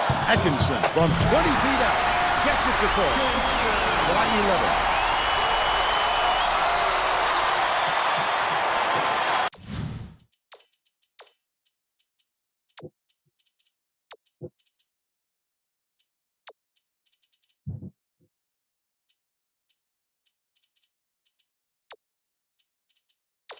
ACC championship.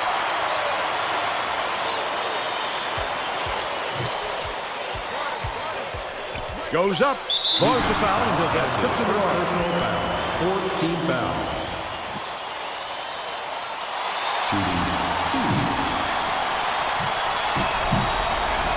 Knocks down the first one. Sidney was needed out on the floor. Didn't get much of a rest.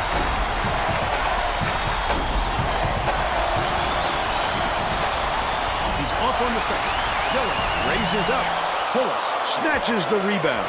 The defender did a great job keeping with him. Terrific D. Oh, man.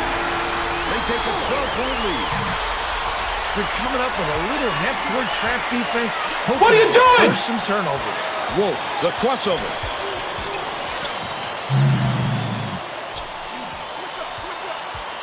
Wolf dumps it off.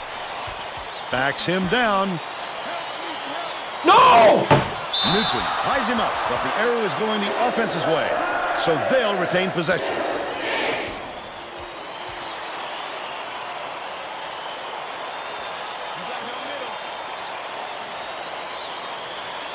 They couldn't get it in time, and that is a 5-second violation. Chavez has to know that he has a timeout left. I'm sure the coach would rather burn a TO than cough the ball up. Pullis inbounds the ball. 2:30 left in the first half. Reed hands it off. Dishes it to the left wing. Timba.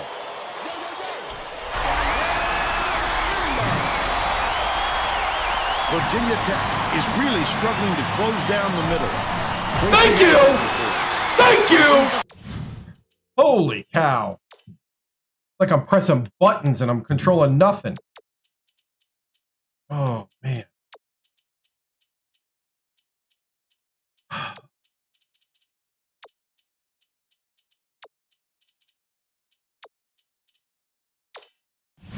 Hokies coach just told the players on his bench, we have to be more physical in the paint. Don't be afraid of some contact. Sounds like you'd rather have some fouls called than to keep giving up all those easy baskets. Thanks, Tracy.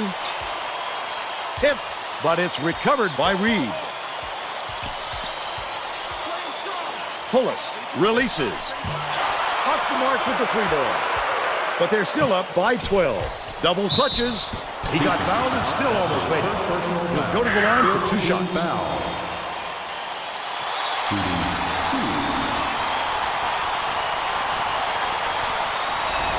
Sidney, double clutches.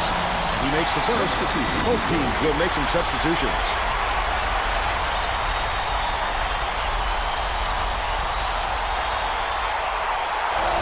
Picks it up. And he'll come away 1 of 2.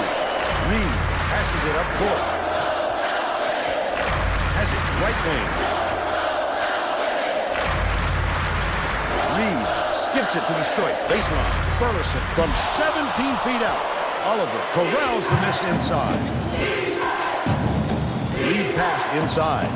Corralled by Burleson. 1:15 left in the first half. This guy can usually finish. Come on, trap him! But the D was too good, even for him. No, not you! Errant last shot by Atkinson. Goes to the crossover. Oliver doesn't go. Burleson has picked up his first foul of the game.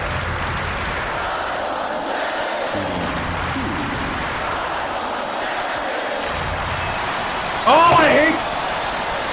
He misses the first.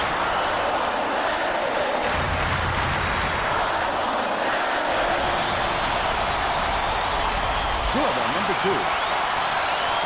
Reed inbounds the ball. Stolen away by Oliver. The intercept. What great reflexes. He pounced in and picked that one off easily.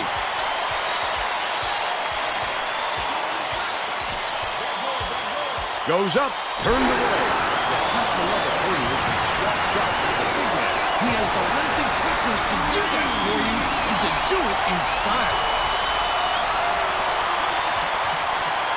Sidney dishes to the top of the key. Reggie gets it right wing.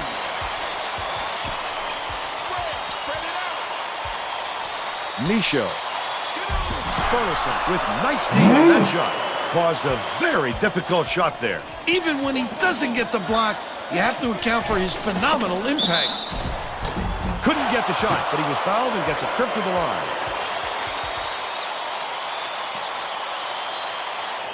Shooting 2.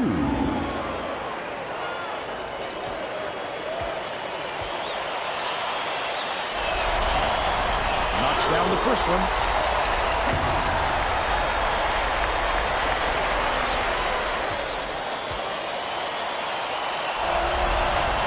He gets them both. Misha inbounds the ball. Here's the trap. Oliver goes up. Oliver drops. They now trail by 12.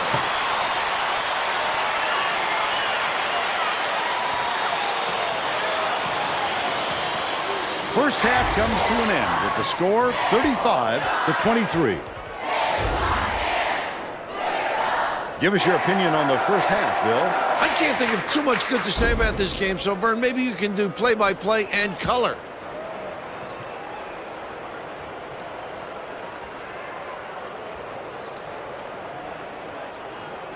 Now we'll bring you our player of the half.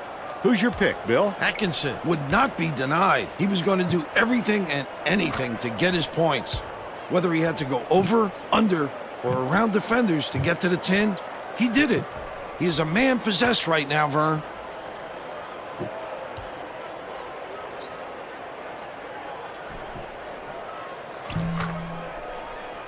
Tremendous effort from our player of the half.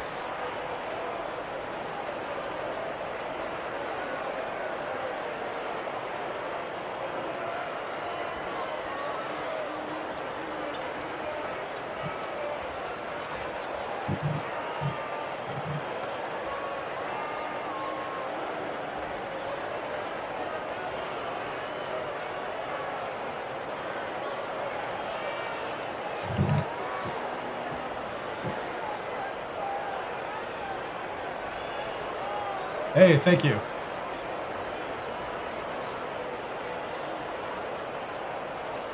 We're doing great? That's what you tell me?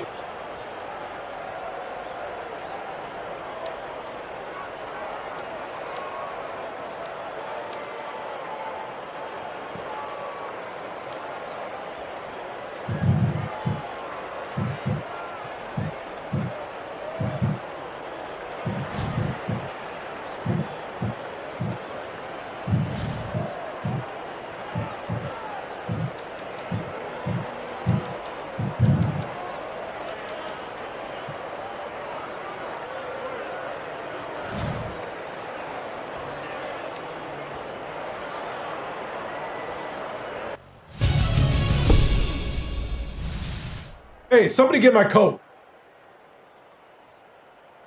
All right. I'm not going to yell. I don't think I need to. I don't think I got to say a whole lot about what's going on. We know. None of this is up to our standard. None.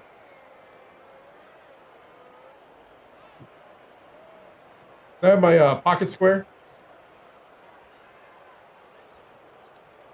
None of this is up to our standard. We got to play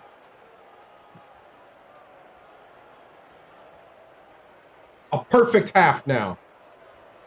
And we got to do it one possession at a time. But we can't stack misses. All right? We have to make the baskets when they're open. They're giving us opportunities. We're just not taking them. We got to start hitting shots. All right? Now, I want you to look deep within yourself. Do you want to be here? Do you want to have this kind of pressure on you? Because now you've dug yourself a hole. And if you want to fight, I'm with you. If you want to fight to a victory, I'm here with you. I'm here in the dirt with you. Let's go. Let's make this happen. If you don't, if you want to just go home, we can go home. But I don't want to. I want to claw my way back. I want stories to be told of this team about how they didn't give up when it didn't look right. Let's get out there and let's win this. End music.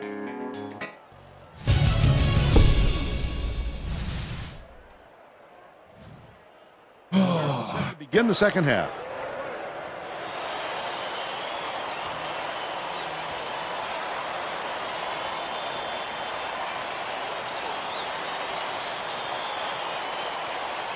Reed inbounds it to start the second half. Tracy Wolfson has some extra info for us. Thanks, Vern. During halftime, I spoke with the Hokies coach. He said his team's down big, and it's going to take some unconventional maneuvers to get them back in it. Coach told me that he wasn't going to play this next half by the book, and that he'll try things that some might call counterintuitive. I guess we'll see what he means soon enough. Vern? Okay, Tracy. We'll see if he got the message across.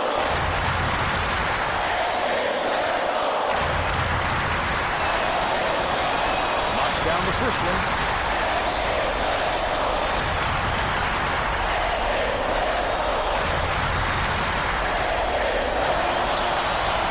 Gets the second to fall as well.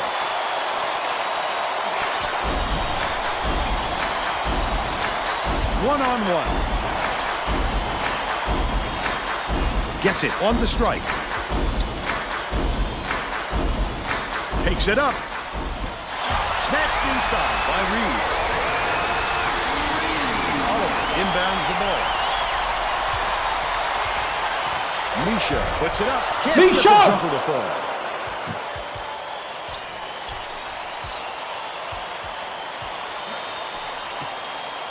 Reed swings it to the wing, inside.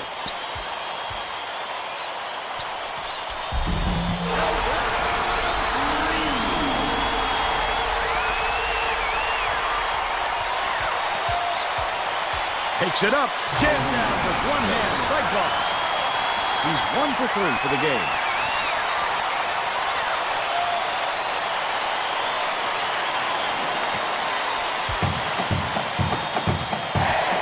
Anticipates the pass.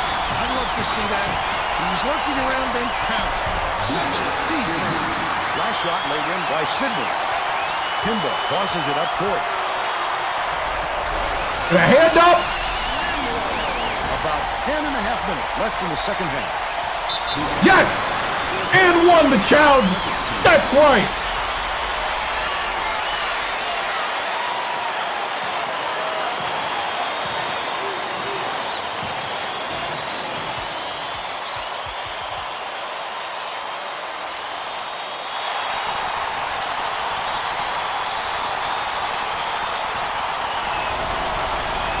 On the free throw for the three-point play. Reed inbounds the ball. Stolen. Oh, the quick hands. Before they even knew what hit them. He made off with that one.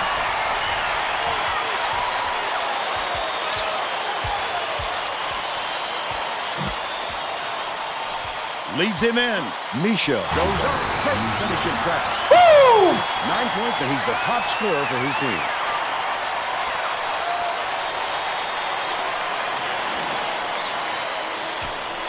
Maryland is shooting itself in the foot with all the turnovers. Yes! Tracy has something for us. Coach Marshall looked downright disgusted after that last turnover led to yet another opposition bucket. He yelled 3 simple words at his guys on the floor.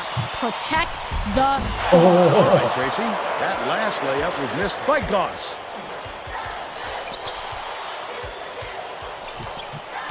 Reed. Picked off by Sidney. These people aren't loving it. You think it's getting louder here or what? The shot down low. Place would have went nuts if he made that. That's 11 unanswered points. It's tipped. Oh, the steal. Such great instincts. He knew exactly where the ball was going. Kimball catches it. High post. It's picked off by Oliver, and that'll be his 4th steal so far. Reggie, nice little crossover. A little too aggressive right there. I like that he's not afraid to be physical, but that was too much.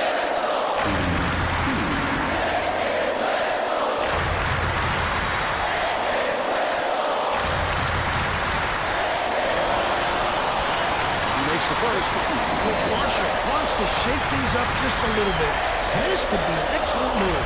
The group of kids on the floor play with great chemistry. He gets them both.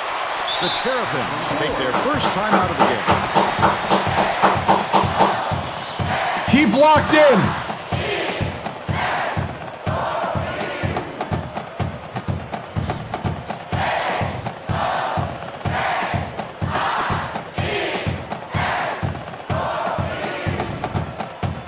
Well, it looks like they're getting set to inbound the ball.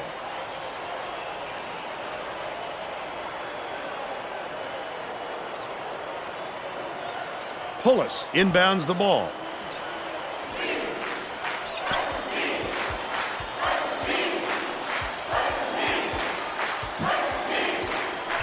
Pullis has it on the free throw line. Carlisle passes it back to the left side. Last shot missed by Kimball. Goff passes way down court. Might have rushed that one just a little bit. There was plenty of time on the shot clock, but he got a little over-anxious. Baseline. Keep running. Dumps it to the middle. Misha backs in. Sidney with the shot. Sidney for 3. There we go. There we go. Maryland is struggling on defense, and Tracy has a quick report from their bench. Coach Marshall is not at all happy with the drought they're going through and told his assistants to find a way, any way to turn this around. All right, Tracy. They were down, but not out front. This has been a great comeback. Cuts off the pass. Leads him in with the leaner. The shot by Sidney. He's shooting 50% for the game. Another rip. He was trying to thread the needle, Vern. There just wasn't enough space for that pass. The beautiful pass led straight to the layup by Michel. This is how you run away with the championship. Keep running. Don't slow down. Don't look back. Let's go.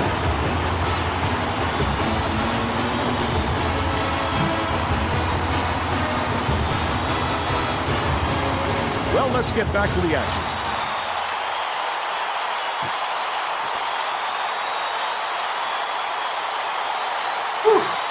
Pullis inbounds the ball.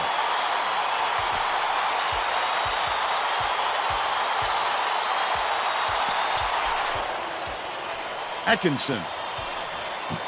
Pullis has it on the elbow. Oh, the big fella with a tough rebound. No denying him on that one. Dish, right wing. Yejic unloads. Yejic for three! He's 1 for 3 from deep.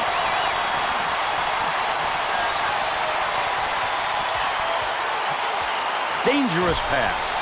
To end their drought, that one was drilled by Carlisle. They got it within 7.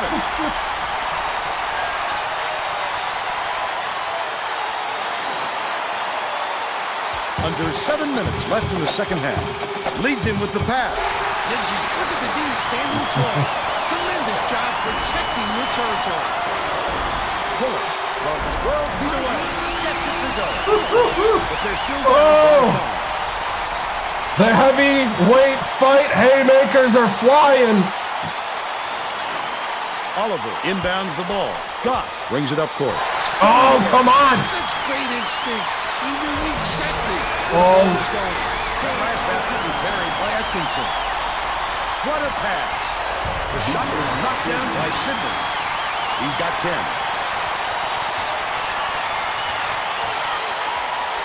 Kimball bounces it to the elbow, and it's scooped up by Oliver. Sidney tosses it up court.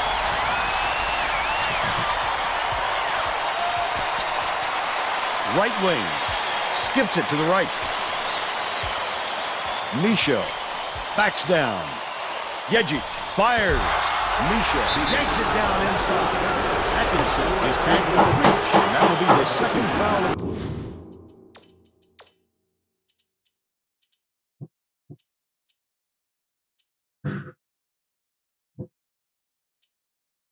It is hard to take anybody out right now. I'm going to take Meatshot out, though, because he's not having a great game. You're never going to get away bumping the ball handler on a steal attempt. Too aggressive.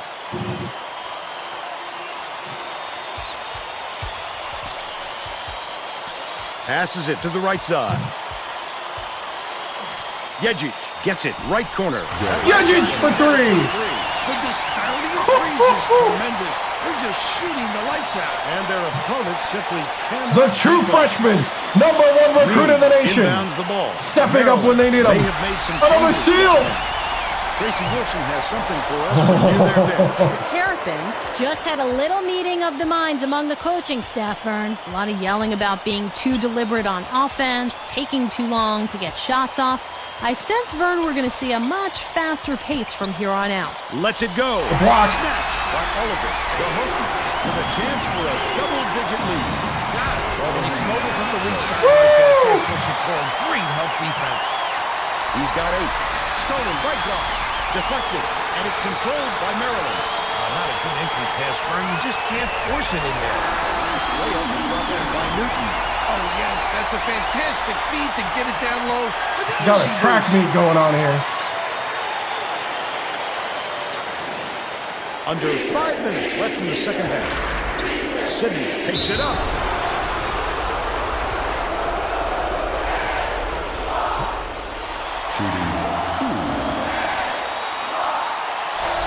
Goes up.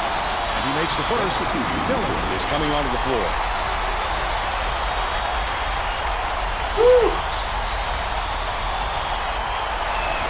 Sidney goes up. He gets them both.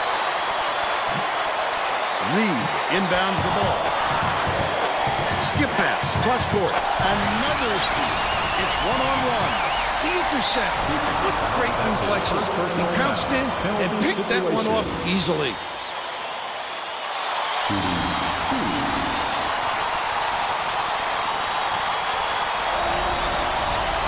Knocks down the first one. He's off on the second. Shoots. They crash the offensive glass and get the basket by Sidney. And they're now out in front by 13.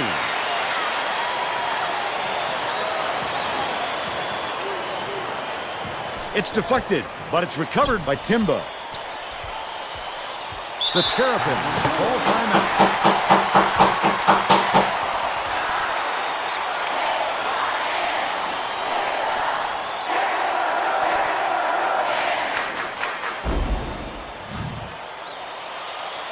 They're getting set to inbound the ball. Right? Holy cow.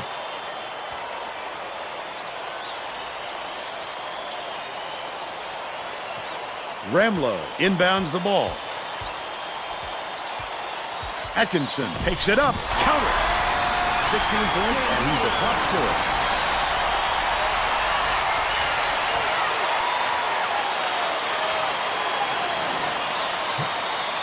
The Hokies, with a lot of momentum, takes it up strong. Dillon!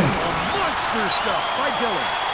They're ahead, 64-51.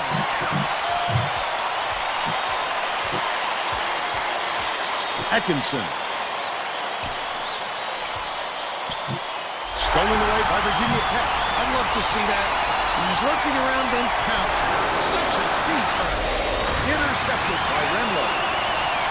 The alley-oop. Last basket on the net by Atkinson. You have to keep your head up and eyes open at all times playing with this guy. That's right, and you never know when or where he'll find you. Goff passes it up court. Dillon takes it up. The two-handed jam. By 13. Reed inbounds the ball.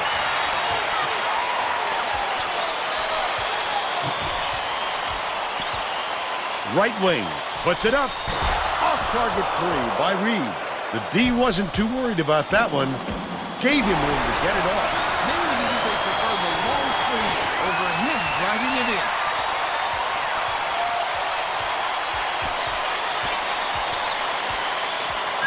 Dishes to the high post. Timba. Risky pass. Passes it to the baseline. The bucket was drained by Newton. They're now behind by 11.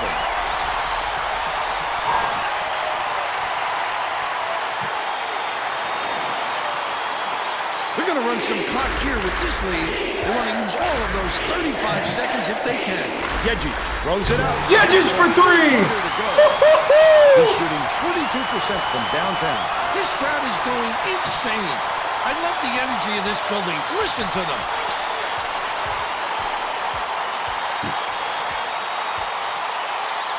Atkinson has it outright. That last shot offline from 20. He got it up there, but it just wouldn't fall. With a little more touch, it might have. Feeds left wing. The crossover. Goff catches it on the low block. Dillon bounces it to the wing from 20 feet out. Woo! On the shot by Sidney. They take a 16-point lead.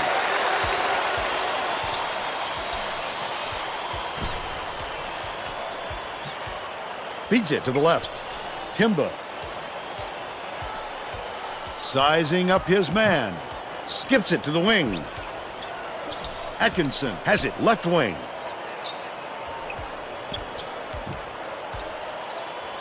Gets the finger roll to fall. He's 7 for 10 for the game.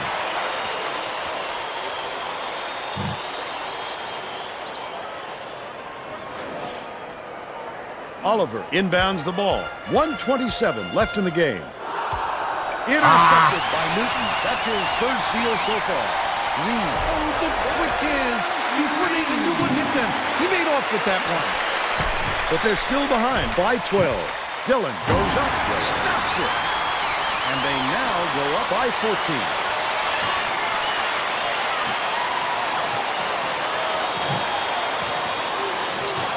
Newton.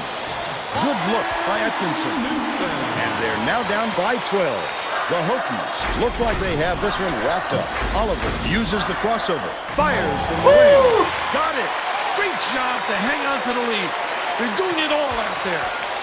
Timba tosses it up court. Catches it down low. The block! His eyes lit up when he saw that shot go up.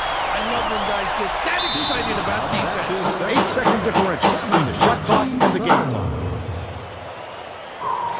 Shooting 1-1.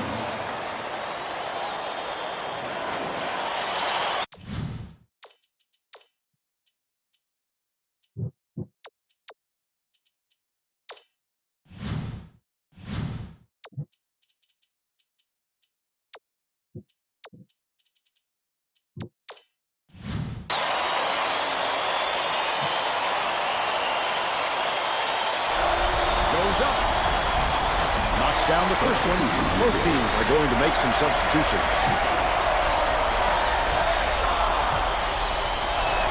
Sidney takes it up. Gets the second to fall as well. Virginia Tech wants more experience out on the floor, and they're bringing on the senior. I don't think they can come back. There's too far to climb in too short a time. The steal by Sigurdsson. Reed gets called for blocking. They're in the penalty, so they'll head to the line for a 1-and-1. Woo!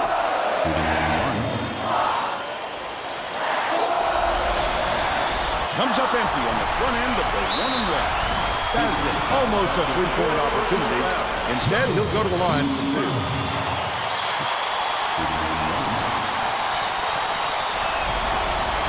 And he makes the first.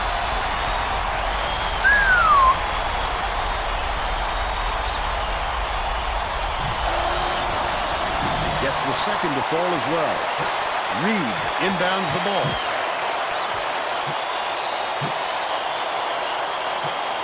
Here comes the double team.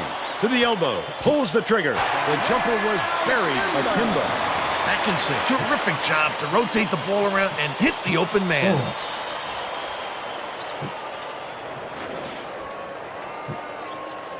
Adegana way up court. Deflected, but it's retrieved by Sigurdsson. Passes to the right wing. Wolf shoots the 3. He's right there with the best of them when it comes to shot blocking. Inside, outside, it doesn't matter. Newton from deep misses it. And that's all for this one. The Hokies knock off Maryland 79-63. They're conference champions. Now we'll bring you our player of the game. Conference champions. 1 year turnaround. Woo! Wow.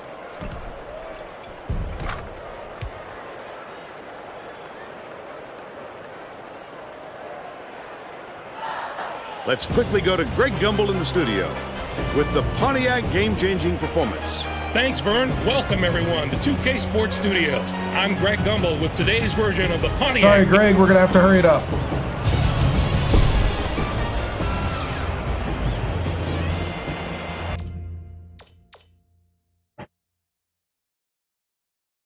All right. That was a fight.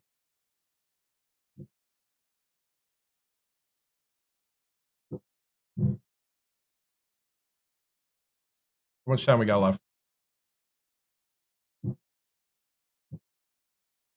Woo! Not Eastern time. This is Central time.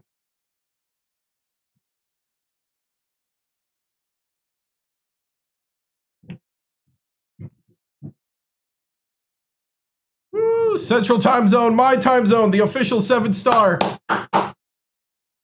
General time.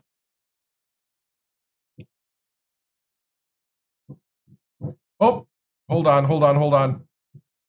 Ah! Almost screwed it up. Here we go.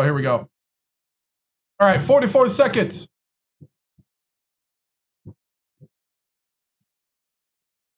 I think we're good. Woo!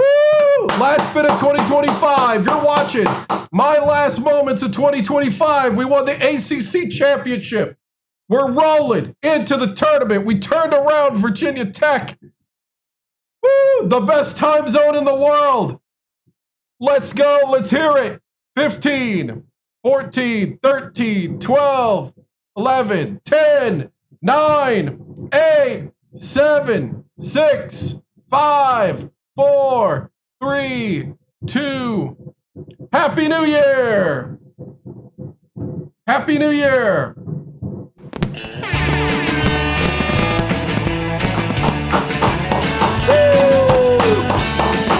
It's here! 2025's gone! 2026! Welcome!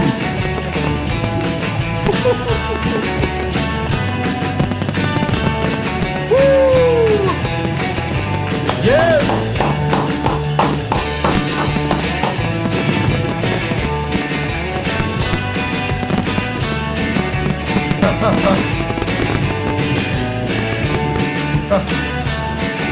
Woo!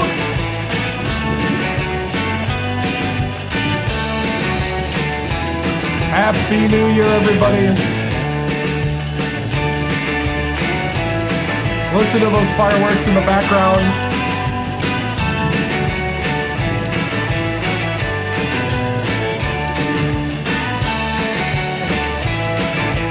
Nope.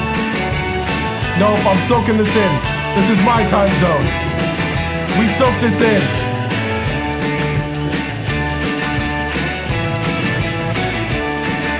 And the music. You know me. You tell me what to do, I do it longer. Just the way I am. It's mine too.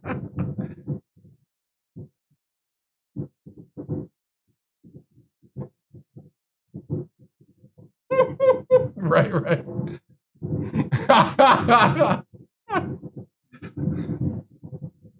All right, my coat's all screwed up from throwing it. There we go. Whew.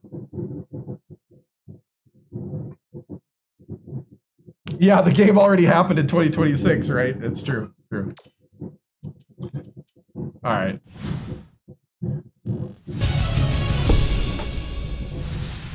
Oh, funny.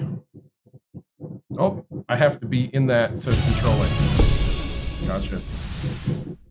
Next time zone is mountain.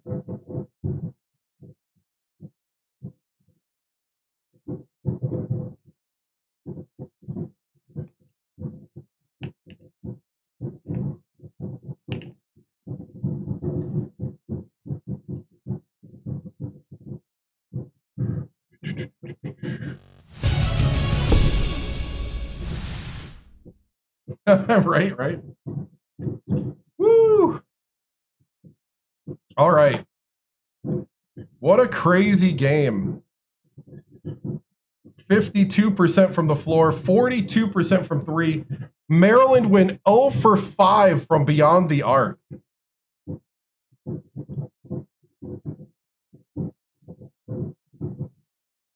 Oh for 5. Wow, it'll be next. It'll be coming up here.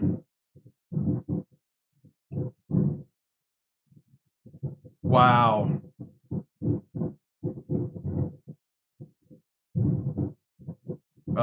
Total rebounds 20. We out rebounded them. Man, talk about. Oh man. 20 of 26 from the line. We came back by just driving straight at them in the second half. 19 steals, 12 fast break points.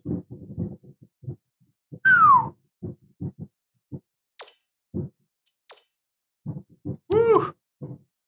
18 for Sydney, 9 for Goss. I'm just relieved. 1 for Wolf. That's why I pulled him. Jedek had 13. 11 for Machoud. 5 for Oliver. 9 for Cone. 2 for Baston. 2 for Chavez. 9 for Dylan. Dylan had a game. 7 steals for Goss. 5 steals for Oliver. Yeah, that was a pretty bad game. That is a career high in steals for Goss. 7 steals is a career high. Yeah, it felt like he had a worse game. It did feel like he had a worse game, especially in that first half. That first half was bad. Shot chart. First half, we shot 31% and 1 for 5. Second half, we shot 66% and 4 for 7. Look at that drastic difference between halves. What's up, guys? Happy New Year to you, too. Woo! We outscored them 56-28. Wow.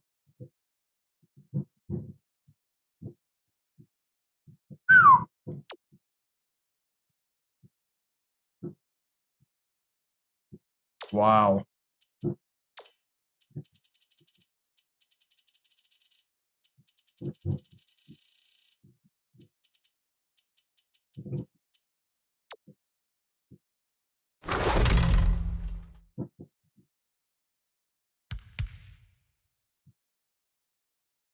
Goss, the senior.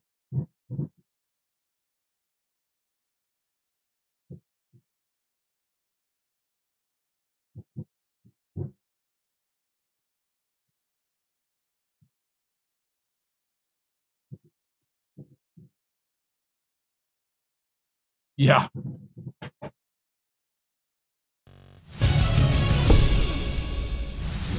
Dude, I mean, it was ridiculous on how bad that first half went. That first half was bad.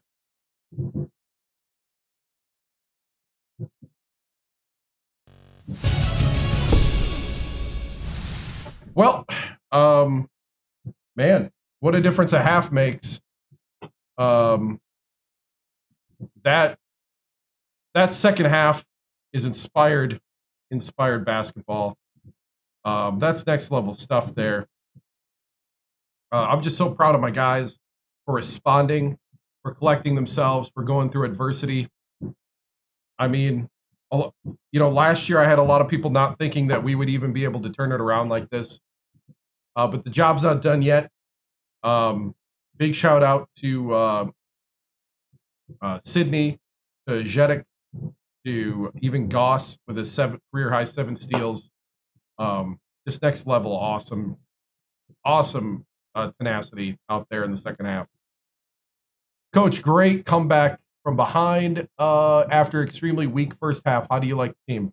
You know, this is the type of team that I want to go into a tournament with, is that they'll claw, they'll scratch, they'll do whatever it takes, they'll dig deep, they'll get in the mud, they'll get in the trenches. They're going to make this a game, and even if they lose, you know they left it all on the court.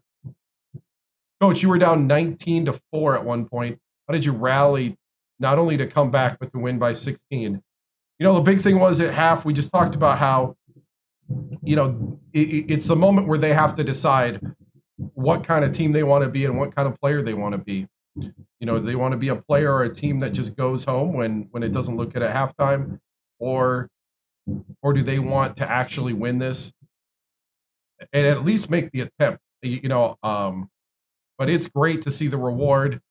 They just started cooking. It's like they locked in. I'll be honest, I have not seen this team play at this high of level on offense and defense in that half than I've ever seen in my 2 years here at Virginia Tech. That was special. What just happened was special. It's not over. We need to extend this into the tournament, but that was special basketball there. That was amazing. Coach, what an incredible game. What adjustments were made to spark your team? I think the big thing was we realized Maryland couldn't hit the three. And then the other thing, too, is just being smart with the basketball and attacking the hoop aggressively. The more aggressive we got to attacking the hoop, the more they started, hacking our guys. And so we'll take the free throws then. That's how we got 20 of 26. And that's how you score 56 and a half. It's just next level stuff. Coach, would you say the key to this comeback was forcing turnovers to get easy offense? Yes. I thought we were flying much faster. I felt like the game sped up in general. They were dictating the tempo in the first half. In the second half, I really felt like the fast tempo was our type of fast tempo. It wasn't Maryland's fast tempo at all, and that really helped a ton. Let's see. And what can you do moving forward to prevent a slow start like that again? I think maybe, if we find ourselves struggle a little bit, it's to just kind of settle down and get to our offensive sets that is our bread and butter. And we have to make the easy one. Coach, was someone wearing a Maris jersey behind you and taunting all game? Opinion. I don't know about that. All I know is that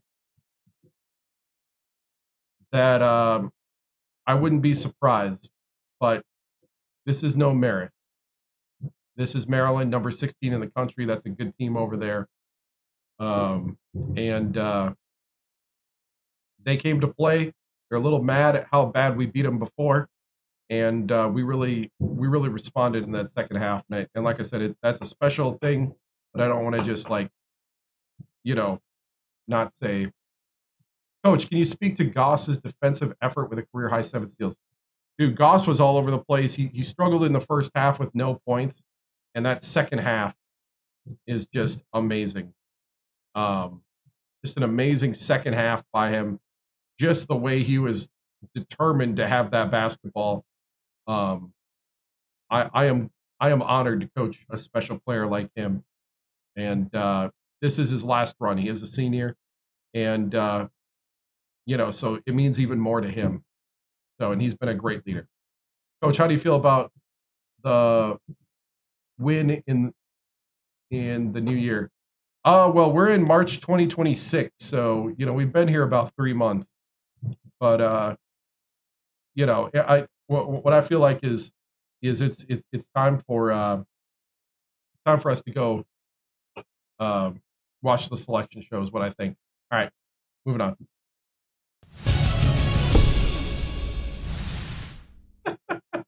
Yes. Somebody pointed out that it is March 15th, 2026 in the game. So we've been in 2026 for a while in the video game. Oh. Hold on. TikTok is going to kick me.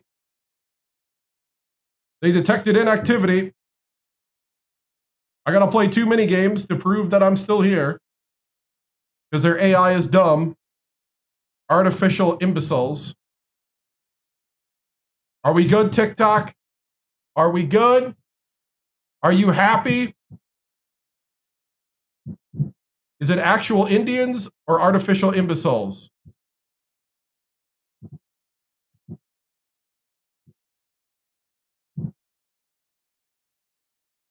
We're good.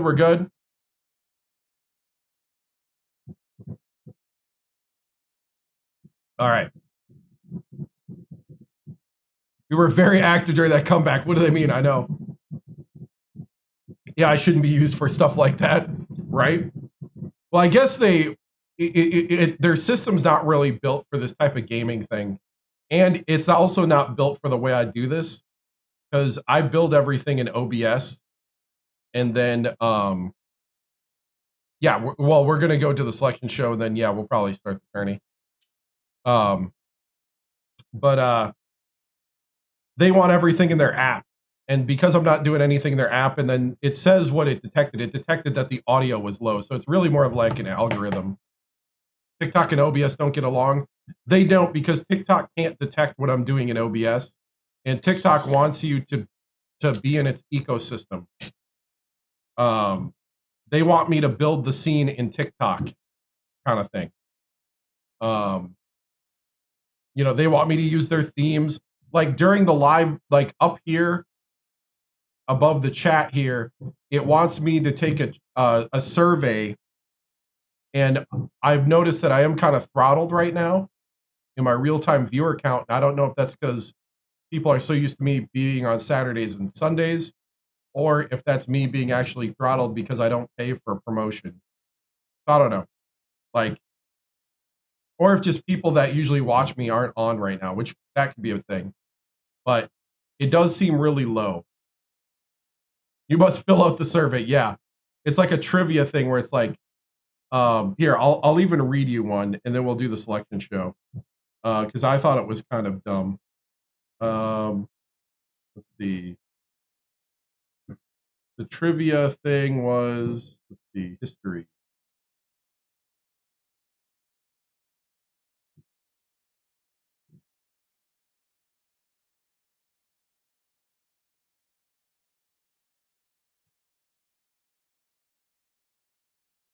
Yeah, it was called Creator Quiz. And so I started the one called Loyalty Builder. They want you to complete 2 of these. Select all that apply. Which of these are good ways to show appreciation for top viewers? Send them a handwritten postcard. Display their usernames during the live stream. Publicly share their personal information. Invite them to vote on a future live content. You know what? I'll send them a handwritten postcard.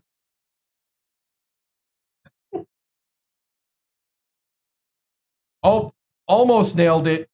Almost nailed it. I should have also invite them to vote on a future live content. Top viewer hasn't been in your live for a few days. What should you do? Send a direct message like, hey, been busy, hope to see you soon, or quietly wait for them to come back. Is TikTok going to tell me to bug you guys if you're not here? Yes, that's what they want me to do. They want me to text you and say, where have you been? What? Hey, where you been? I haven't seen you. Hey, buddy. Hey, buddy. Hey, buddy, what have you been doing? What have you been doing? Saw you haven't been around for a while. We've been playing basketball over here. We miss you. You can get in the next 5.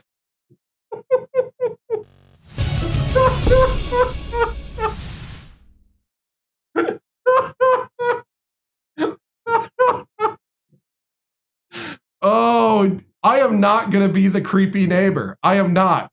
You can live your life. Oh, man.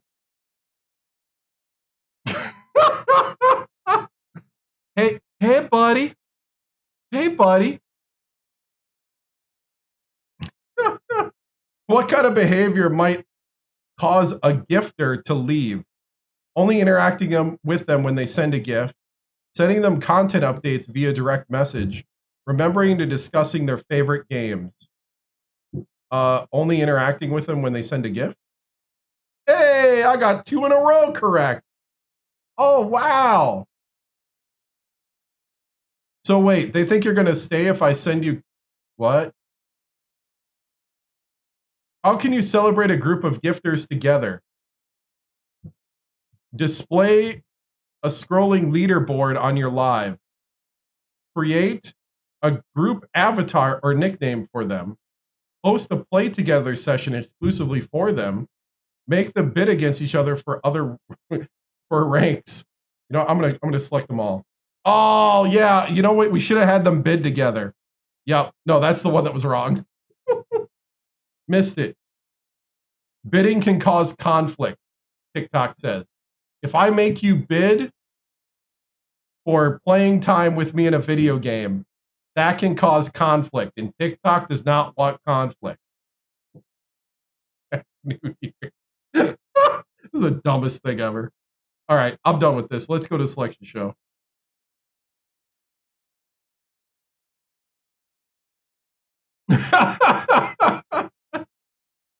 One more. How can you create a custom experience for top gifters? Use a special intro animation and a unique welcome when they join. Respond to their questions the same way you respond to everybody else. I treat everyone the same. I am an equal opportunity commenter. They probably want me to have a special intro animation. Yep. Holy cow. Don't you have AI to make all that? How to maintain relationships when a top gifter watches less often. Shift your focus to other more active viewers. Occasionally send a direct message to check in and say you miss them. Hey guys, I really miss you. Awesome, 2 in a row. All right, that's enough. I am.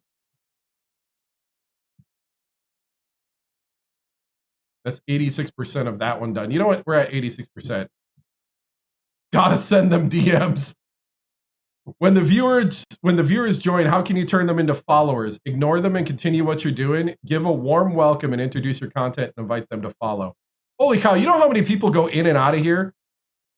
We just won the ACC tournament. You know how many people go in and out of here?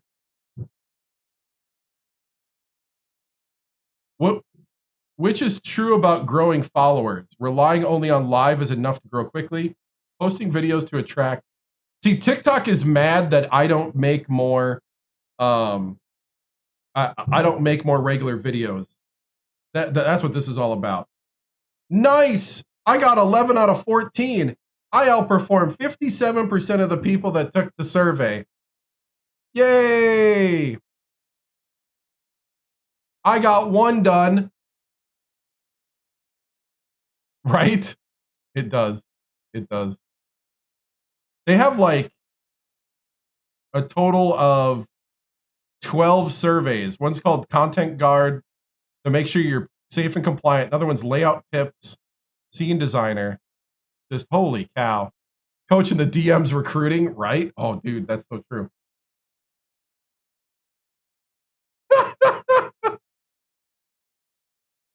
Who doesn't go that often than a person who constantly uploading mid videos, right? Right? Like in real life, yeah. Yeah, I'm doing the selection show tonight. One thing to remember though, if you do ever stream, is you have to understand that people are coming in and out of your content, and that's okay. And it's okay, like, don't be bothered by people asking the same question over and over again. You do have to kind of learn that. And I think I've come to peace with that, because I understand the perspective. And so if I have a number one tip for anybody that would stream, is that you will be answering the same 3 questions over and over again for 4 hours. And that's okay. Get your mind right. That's okay. The people asking you the questions, it's okay. Like, have a happy face. You know, you decided to be a streamer. This is your life. So, who'd you lose to? What's the difficulty? When's the next game? Okay, we're going to watch the selection show right now. Customer service, typeface, and persona. Exactly. All right, let's watch the selection show. I've held you guys enough with what do they call it? The behind the scenes baseball or something. I forgot what it's called. Why have I forgot this term? Something baseball. Insider baseball or something like that. Right. Like the guy telling you to change sliders while you're losing. Yeah, exactly. Exactly.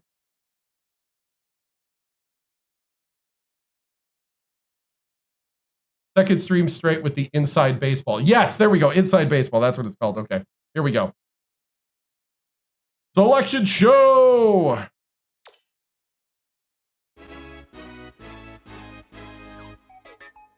See where we're at. Hi, and welcome to 2K Sports Studios. I'm Greg Gumbel with Clark Kellogg. We're here with the 2K Sports NCAA Selection Show. We're all set to show you the seedings and pairings, so get out your bracket sheet, get those pencils ready. Here are the basics. Of the 65 available tournament bids, 31 are automatically given to conference champions. The tournament committee hands out the remaining 34 bids. How do you get an automatic bid, basis. Greg? An opening round game will take place on Tuesday night to narrow the field to 64 teams. But before we unveil the brackets for this season, here's a look at the final top 25 media poll of the season. There are a couple of major changes in the rankings as March Madness approaches. A new team is sitting pretty in the top spot. The Connecticut Huskies are the new number 1. No doubt they're thrilled to be on the top of the heap just as the tournament gets set to begin. The Xavier Musketeers were the number 1 team but slipped after spending 4 weeks at the top. We had one team take a big tumble down the poll. The Georgia Tech Yellow Jackets fell all the way from the number 13 spot to number 19. That's not the direction you want to be going at this time of year, but they're a strong enough team that I believe they can turn it around. Now let's take a look at the NCAA tournament bubble and see which teams are sitting at home with their fingers crossed, hoping to see their name in the brackets. There are a lot of worthy candidates among these 10 teams, Clark. Which of these bubble teams stands out to you right now? Wisconsin could have sealed their invitation with a better regular season finish, but the fact is they play in a very tough conference, and that does weigh heavily in their favor. You got that right, and who else might be in the same position? Yeah, Pepperdine couldn't pull through in its conference tournament, and now is forced to sweat it out. Even with all the success of non-power conference schools in the past, it's no guarantee that they'll be in the NCAA tournament. Time ago, I'm sure it's been a long week for those teams, but the wait's almost over. The NCAA Selection Committee has finished its meeting, and we're ready to unveil the top 4 seeds in this year's tournament. The Connecticut Huskies are the top overall seed, and they will play in the East Regional. They've just taken over the top spot in the media poll, and they are the number 1 team in the eyes of the Selection Committee as well. We'll soon find out if they can live up to their billing. On to the second number 1 seed, who will play in the South Regional. The Xavier Musketeers are seeking their first ever NCAA championship.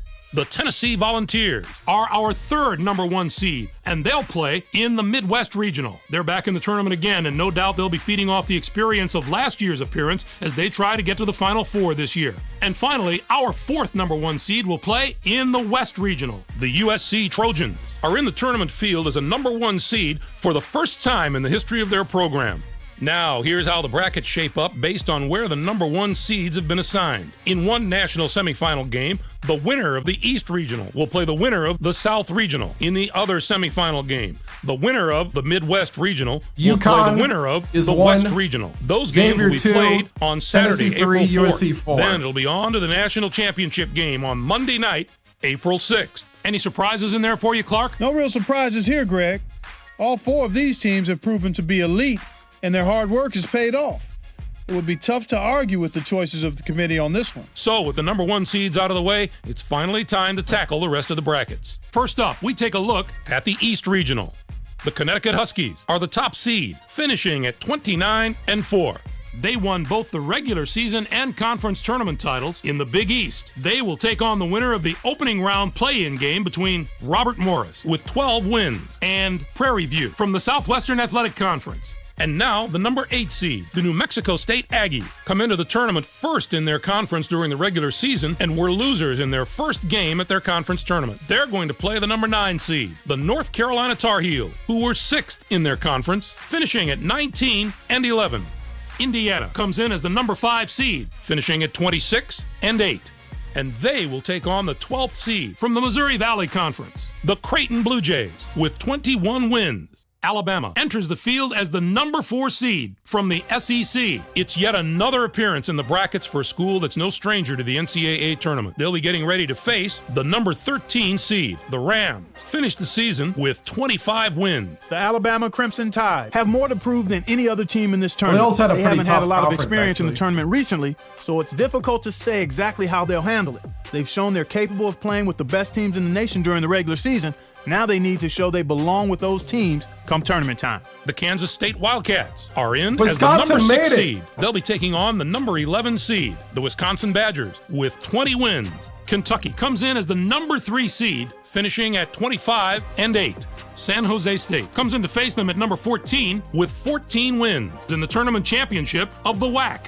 Our number 7 seed is from the Big East. The Louisville Cardinals were rewarded for their outstanding play this season with an at-large bid and a ticket to the big dance. They are going to play the number 10 seed, the Flames of Illinois Chicago, who came in first in their conference tournament, finishing at 24-6. Yep. Next up is the number 2 seed. The Mississippi State Bulldogs have established themselves as one of the best teams from the SEC. They'll be going up against the number 15 seed, the Binghamton Bearcats, with 20 wins. This is is their third appearance in the NCAA tournament in school history. What a tremendous regional final we'd have in this bracket if the number 1 and 2 seeds here make it through the first 3 rounds unscathed. That could be one of the games of the tournament. Next up, we'll take a look at the South Regional.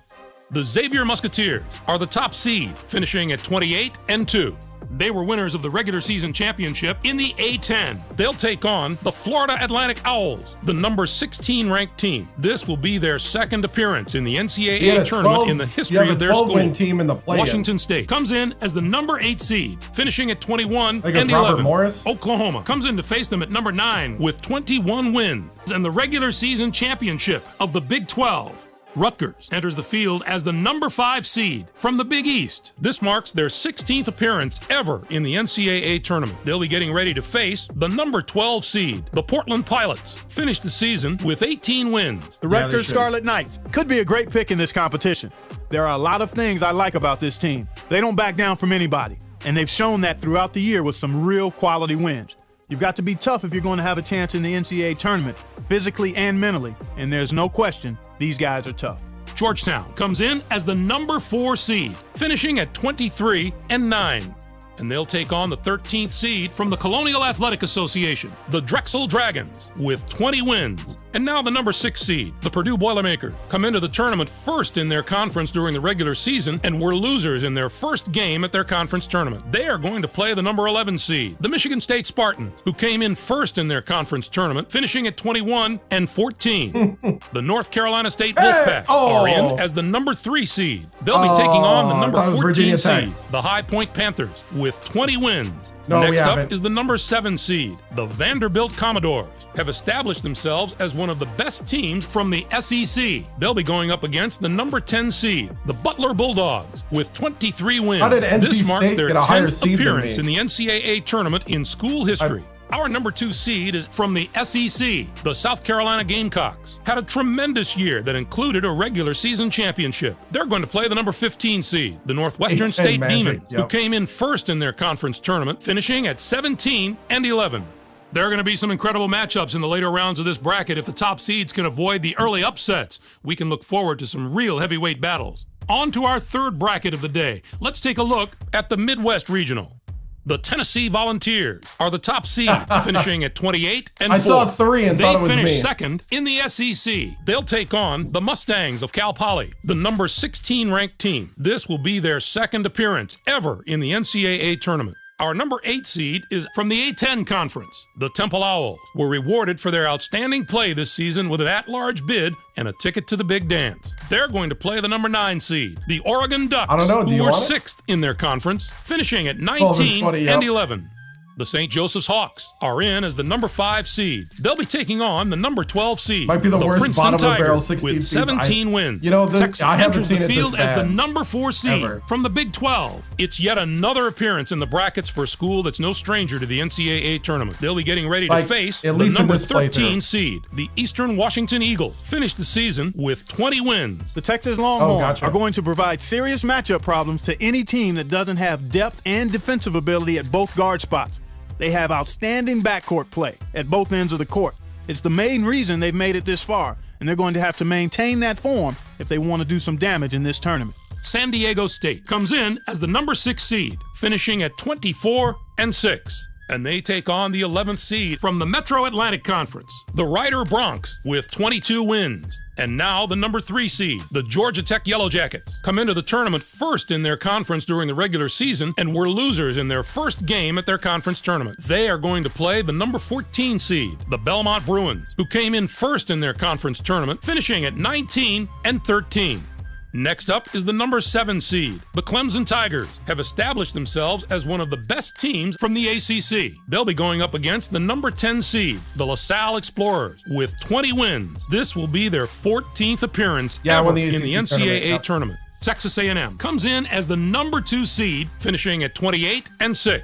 Eastern Kentucky comes in to face them at number 15 with 17 wins in the tournament championship of the Ohio Valley Conference. On the surface, I'd have to say this regional might be the most difficult of the 4. Certainly the depth of quality teams here is very impressive. Whoever emerges from this bracket will have been through some battles. And finally, let's have a look at the West Regional. The USC Trojans are the top seed, finishing at 29-4. They won both the regular season and conference tournament titles in the Pac-10. They'll take on the Elon Phoenix, the number 16 ranked team. This will be their second appearance in the NCAA tournament in school history. Next up is the number 8 seed. The Iowa State Cyclones have established themselves as one of the best teams from the Big 12. They'll be going up against the number 9 seed, the Oregon State Beavers, with 21 wins. They return once more to the very familiar surroundings of the NCAA tournament. Arizona State comes in as the number 5 seed, finishing at 22-10. And they will take on the 12th seed from Conference USA, the Marshall Thundering Herd, with 19 wins. Maryland comes in as the number 4 seed, finishing at 22-9. Southern Utah comes in to face them at number 13 with 24 wins in the tournament and regular season championships of the conference. Our number 6 seed is from the ACC. The Duke Blue Devils were rewarded for their outstanding play this season with an at-large bid and a ticket to the big dance. They are going to play the number 11 seed, the Utah Utes, who came in first in their conference tournament, finishing at 20-13.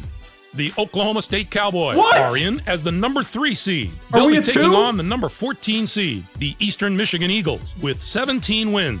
And now the number 7 seed, the Rhode Island Rams, come into the tournament as the 4th place team in their conference during the regular season and were winners of their conference tournament. They are going to play the number 10 seed, the UNLV Runnin' Rebels, who were 2nd in their conference, finishing at 22-10.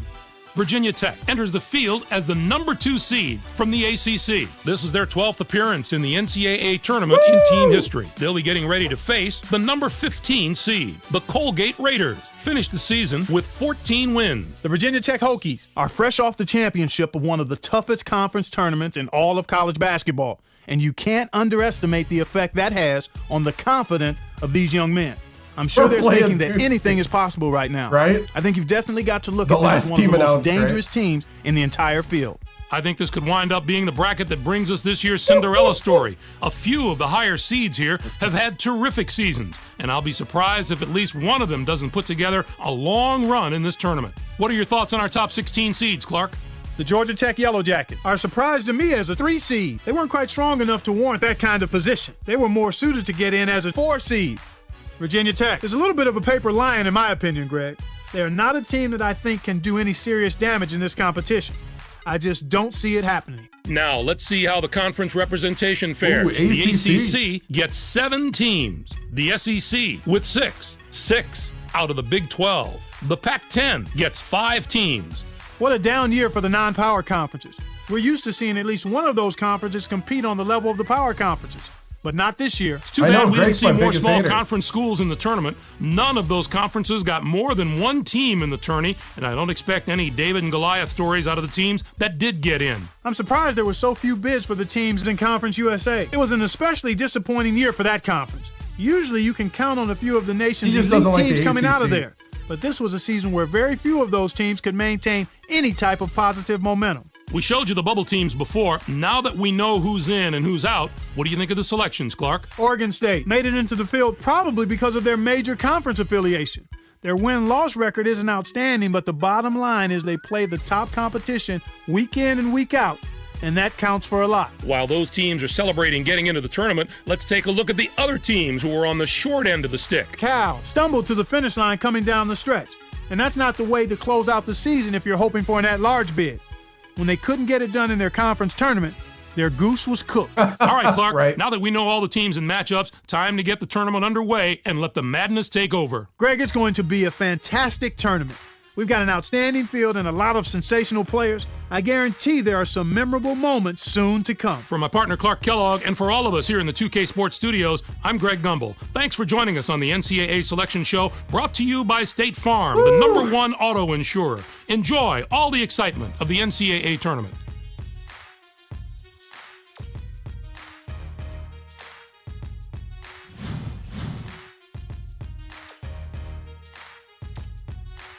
We got a 2 seed.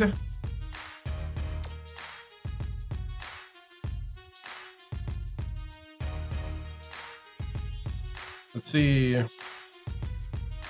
We are battling what somebody called toothpaste. Part of me just wants to simulate this. I did make the NIT a couple one time. Lower my rate, State Farm. Yeah, I know. I should totally get compensation.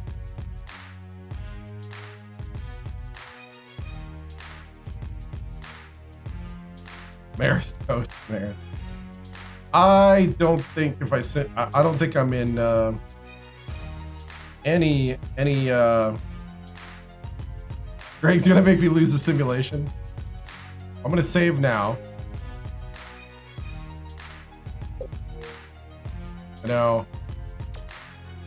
If I sim, we'll have to take it. And I can't interrupt a game. I can start playing it, but I can't interrupt it.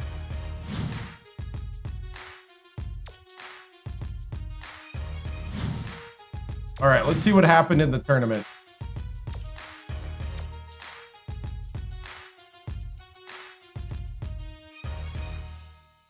Robert Morris won the play-in game. Robert Morris beat Prairie View. Let's see. Mississippi State beat Bingham. Or Binghamton. Binghamton, yep. Binghamton, yep.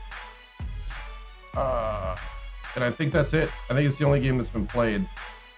Yep. Oh no. South Carolina beat Northwestern State. Texas A&M beat Eastern Kentucky. Hey, thank you. Thank you so much. You'd play, and then if it's a blowout,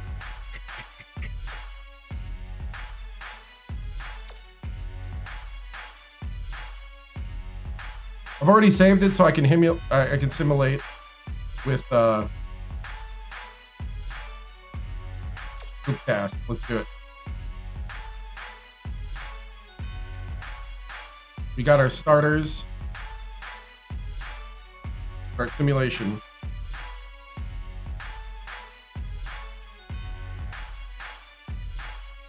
All right, all right, all right. Good start, good start. Got a steal from Sydney. Good start, man.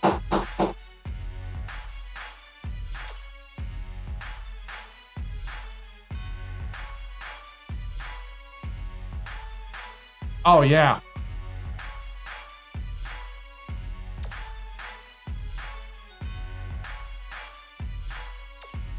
All right, all right.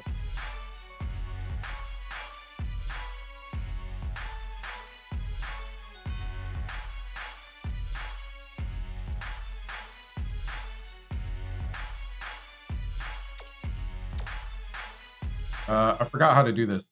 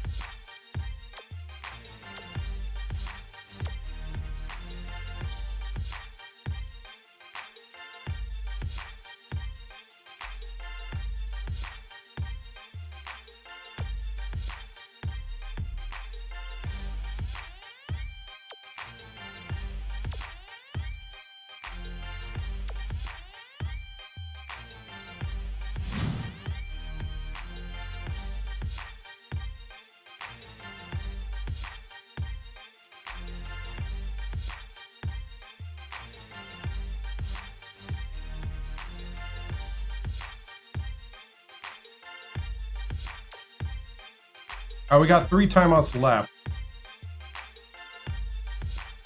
23-8, 25-11, 29-11, 30-11.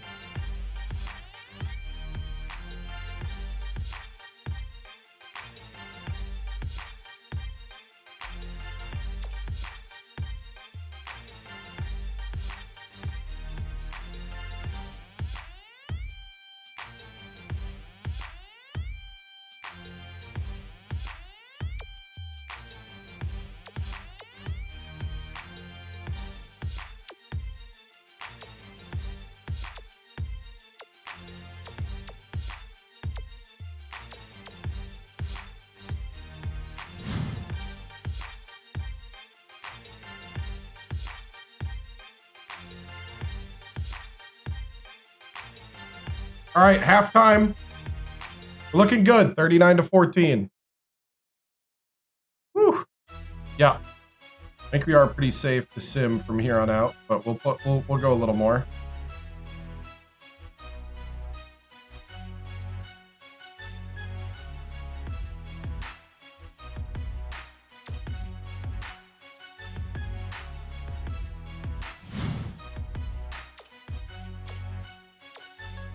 $81-38. Thank you, Tracy, right? 81-38.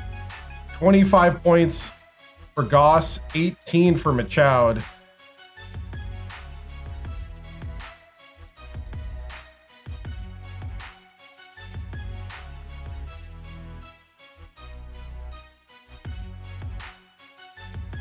We did stop the toothpaste. Gingivitis wins again. All right. Here. All right, let's see who we're going to play.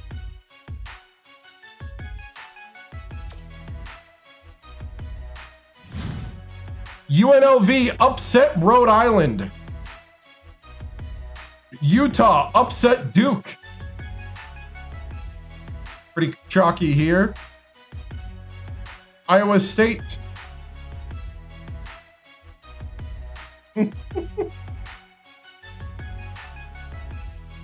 Chalky. Louisville won. Louisville upset Mississippi State.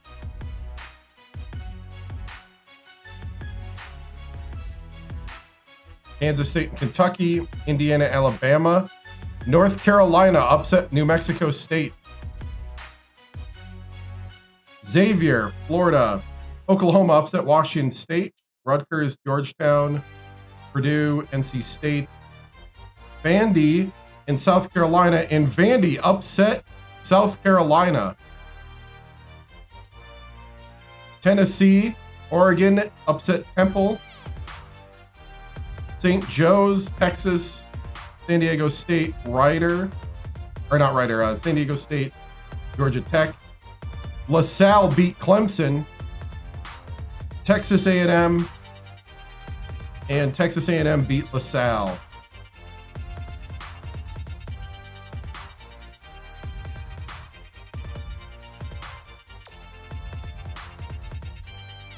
We're playing UNLV. Indiana, Alabama play tomorrow too. Oh, wow.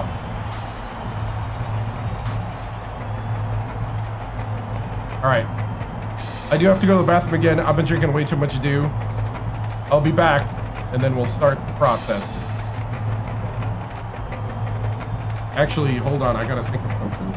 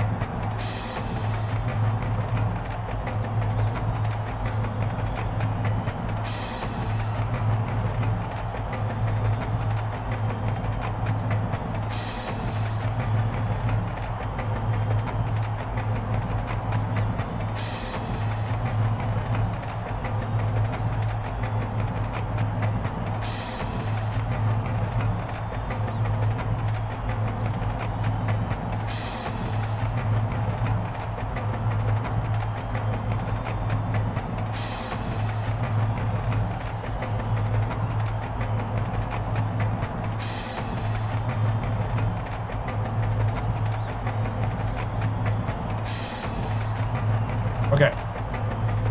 Oh, guessing game. Yes, yes, yes. Let's do our normal guessing games while I'm gone. I'm gonna go, let's see, we'll do the over-under. Let's do 135.5. And let's do point differential. So it doesn't matter who wins and loses. How far is the difference? If you're on TikTok, it's the green in the upper left. Elijah, if you can keep repeating that, green in the upper left to play.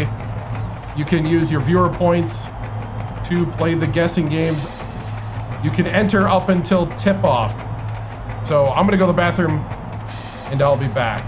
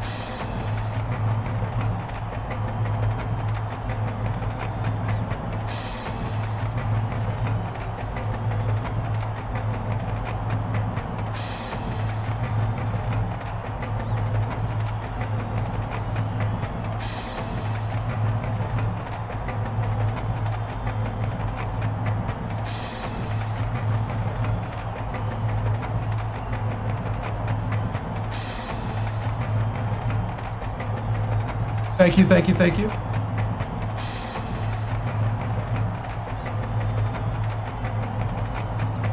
Okay, so we have the guessing games if you're on TikTok. In the upper left of your app, you should see a green jewel. That is the guessing game. You can click on that and you can use your viewer points to bet on the outcome of the game, either with point differential or over under.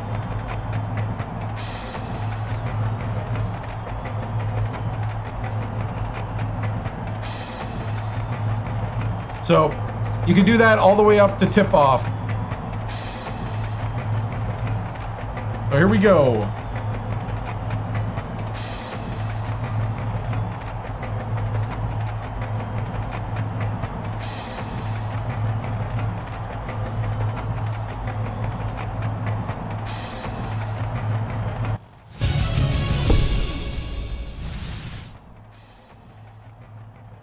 All right, men. This is it. This is where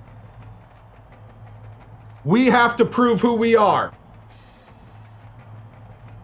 These are the moments where we see what you're made of, what kind of grit, what kind of heart, what kind of metal you have in you.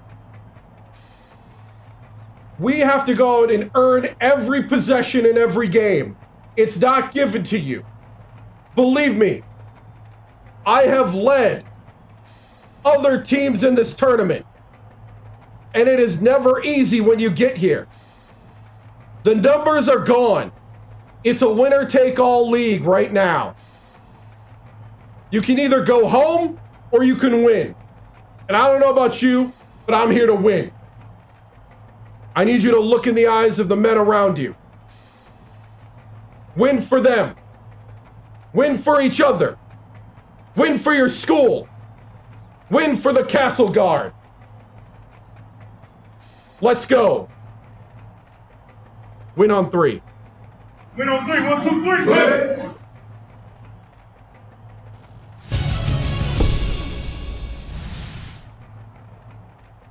Coach TImms, this is your first tournament with Virginia Tech. You have turned this program around in just 2 years after having a 10-20 season the first year.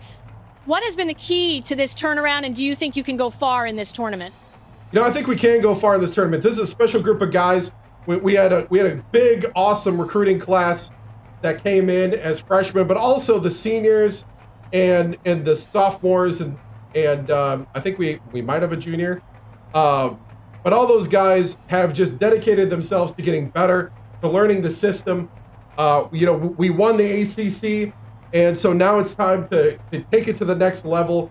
And these guys have been quick learners, and that's one thing about these Virginia Tech players is they're quick learners.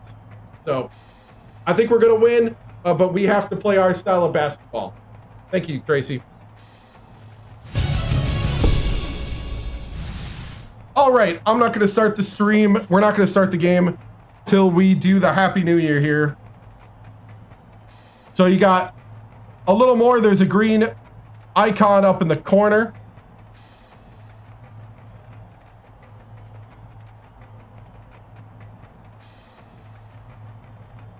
So there's a guessing game you can guess on. I'm going to pin this one.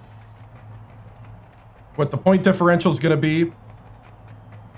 But right now, we got a few minutes before the mountain time, because when I stream on New Year's Eve, let me make sure. When I stream on New Year's Eve, we say hello to 2026 with each of the time zones. Happy New Year to you, Thor. So mountain time is going to be in 3 minutes, and I don't want to stop the game after starting it. So we will celebrate with you here.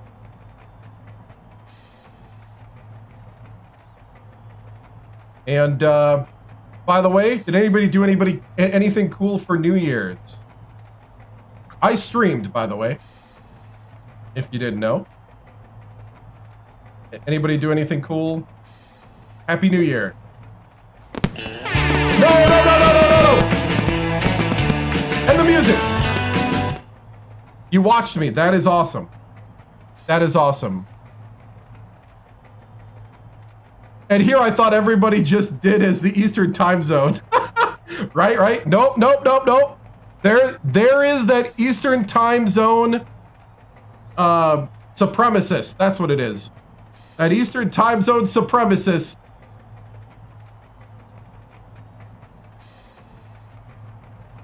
We got a time zonist here. Not everybody sets their clock to the Eastern time zone.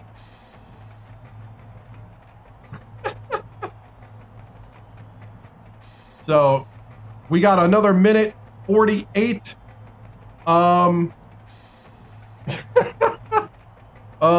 man. Well, you know, it's funny because like when I say my stream's on at 7 Central, I will have Eastern time zone people ask me, what time is that Eastern?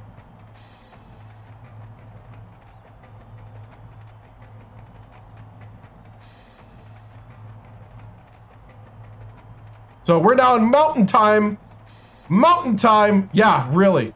Oh no. This is the mountain time zone. And yes, you don't say.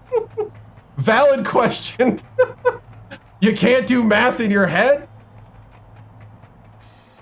And they're like, no, the TV even says 8/7 Central. 1 minute. 1 minute. Which is true. It's true. Everybody's been feeding you the time, so why would I think of math?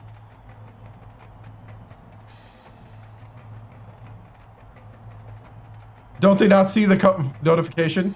I don't know. Here we go. 30 seconds. Mountain time zone will soon. It needs a top hat, right? Mountain time zone will soon join us all in 2026. Here we go. 20, 19, 18, 17, 16, 15, 14, 13, 12, 11, 10, 9. Denver, get ready. 8, 7, 6, 5, 4, 3, 2. Happy New Year! Happy New Year! Hey! Woo! Happy New Year, Mountain Time! Welcome to 2026. It's been awesome for an hour. We won the ACC Championship. We're the number 2 seed in the tournament. And we're about to face UNLV. Woo! Happy New Year, Denver. I think it's Boise as well. It's Boise. New Mexico. Woo! Happy New Year. Okay. And music. All right. Let's set up the next one. Next one is Pacific Time. Pacific Time. The other kind of superior, but not. This is the time zone that Eastern time zone people complain about when they got to watch a sport. Why do I have to stay up so late to watch a LA game? Why don't they just play at 4 in the afternoon?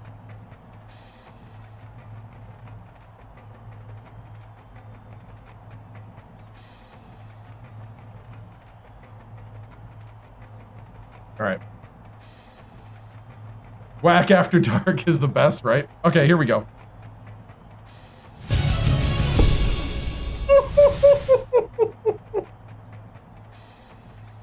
All right.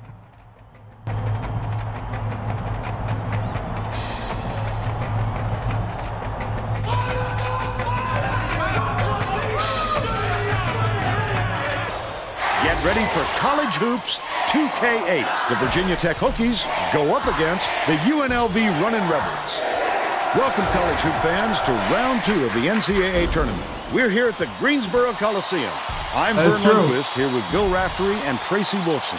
Give us your take, Bill. I'll really be watching the matchup at the 4 spot. Kadri is arguably the best power forward in the nation today. He's got tremendous hops, and I'm sure it won't be long before we see him. I have not, but I came close at Purdue against Portland State. Came very close, too close for comfort. Watch how this fella operates in the low post. He's got some like I almost Purdue'd it. Both looking to lead their teams to a win. 1 versus 16. Who succeeds.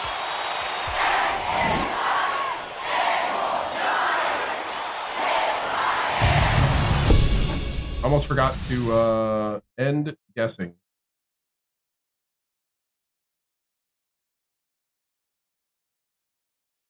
Guessing has been ended. Betting ends, as they say in the what Bonsai old Fox show.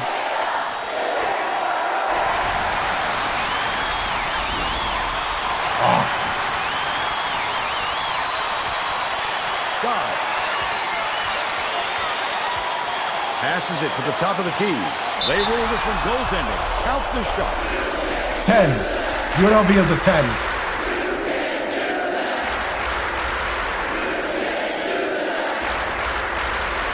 Misha inbounds the ball. Nice little crossover. Wolf catches it, left wing. Passes, right block. Oliver gets the board inside. The Hokies will retain possession.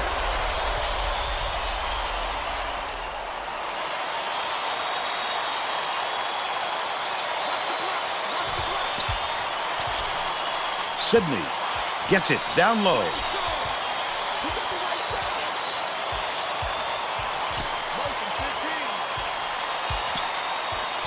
What are you doing? Goss uses the crossover, puts it up. The triple was off the mark by Oliver. Let's check in with our sideline reporter, Tracy Wolfson, who has some info for us. Just before the game, I talked with the Runnin' Rebels coach. He's aware that they're not going to get any free passes, and he said he told his players as hard as they had to work for a win in the regular season, they're going to have to work twice as hard here in the tournament. Here we go, Wolf. First round well, but he wants to see them work even harder here in the second one. Vern? Thank you, Tracy. Last shot missed by Don. He tried to get fancy. He was looking for the highlight reel finish there. Far side. Nice little crossover. Goff takes it up. Just missed it. No three-point opportunity, but he'll go to the line for 2. Oh, thank you.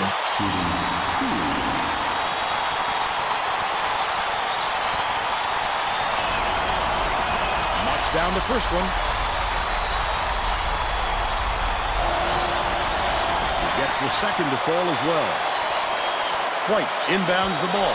The steal by Goff. Terrific pass. The D was really waiting for him there. That's how you do it. Keep the heat on. Wait for the misstep and then capitalize. But they're still up by 1. I know. Clark Kellogg called me soft. Greg Gumbel doesn't like me. Yeah. Goff crosses it over. White. Oh, are you kidding me? Down inside.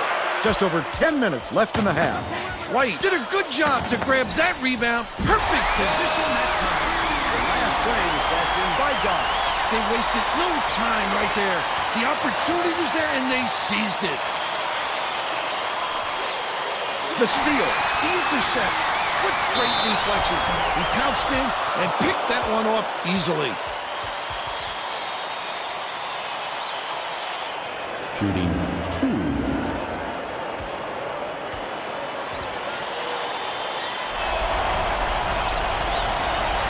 And he makes the first.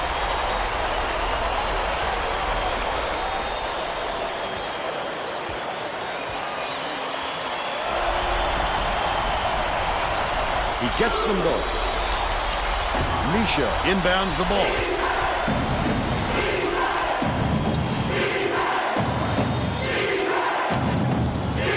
Double clutches. Got the whistle, and he'll shoot a pair of free throws.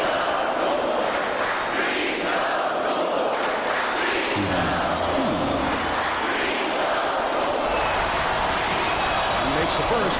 Davidson to make his first stand off the bench.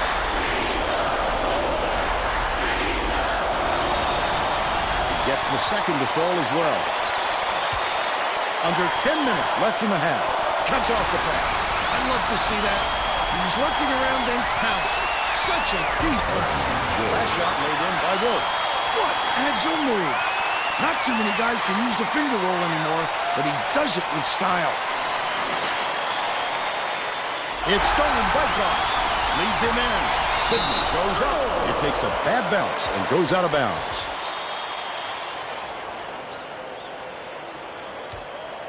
Davidson inbounds the ball.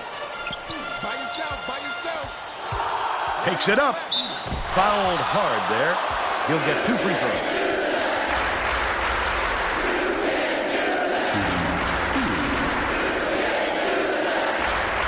You know V wants to play one of these games. All right. Knocks down the first one. Happy New Year, Pat.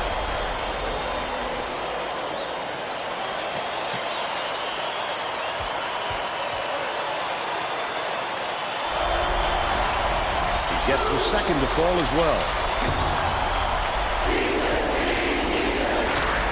Goes to the crossover. Goff scores after the quick crossover. He's got 6.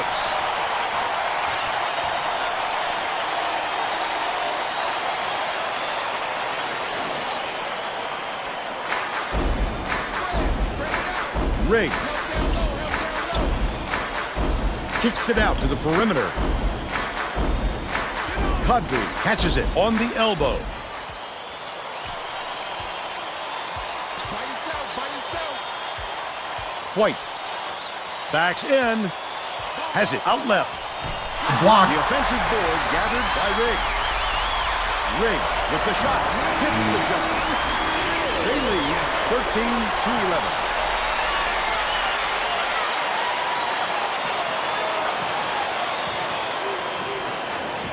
Oliver inbounds the ball.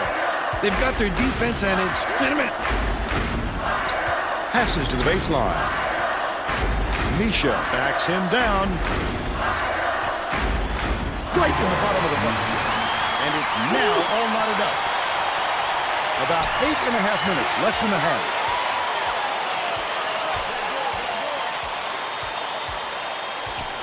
White takes the shot. Can't get it to fall from 15. And it's still knotted up 13. It's deflected, but it's retrieved by Wolf. Stolen by UNLV. Davidson brings it up court. Oh, not a good entry pass, Fern. You just can't force it in there. Backs in.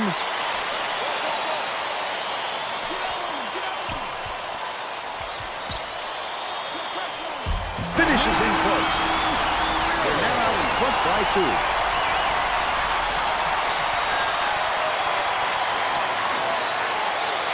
Misha inbounds the ball. Goff with the crossover. The shot down low. Grabbed by Davidson. Ring passes it up court. White. He looked like a volleyball player spiking that thing. They increase their lead to 4. Pass, right wing. Wolf unloads. No luck on the three-point attempt. Just over 7 minutes left in the half. Stolen by Virginia Tech. He wasn't fooled one bit by the crossover. Terrific instincts and quick hands.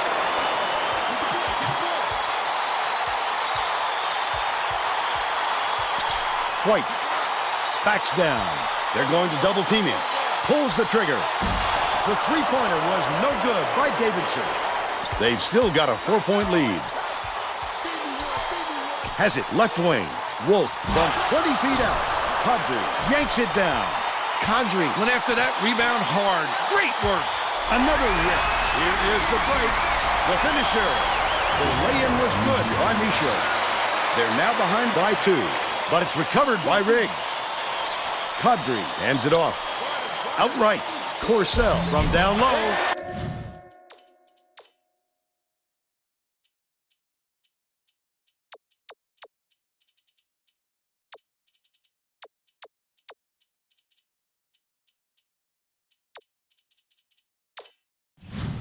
Off the backboard and in. And they're up by 4.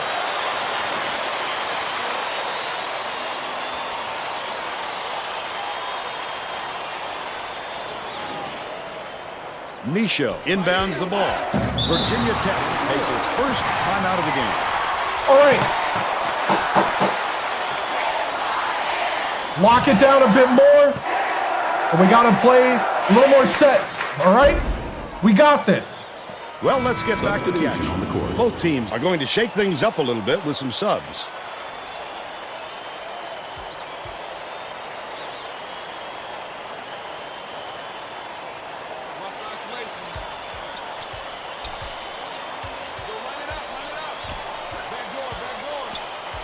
Puts it up. Good from downtown. Wow, they got it. But they're still behind by 1. It's deflected, but it's recovered by Wallace. Benzel will bring it up for himself. Adegana gets the reach-in call, and that's his first foul of the game. He should concentrate on just getting good position instead of flailing away at the ball like that. Benzel inbounds the ball. Skips it to the inside. Led him nicely with the pass, and the shot was drained by Kadri. He's got 4.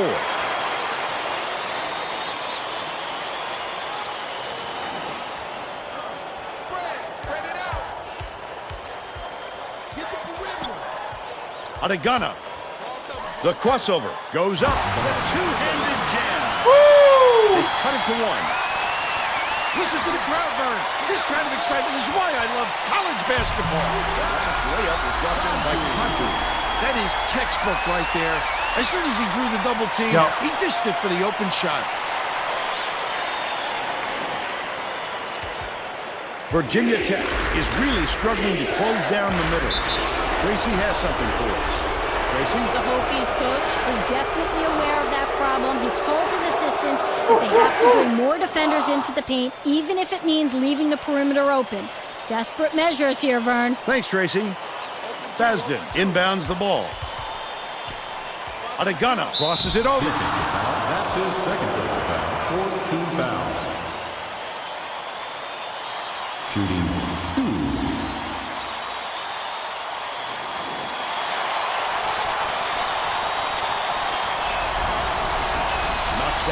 one. White is needed out on the floor. He didn't get much of If they want to hack us. He gets them both. White dumps it off. Feeds it to the wing. Get out on your man! Launches one from beyond the arc. Zedek! Gets it to go. They're ahead,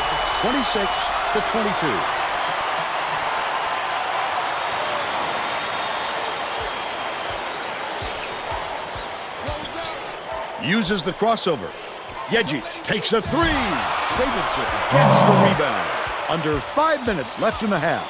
Davidson, fought for that rebound. Excellent.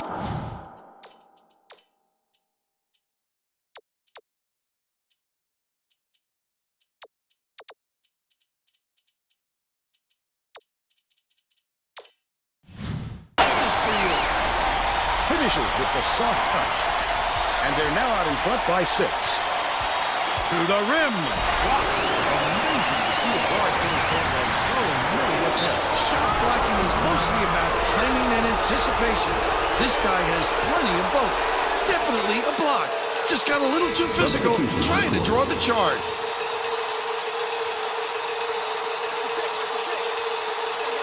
Benzo inbounds the ball. Leads him with the pass.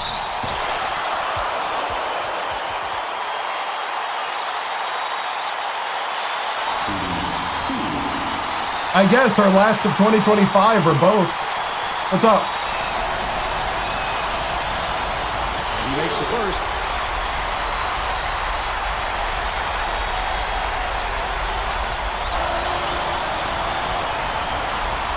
He's off on the second. Wolf ends it off.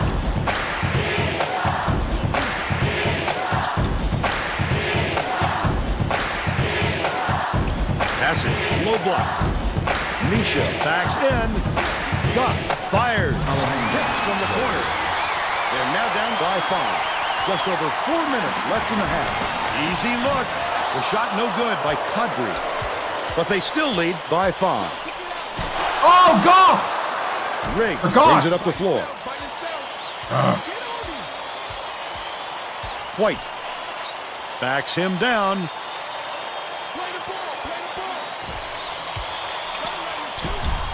Flips it in for 2. They bring their lead to 7.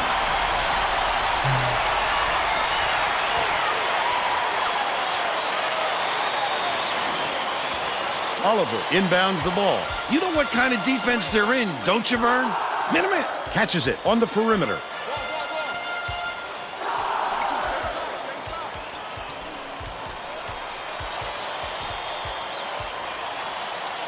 Bounces it to the right. Misha backs down. Sidney tosses it up. Sidney for 3. But they're still down by 4.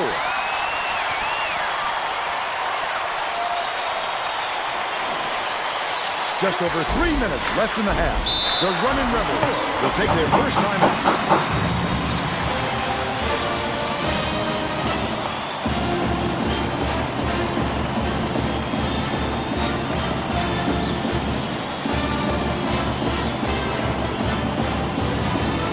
Hey, thank you.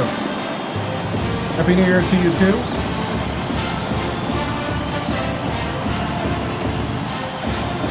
Both teams will make some substitutions.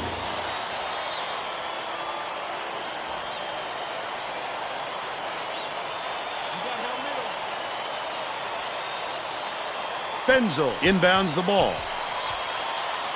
Pulley lobs it up. The steal by Virginia Tech. Adagana tosses it up court. He was trying to thread the needle, Vern. There just wasn't enough space for that pass. The last long-range 3 was off the mark. 2:48 left in the first half. Look at the big fella pull down that board. When he sees the ball go up, he isn't afraid to go after it.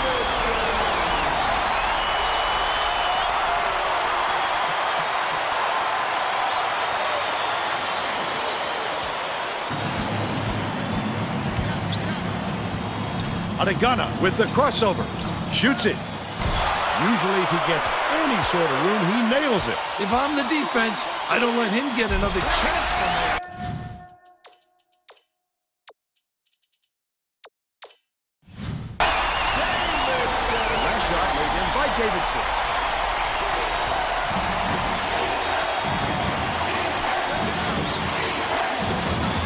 three, but it's recovered by Oregano. Dishes it to the left. Sidney gets it right wing, and they call goaltender. They'll put in the bucket. I'll take it. Goff is back in the game after a short rest. Davidson inbounds the ball. Oh! White dumps it off. We didn't grab the loose ball? Bounce pass, right side. Nice little crossover. Pulley releases from 16 feet. Davidson snatches the offensive rebound.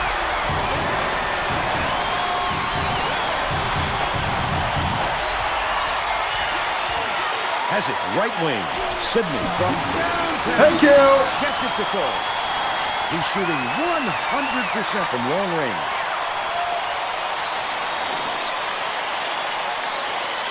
.130 left in the first half. Throws it up. The little lead was hit by Benzo. And they go up by 7. Goff, lead pass to the middle. Top of the key. The crossover. Beats it to the left wing. Sidney hands it off. Wolf raises up. He's 2 for 3 from beyond the arc. Another steal. Oh, the quick hands. Before they even knew what hit them, he made off with that one. Oliver passes it to the right wing.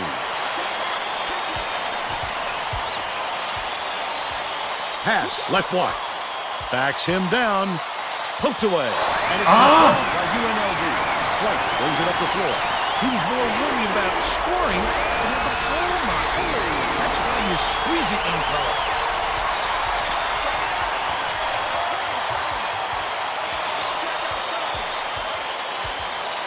For 3. Drilled right Butler.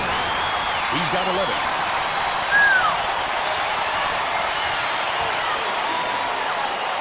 UNLV is shooting itself in the foot with all the turnovers.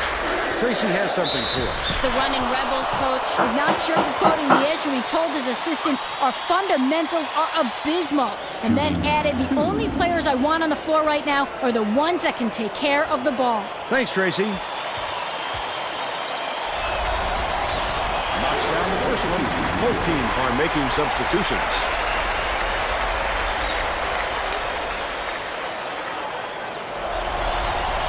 Gets the second to fall as well. Rig got a quick breather, but they need him back on the floor. Sidney inbounds the ball. Virginia Tech calls timeout. Well, it looks like they're getting set to inbound the ball.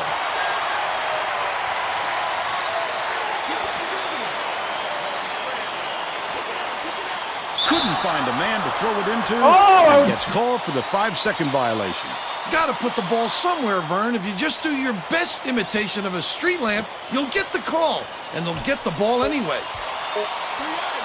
White releases. That takes us to halftime with the score 43-38. What do you think of the first half, Bill? If we don't see some improvement soon, this could be even further out of reach. They need to make some adjustments.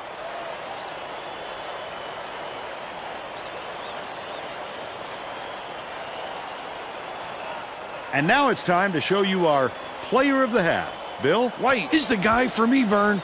Look at this scoring display. He hasn't been afraid to put it on the deck and take it to the tin or pull up from deep and knock down the jumper. A fantastic display.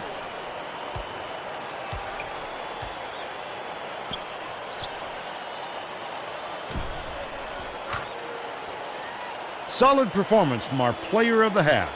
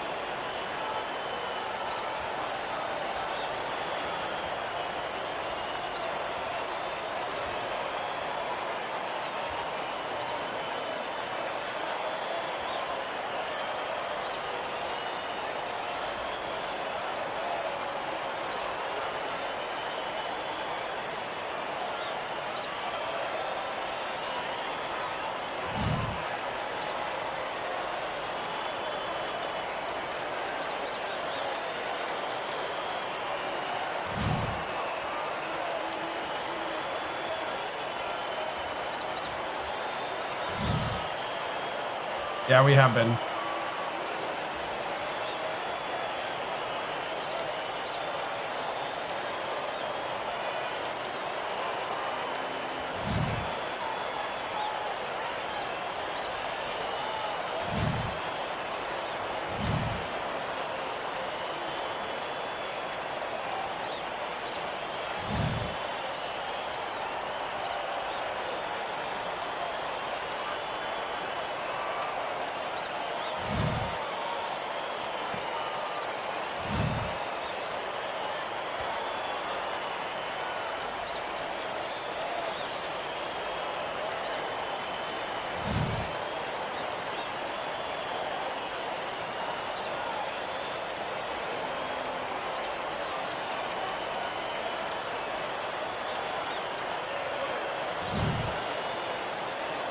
Oh, it's not checking it off.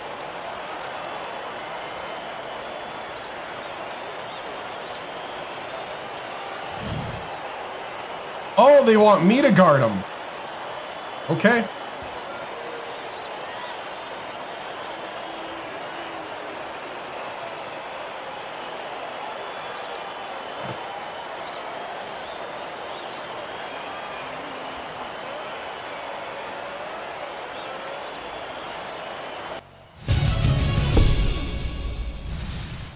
All right, we've been very guard heavy in our offense.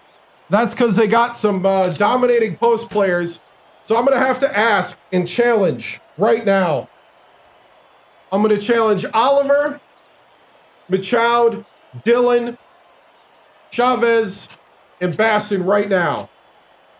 You guys need to step up. We're going to come down to you, and we need to see some clean post play. When we do that floppy, we are not just going to shoot the three all day. We're going to come out here, we get the flop, we get the double screen, and then we're passing, and you're looking here, and we want to see some post up, and we want to see some moves down at the post.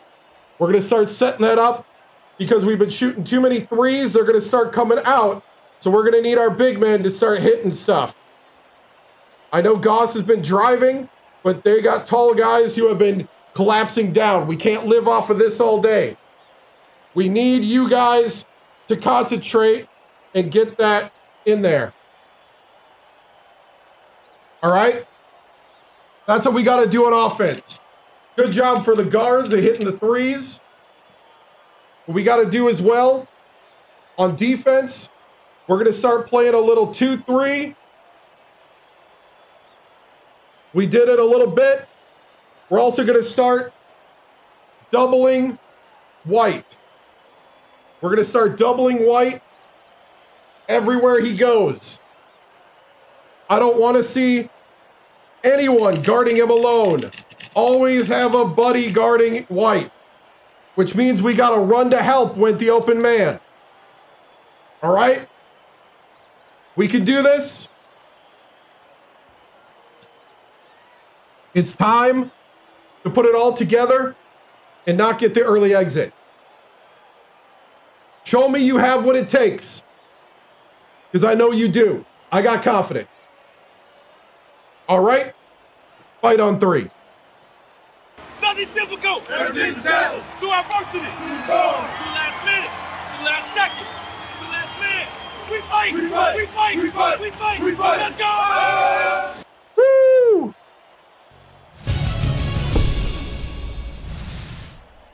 Coach TImms, you are struggling defensively to slow down UNLV's White. He has been dominating. What will you do to prevent the upset here in the round of 32? And we're going to double him here in the second half, and we're going to disrupt him. We're going to shift some things around, rotate a bit on defense. But the big thing is we just got to run our offense. We got to start getting down to the bigs, start really making them foul us some more. And I think if we do that, we'll come out of here with the victory. Thank you, Tracy.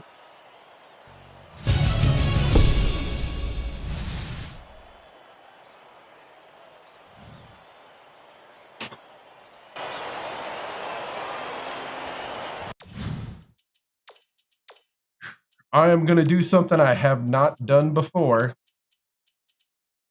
We're going to bring out Antanaga as well.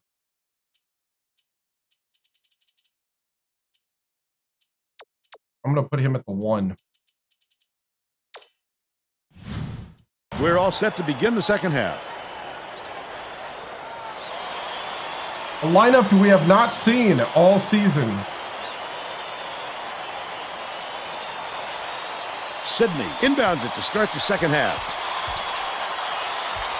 Micho backs in. Shoots. Frames it. Woo! There we go, Micho. 75% for the game. Nice. Tracy Wolfson has more on what went on at halftime.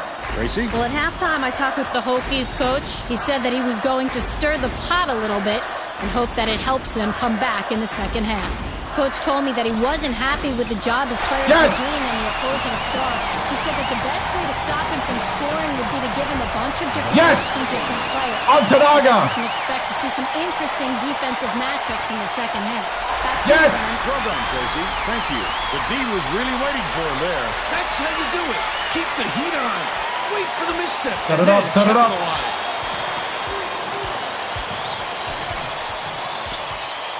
Gets it, right wing.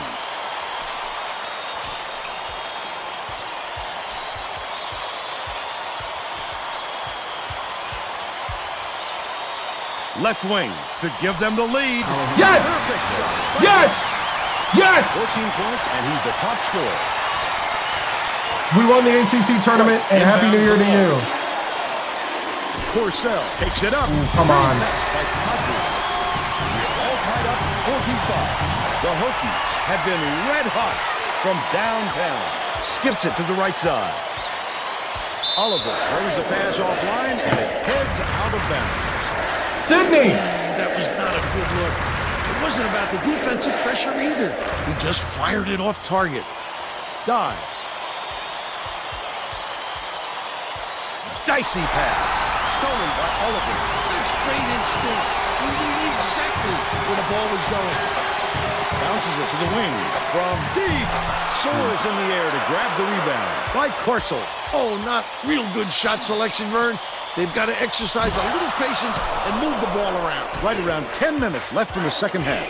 Adegana goes to the crossover. Goff puts it up. Goss for 3! 3-point line. Woo!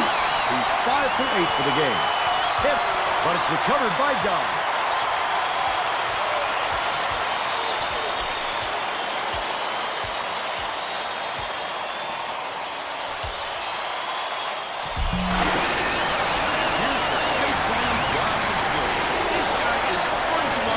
He's a freshman?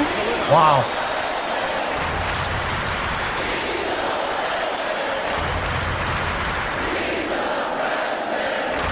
Sydney inbounds the ball. Okay, I'm impressed. Passes out left. Micho backs down.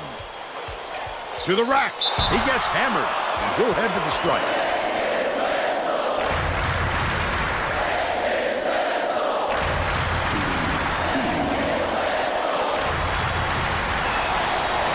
I don't know.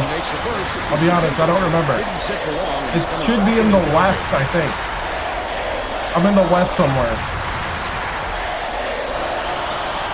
He gets them both.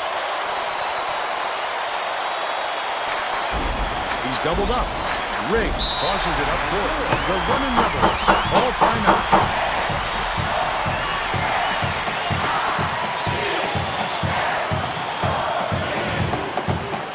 Getting set to inbound the ball.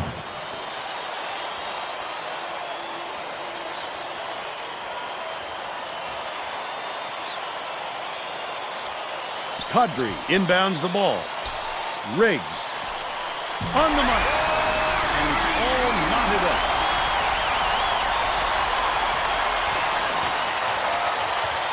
Just over 9 minutes left in the second half.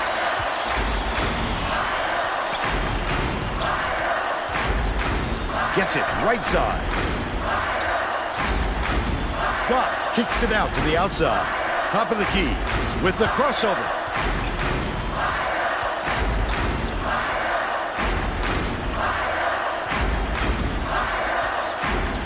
Adegana passes to the left side.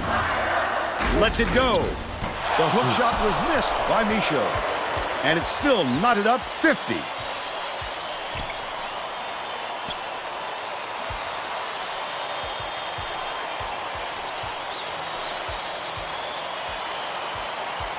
Feeds outright. Dive. It's stolen by Block. That's his 6th steal. What a defensive showcase so far. The intercept. Oh, come on. Great reflexes. He pounced in and picked that one off easily. Put up and in on that last layup. That's a great example of creating offense from your defense. Davidson inbounds the ball. Kadri dumps it off. The break is on. I'd love to see that. He was lurking around and pounced. Such a thief foul. Knocked loose. And it's gathered up by Oregon. I'd love to see that. He was lurking around and pounced. Such a thief foul. Layup was dropped in by Micho. Another steal. Oh, the quick hands. Before they even Oh, I thought he hit that. He made off with that one. Oh, man. It would have erupted if he hits that. Has it out left. Purcell pulls it in. That offensive rebound didn't Yes, good defense. Accident. He knew right where to be. Sidney uses the crossover. Oliver feeds it to the top of the key. Adegana hands it off. Stop! Get it out of there! Could have faked it. You have to protect the lane, and that time they tried to sneak one through line. The big guy has spoken. Stolen away by Adegana. High post.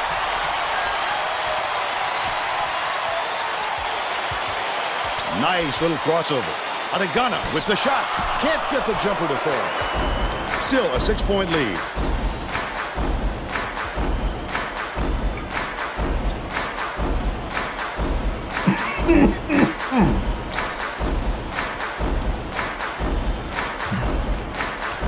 Riggs behind the arc. I love that defense. With great instincts to go out there and get a hand on that shot.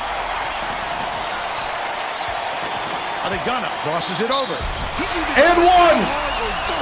Adegana! Just give up easy 3-point plays.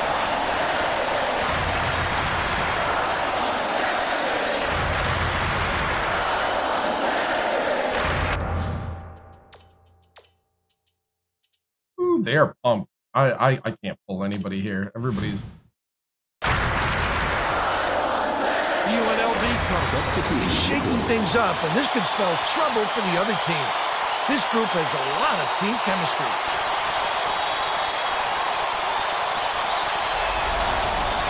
He can't come away with a 3-point play. UNLV may have made some changes just now. Gracie Wilson has something for us from near their bench. The Runnin' Rebels just had an impromptu coaches meeting, Vern. A lot of yelling about being too deliberate on offense, taking too long to get shots off. I sense, Vern, we're going to see a much faster pace from here on out. The crossover. Oliver. Please it. Oliver! That's 15 unanswered points.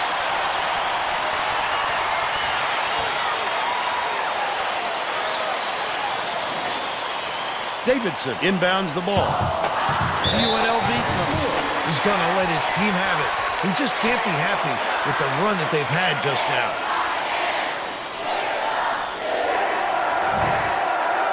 Well, let's get back to the action.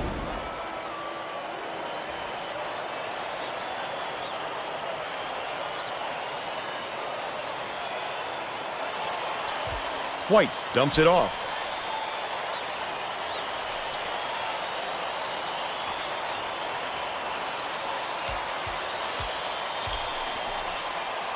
White passes it far side. The baseline J. That one was drilled by Davidson. They cut the lead to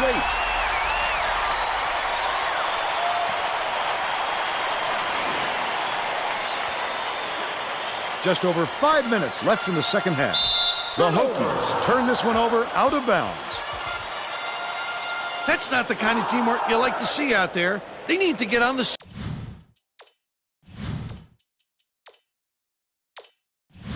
same page. Davidson inbounds the ball. He's double teamed. Benzo hands it off.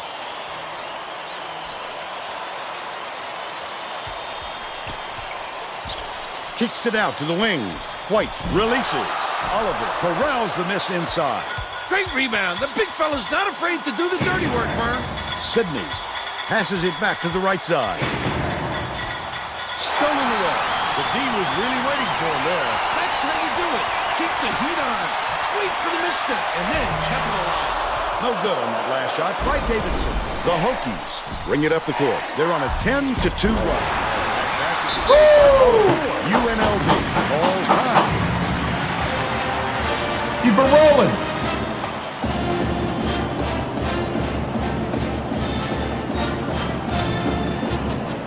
Well, let's get back to the action. Never had this lineup in before, and it's working against UNLV. I think it's because they got tall guys. Inbounds the ball. Atanaga gives me height. The intercept. What great reflexes. He pounced in and picked that one off easily. And it's out of bounds. Last touch by UNLV. The running Rebels are going to bring all their starters back out there now.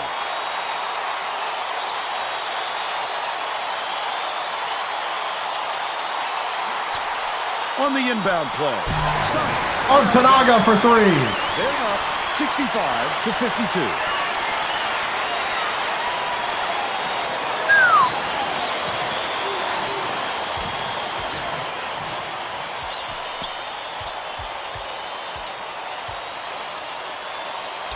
One-on-one. Hangs. Lays it right in. Now down by 11. Right around 4 minutes left in the second half. Misha goes up. Misha! Nicely passing stride. And hits the layup. Nice look by Oregon. 6 assists, and he leads both teams in that category. Riggs dumps it off. Purcell yanks it down inside. That's what I call a little intimidation. Didn't go up strong enough, and you saw the result. Adegana goes to the crossover.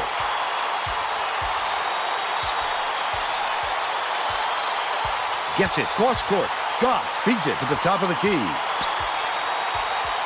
Top of the key. Swings it to the left wing. Backs him down with the hook shot. Swish through. UNLV calls time. They've got one left. That's how you bully him.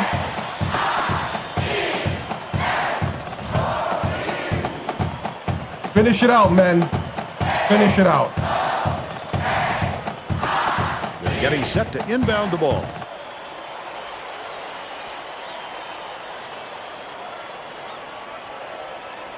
White inbounds the ball. Hodges, the crossover. This game plan is simple. Just get him the ball. He's your main guy. Lethal. He is so hard to defend. The Hokies are the last ones to touch it, and they'll turn it over. Sometimes a pass like that. Atanaga, you're good, you're good. You just got to chill. Not that time. That was just a bad look. Dye. Skips it to the top of the key. Takes the three. Misha hauls it in. That's his 4th rebound thus far. 2:42 left in the game. Leads him with the pass. The steal by Corso. Wonderful job of behind the basketball that time. Great pick. Good block. It's blocked. Atanaga with the block.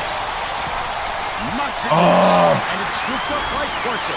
He puts up tons of steals for a big man. He's got quick hands, reads the situation, which allows him the opportunity to snatch the ball cleanly. That's a big asset. Dye has it left wing. How do they still have the ball? Dumps it down low. Here comes the double team. 2 minutes remaining. Corcel fires. Connects on the baseline jumper. But they're still down by 11.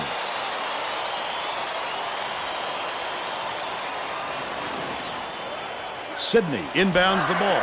Adegana brings it up. Misha. Stop!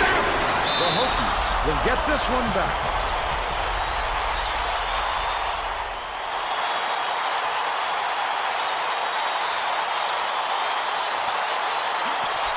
Adegana lets loose for three. He grabs the rebound.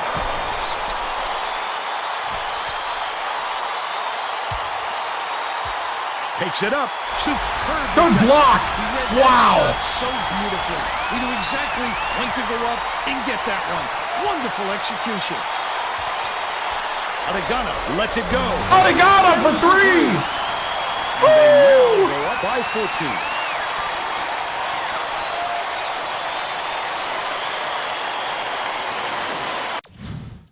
I believe that did it.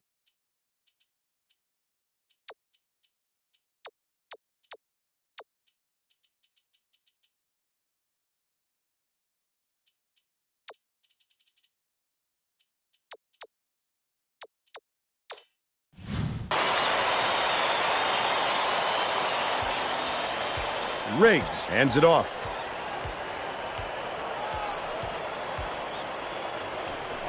From about 19 feet, Misha reels it in.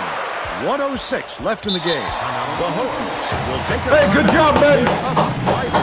Good job. 1:04 left in the game. Well, it looks like they're getting set to inbound the ball.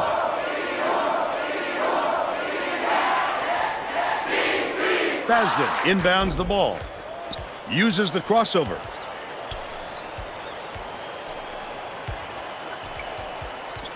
Tipped away. And it's gathered up by Kadri. Again, he's making big plays on defense to help his ball play. What cagey instincts on the defensive end. They're bringing the double team. Cone passes it up court. 8-second differential between the shot clock and the game clock.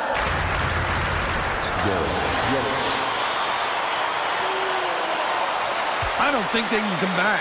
They're too far to climb in too short a time. The running Rebels were the last ones to touch it, and they'll turn it over. They were just out of sync on that one. The pass went one way, and he went the other.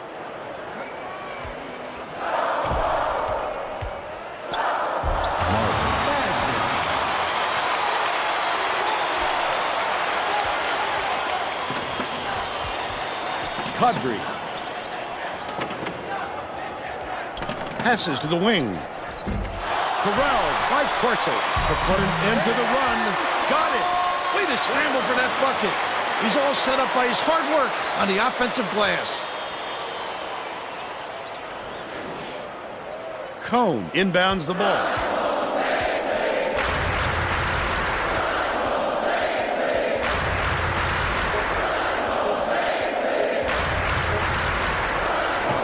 That's the game. The Hokies knock off UNLV 76-60. And now it's time to show you our player of the game.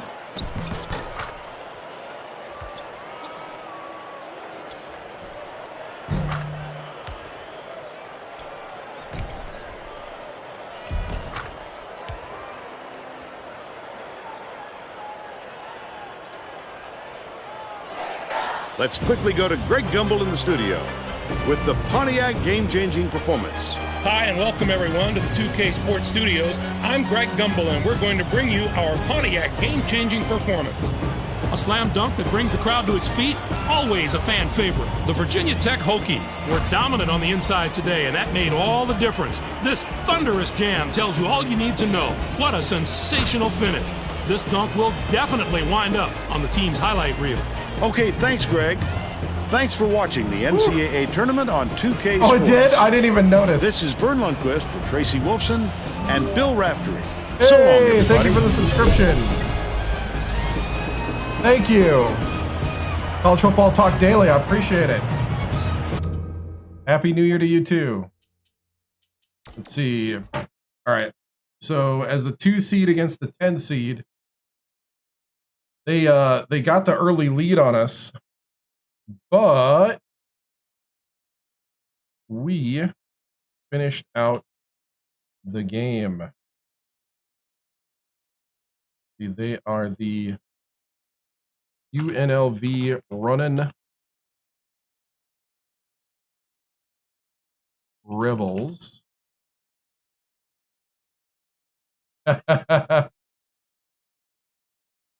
Give me a moment. Gonna lock in all this stuff here.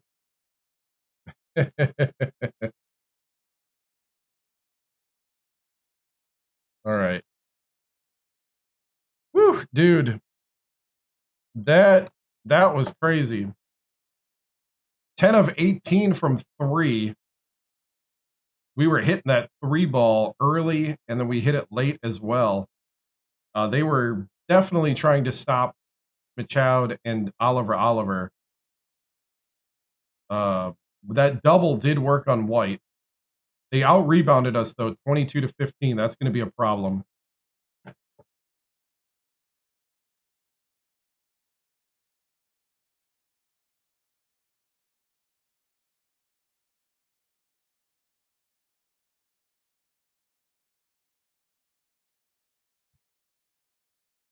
And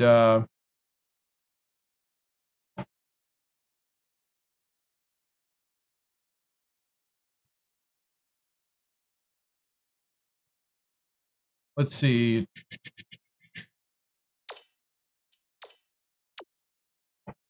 Goss with 19, 6 steals. Wolf with 8, Sydney with 8.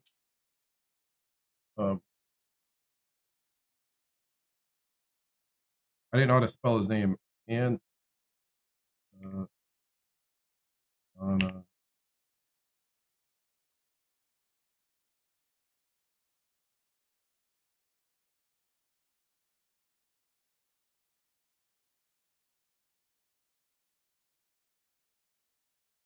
right.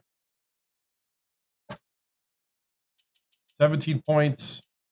Baston had 2. 2 for Zedek. Yeah, Wolf didn't really struggle. It just seemed like he was too short against that other team. So here we go.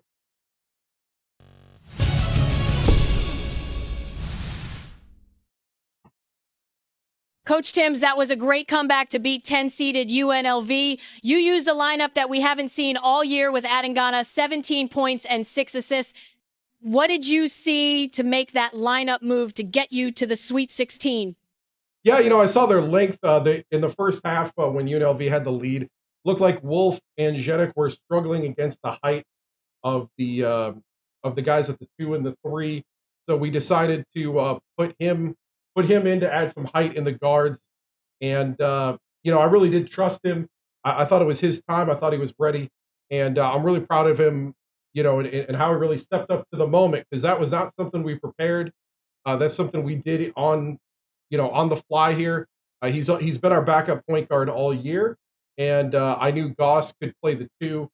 So, I'm just really proud of this guy to be able to step in and, take on a role that's kind of a last minute, just on the court, stand,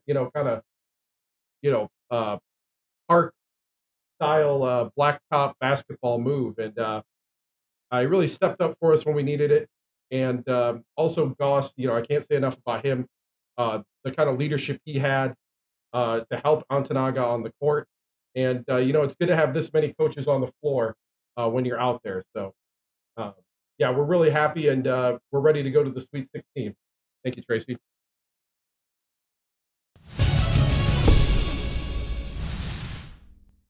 Okay. Oh, man. Good quality win.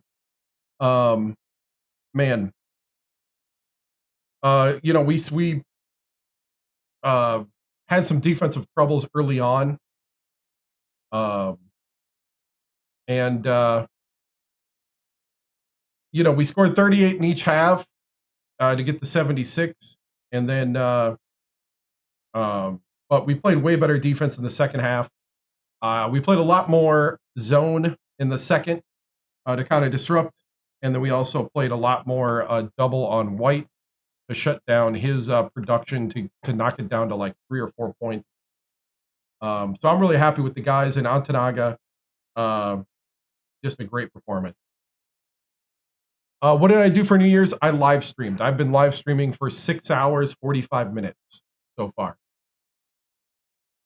Notice there was a lineup change coming out of the half. Is that something we can expect going forward?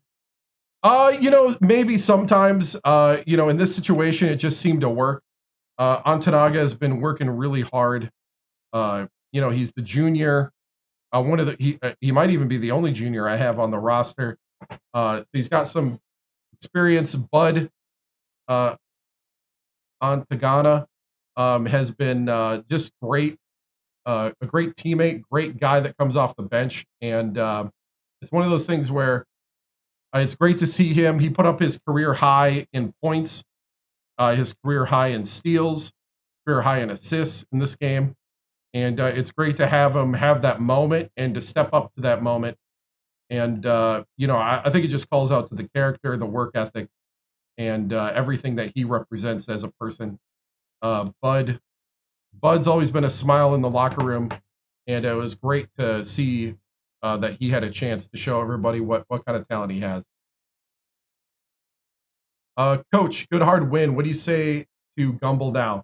I'll let the radio people and all the personalities and all the fans talk to him. Just don't give him too much of a hard time. Don't harass him too much on X. But it's a win. We're still here. Coach, how do you think of the performance? Second win of the new year. I thought the performance, it's not everything we want to be, but that second half defensively, I thought we did a great job of shutting down their lead scorers, or at least slowing them down. We held them to 17 points in the second half, and you can't say much more than that, other than like just how awesome it is to see the guys really step up when we need them to. Coach, do you think you can make a run? I think so. We're a little inconsistent. So am I guaranteeing anything? No. We have a lot of young guys on the roster, but I do believe that they have what they have within them if they're willing to pull it out of themselves and willing to like draw on the strength, the knowledge, and the talent that they have. I think we can compete with anybody in the country. What do you think of Antagana's performance off the bench? That's like I said, I'm just so proud of him to be able to have this moment. He's done everything the right way. He's had a good attitude the whole time. He's been our backup point guard all year, and to be able to step up in the second half and come in and be a difference maker for us, and to be, just the general on the court that I needed. Man, I can't say how much how proud I am of him. What shift do you think led to the comeback and hard-fought win? I think there was two things. I think it was putting Antanaga in there for his for Antagana for his height and his talent that he has. He's got sticky hands when it comes on defense to get steals into basketballs away. I also thought the doubling of White, their star player, he had like 13 points in the first half, and he had 2 in the second. I thought that was key. We really concentrated on making sure we ran 2 guys at him. Even if we didn't lock in the double team, it seemed to really disrupt his flow. And when we disrupted his flow, we disrupted their offense. Oh, hold on. Hold on, guys. The new year is coming up. 1 minute remaining for Pacific time to be in 2025. All you Pacificers, how do you stay up this late? We don't know. Why do all your sports play so late?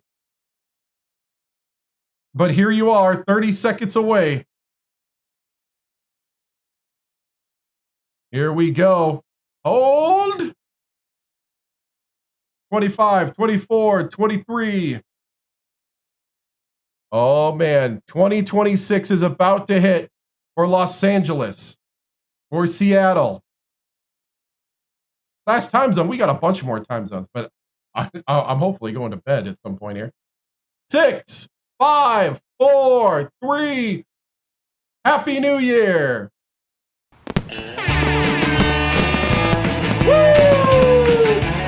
Yes! Welcome to 2026. It's been nice and cozy. Good to have you guys. Woo! Yes! Welcome.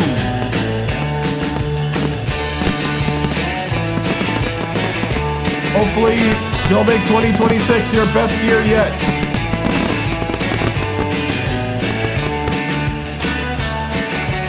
Better late than never, right?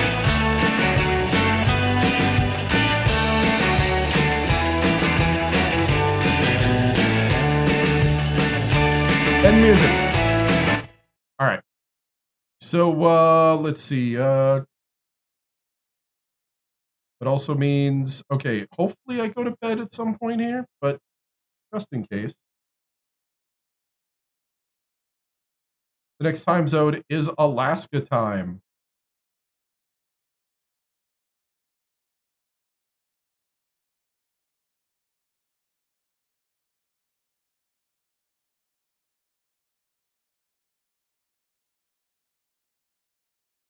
All right.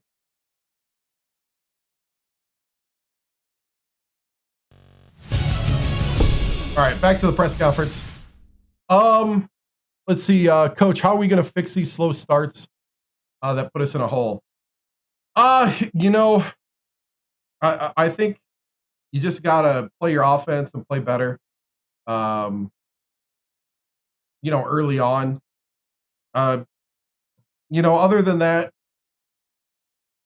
I'm not too concerned other than that we don't get into too big of a hole. I think the big thing is just being flexible and coming out with the win at the end. Sometimes it does happen where you show up with a game plan and it just doesn't like only 3 more hours till everyone's in 2026. Funny. But you know, it's just one of those things where you got to just kind of roll with the punches, I guess is the way to put it. That's the words I'm looking for. Is you got to roll with the punches sometimes. And yeah, we'd like to have, you know, better offensive game, you know, offensive flow and better defensive flow. But sometimes they do shock you in their game plan, and you have to adjust. And so we have to be able to do both. Coach, what do you need to clean up before the next round to make a deep run?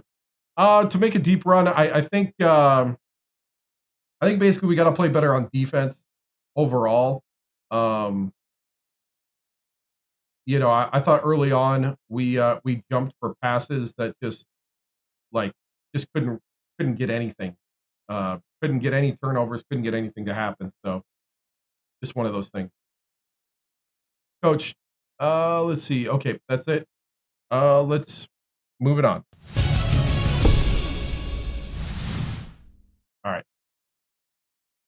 Woo! All right. So let's see. We're now 30-5. I forgot to update that part. We're now 30-5. I'm going to go ahead and simulate. Oh, actually, I think we have Greg Gumbel and Clark Kellogg.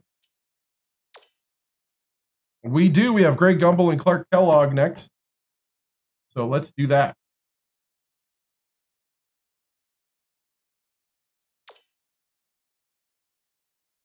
Excuse me.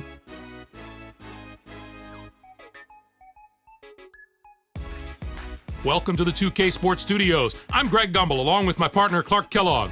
Coming up on the NCAA Tournament Edition of College Hoops Tonight, brought to you by State Farm, the #1 auto insurer. We'll recap the greatest games from the first week of March Madness, as well as give you a look at all the great games you can expect in the Sweet 16. But we begin with the player who dominated the first week of the tournament.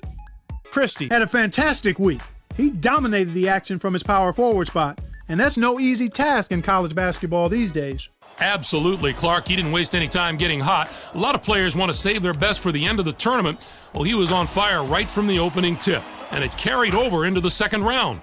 One look at these highlights, and you'll see why he's our player of the week and why his team is on the way to the Sweet 16. As usual, the first weekend of March Madness had what are sure to be some of the most dramatic contests of the entire tournament. Our first game was an outstanding matchup from the first round. Georgetown outdid Drexel. The Georgetown Hoyas were intensely focused coming into this game, and their preparation was outstanding. They looked like they were ready for anything, Greg. Kind of like you are when we come into the studio. O'Hara was absolutely unstoppable. His 22 points led all scorers. Watching him basically put his teammates on his back and single-handedly carry them to the victory in a big game situation like this was stupendous. And for him to have a game like that on college basketball's grandest stage, the NCAA tournament, is simply phenomenal, Greg. What a performer. This next game was another superb March Madness battle. Maryland was victorious over Southern Utah. A lot of times, the first round of March Madness gives us the best games of the entire tournament. And this was one of those games. Just a classic tournament battle from start to finish. Maryland can probably take something away from this win and build on it over the next few games. You can see by the highlights that they were really firing on all cylinders. Coach had a big smile on his face after this one, and I'm sure he's hoping this is the start of something special, too. Now that we've made it through the first weekend, let's take a look at some of the big matchups that we'll be seeing in the Sweet 16. There are two of the sport's great head coaches facing off in this contest. These men are synonymous with the game of college basketball itself, and no matter how much respect they have for each other, have 6 championships and 7 quite a bit of appearances? pride on the line. And how about another huge matchup from the third round? Oklahoma this should be State. a terrific Oh, wow. matchup. Both these teams are fighting to improve their position among the nation's elite teams, and they're going to have to go through each other to do it. That's our show, everyone. For all of us here at the 2K Sports Studios, thanks for watching. Enjoy the tournament. We'll see you next week on College Hoops Tonight, brought to you by State Farm, the #1 auto insurer. That's it?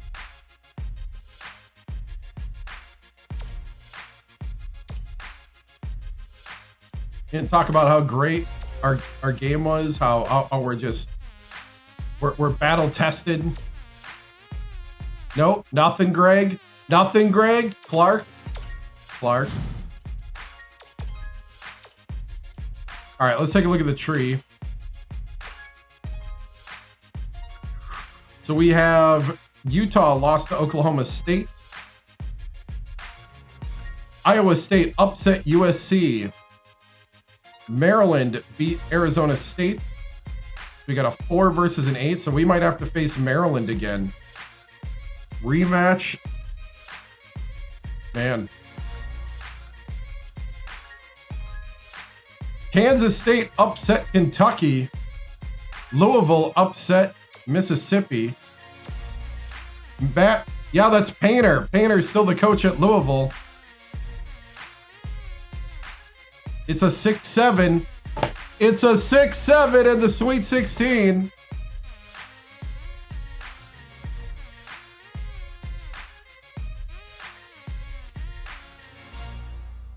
We got UConn lost to North Carolina.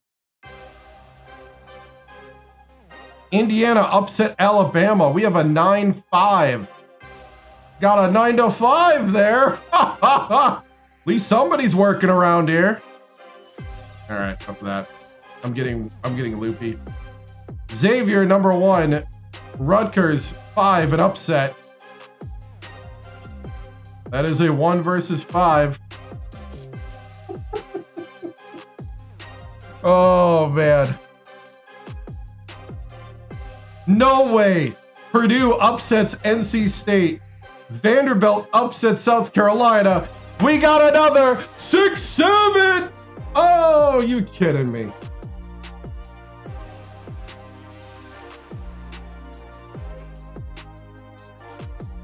All right.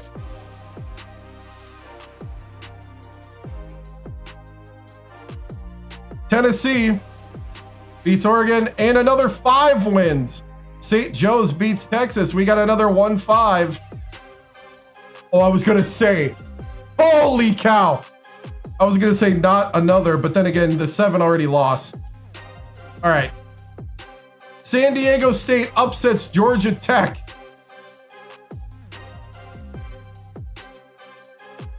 LaSalle loses to Texas A&M. We got a lot of 6s.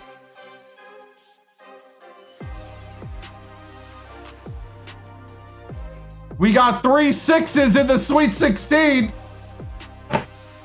Oh no! Evil is in the Sweet 16.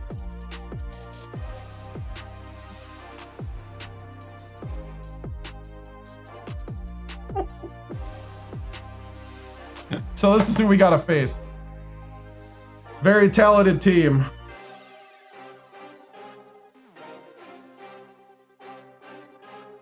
Would you say you have a 67% chance, a 67% chance? But yeah, so Oklahoma State's pretty good.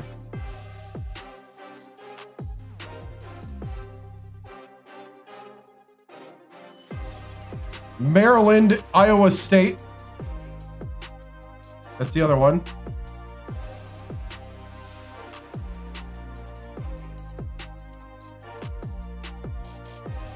Oh, dude, Purdue making a run to face me. Painter and Kansas State. Dude, Kansas State is talented. There's a lot of real talented lower seeds, mid seeds actually. Like UNC could beat Indiana right here.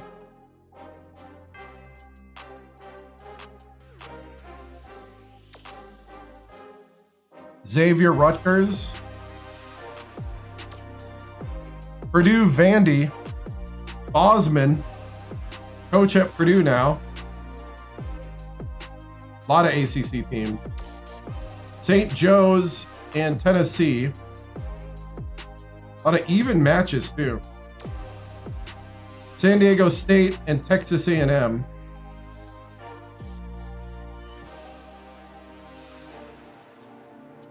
Yeah, a lot of interesting matchups. So guys, that is it for tonight. I have streamed for just over 7 hours tonight. Thank you guys so much for watching. I appreciate it. Remember to like, follow, and subscribe. I'm on YouTube, TikTok, Twitch, and Kick.com. I'll be back Saturday at 7 p.m. Central, 8 p.m. Eastern for you Eastern time zone supremacists. And I'll be back Saturday and Sunday, regular times from here on out till we get to mid-February where we start March Mania, and I'll let you know when that is. I still got to plan that out. But guys, thank you so much for watching. I appreciate it. I appreciate all your support, and I will see you later. Thank you. Happy New Year, everybody. I hope you have a better 2026 than any other year in your life. See you later. Stay strong, stay sharp, stay legendary. See ya. The flag is symbolic of a living country and the government of, by, and for the people.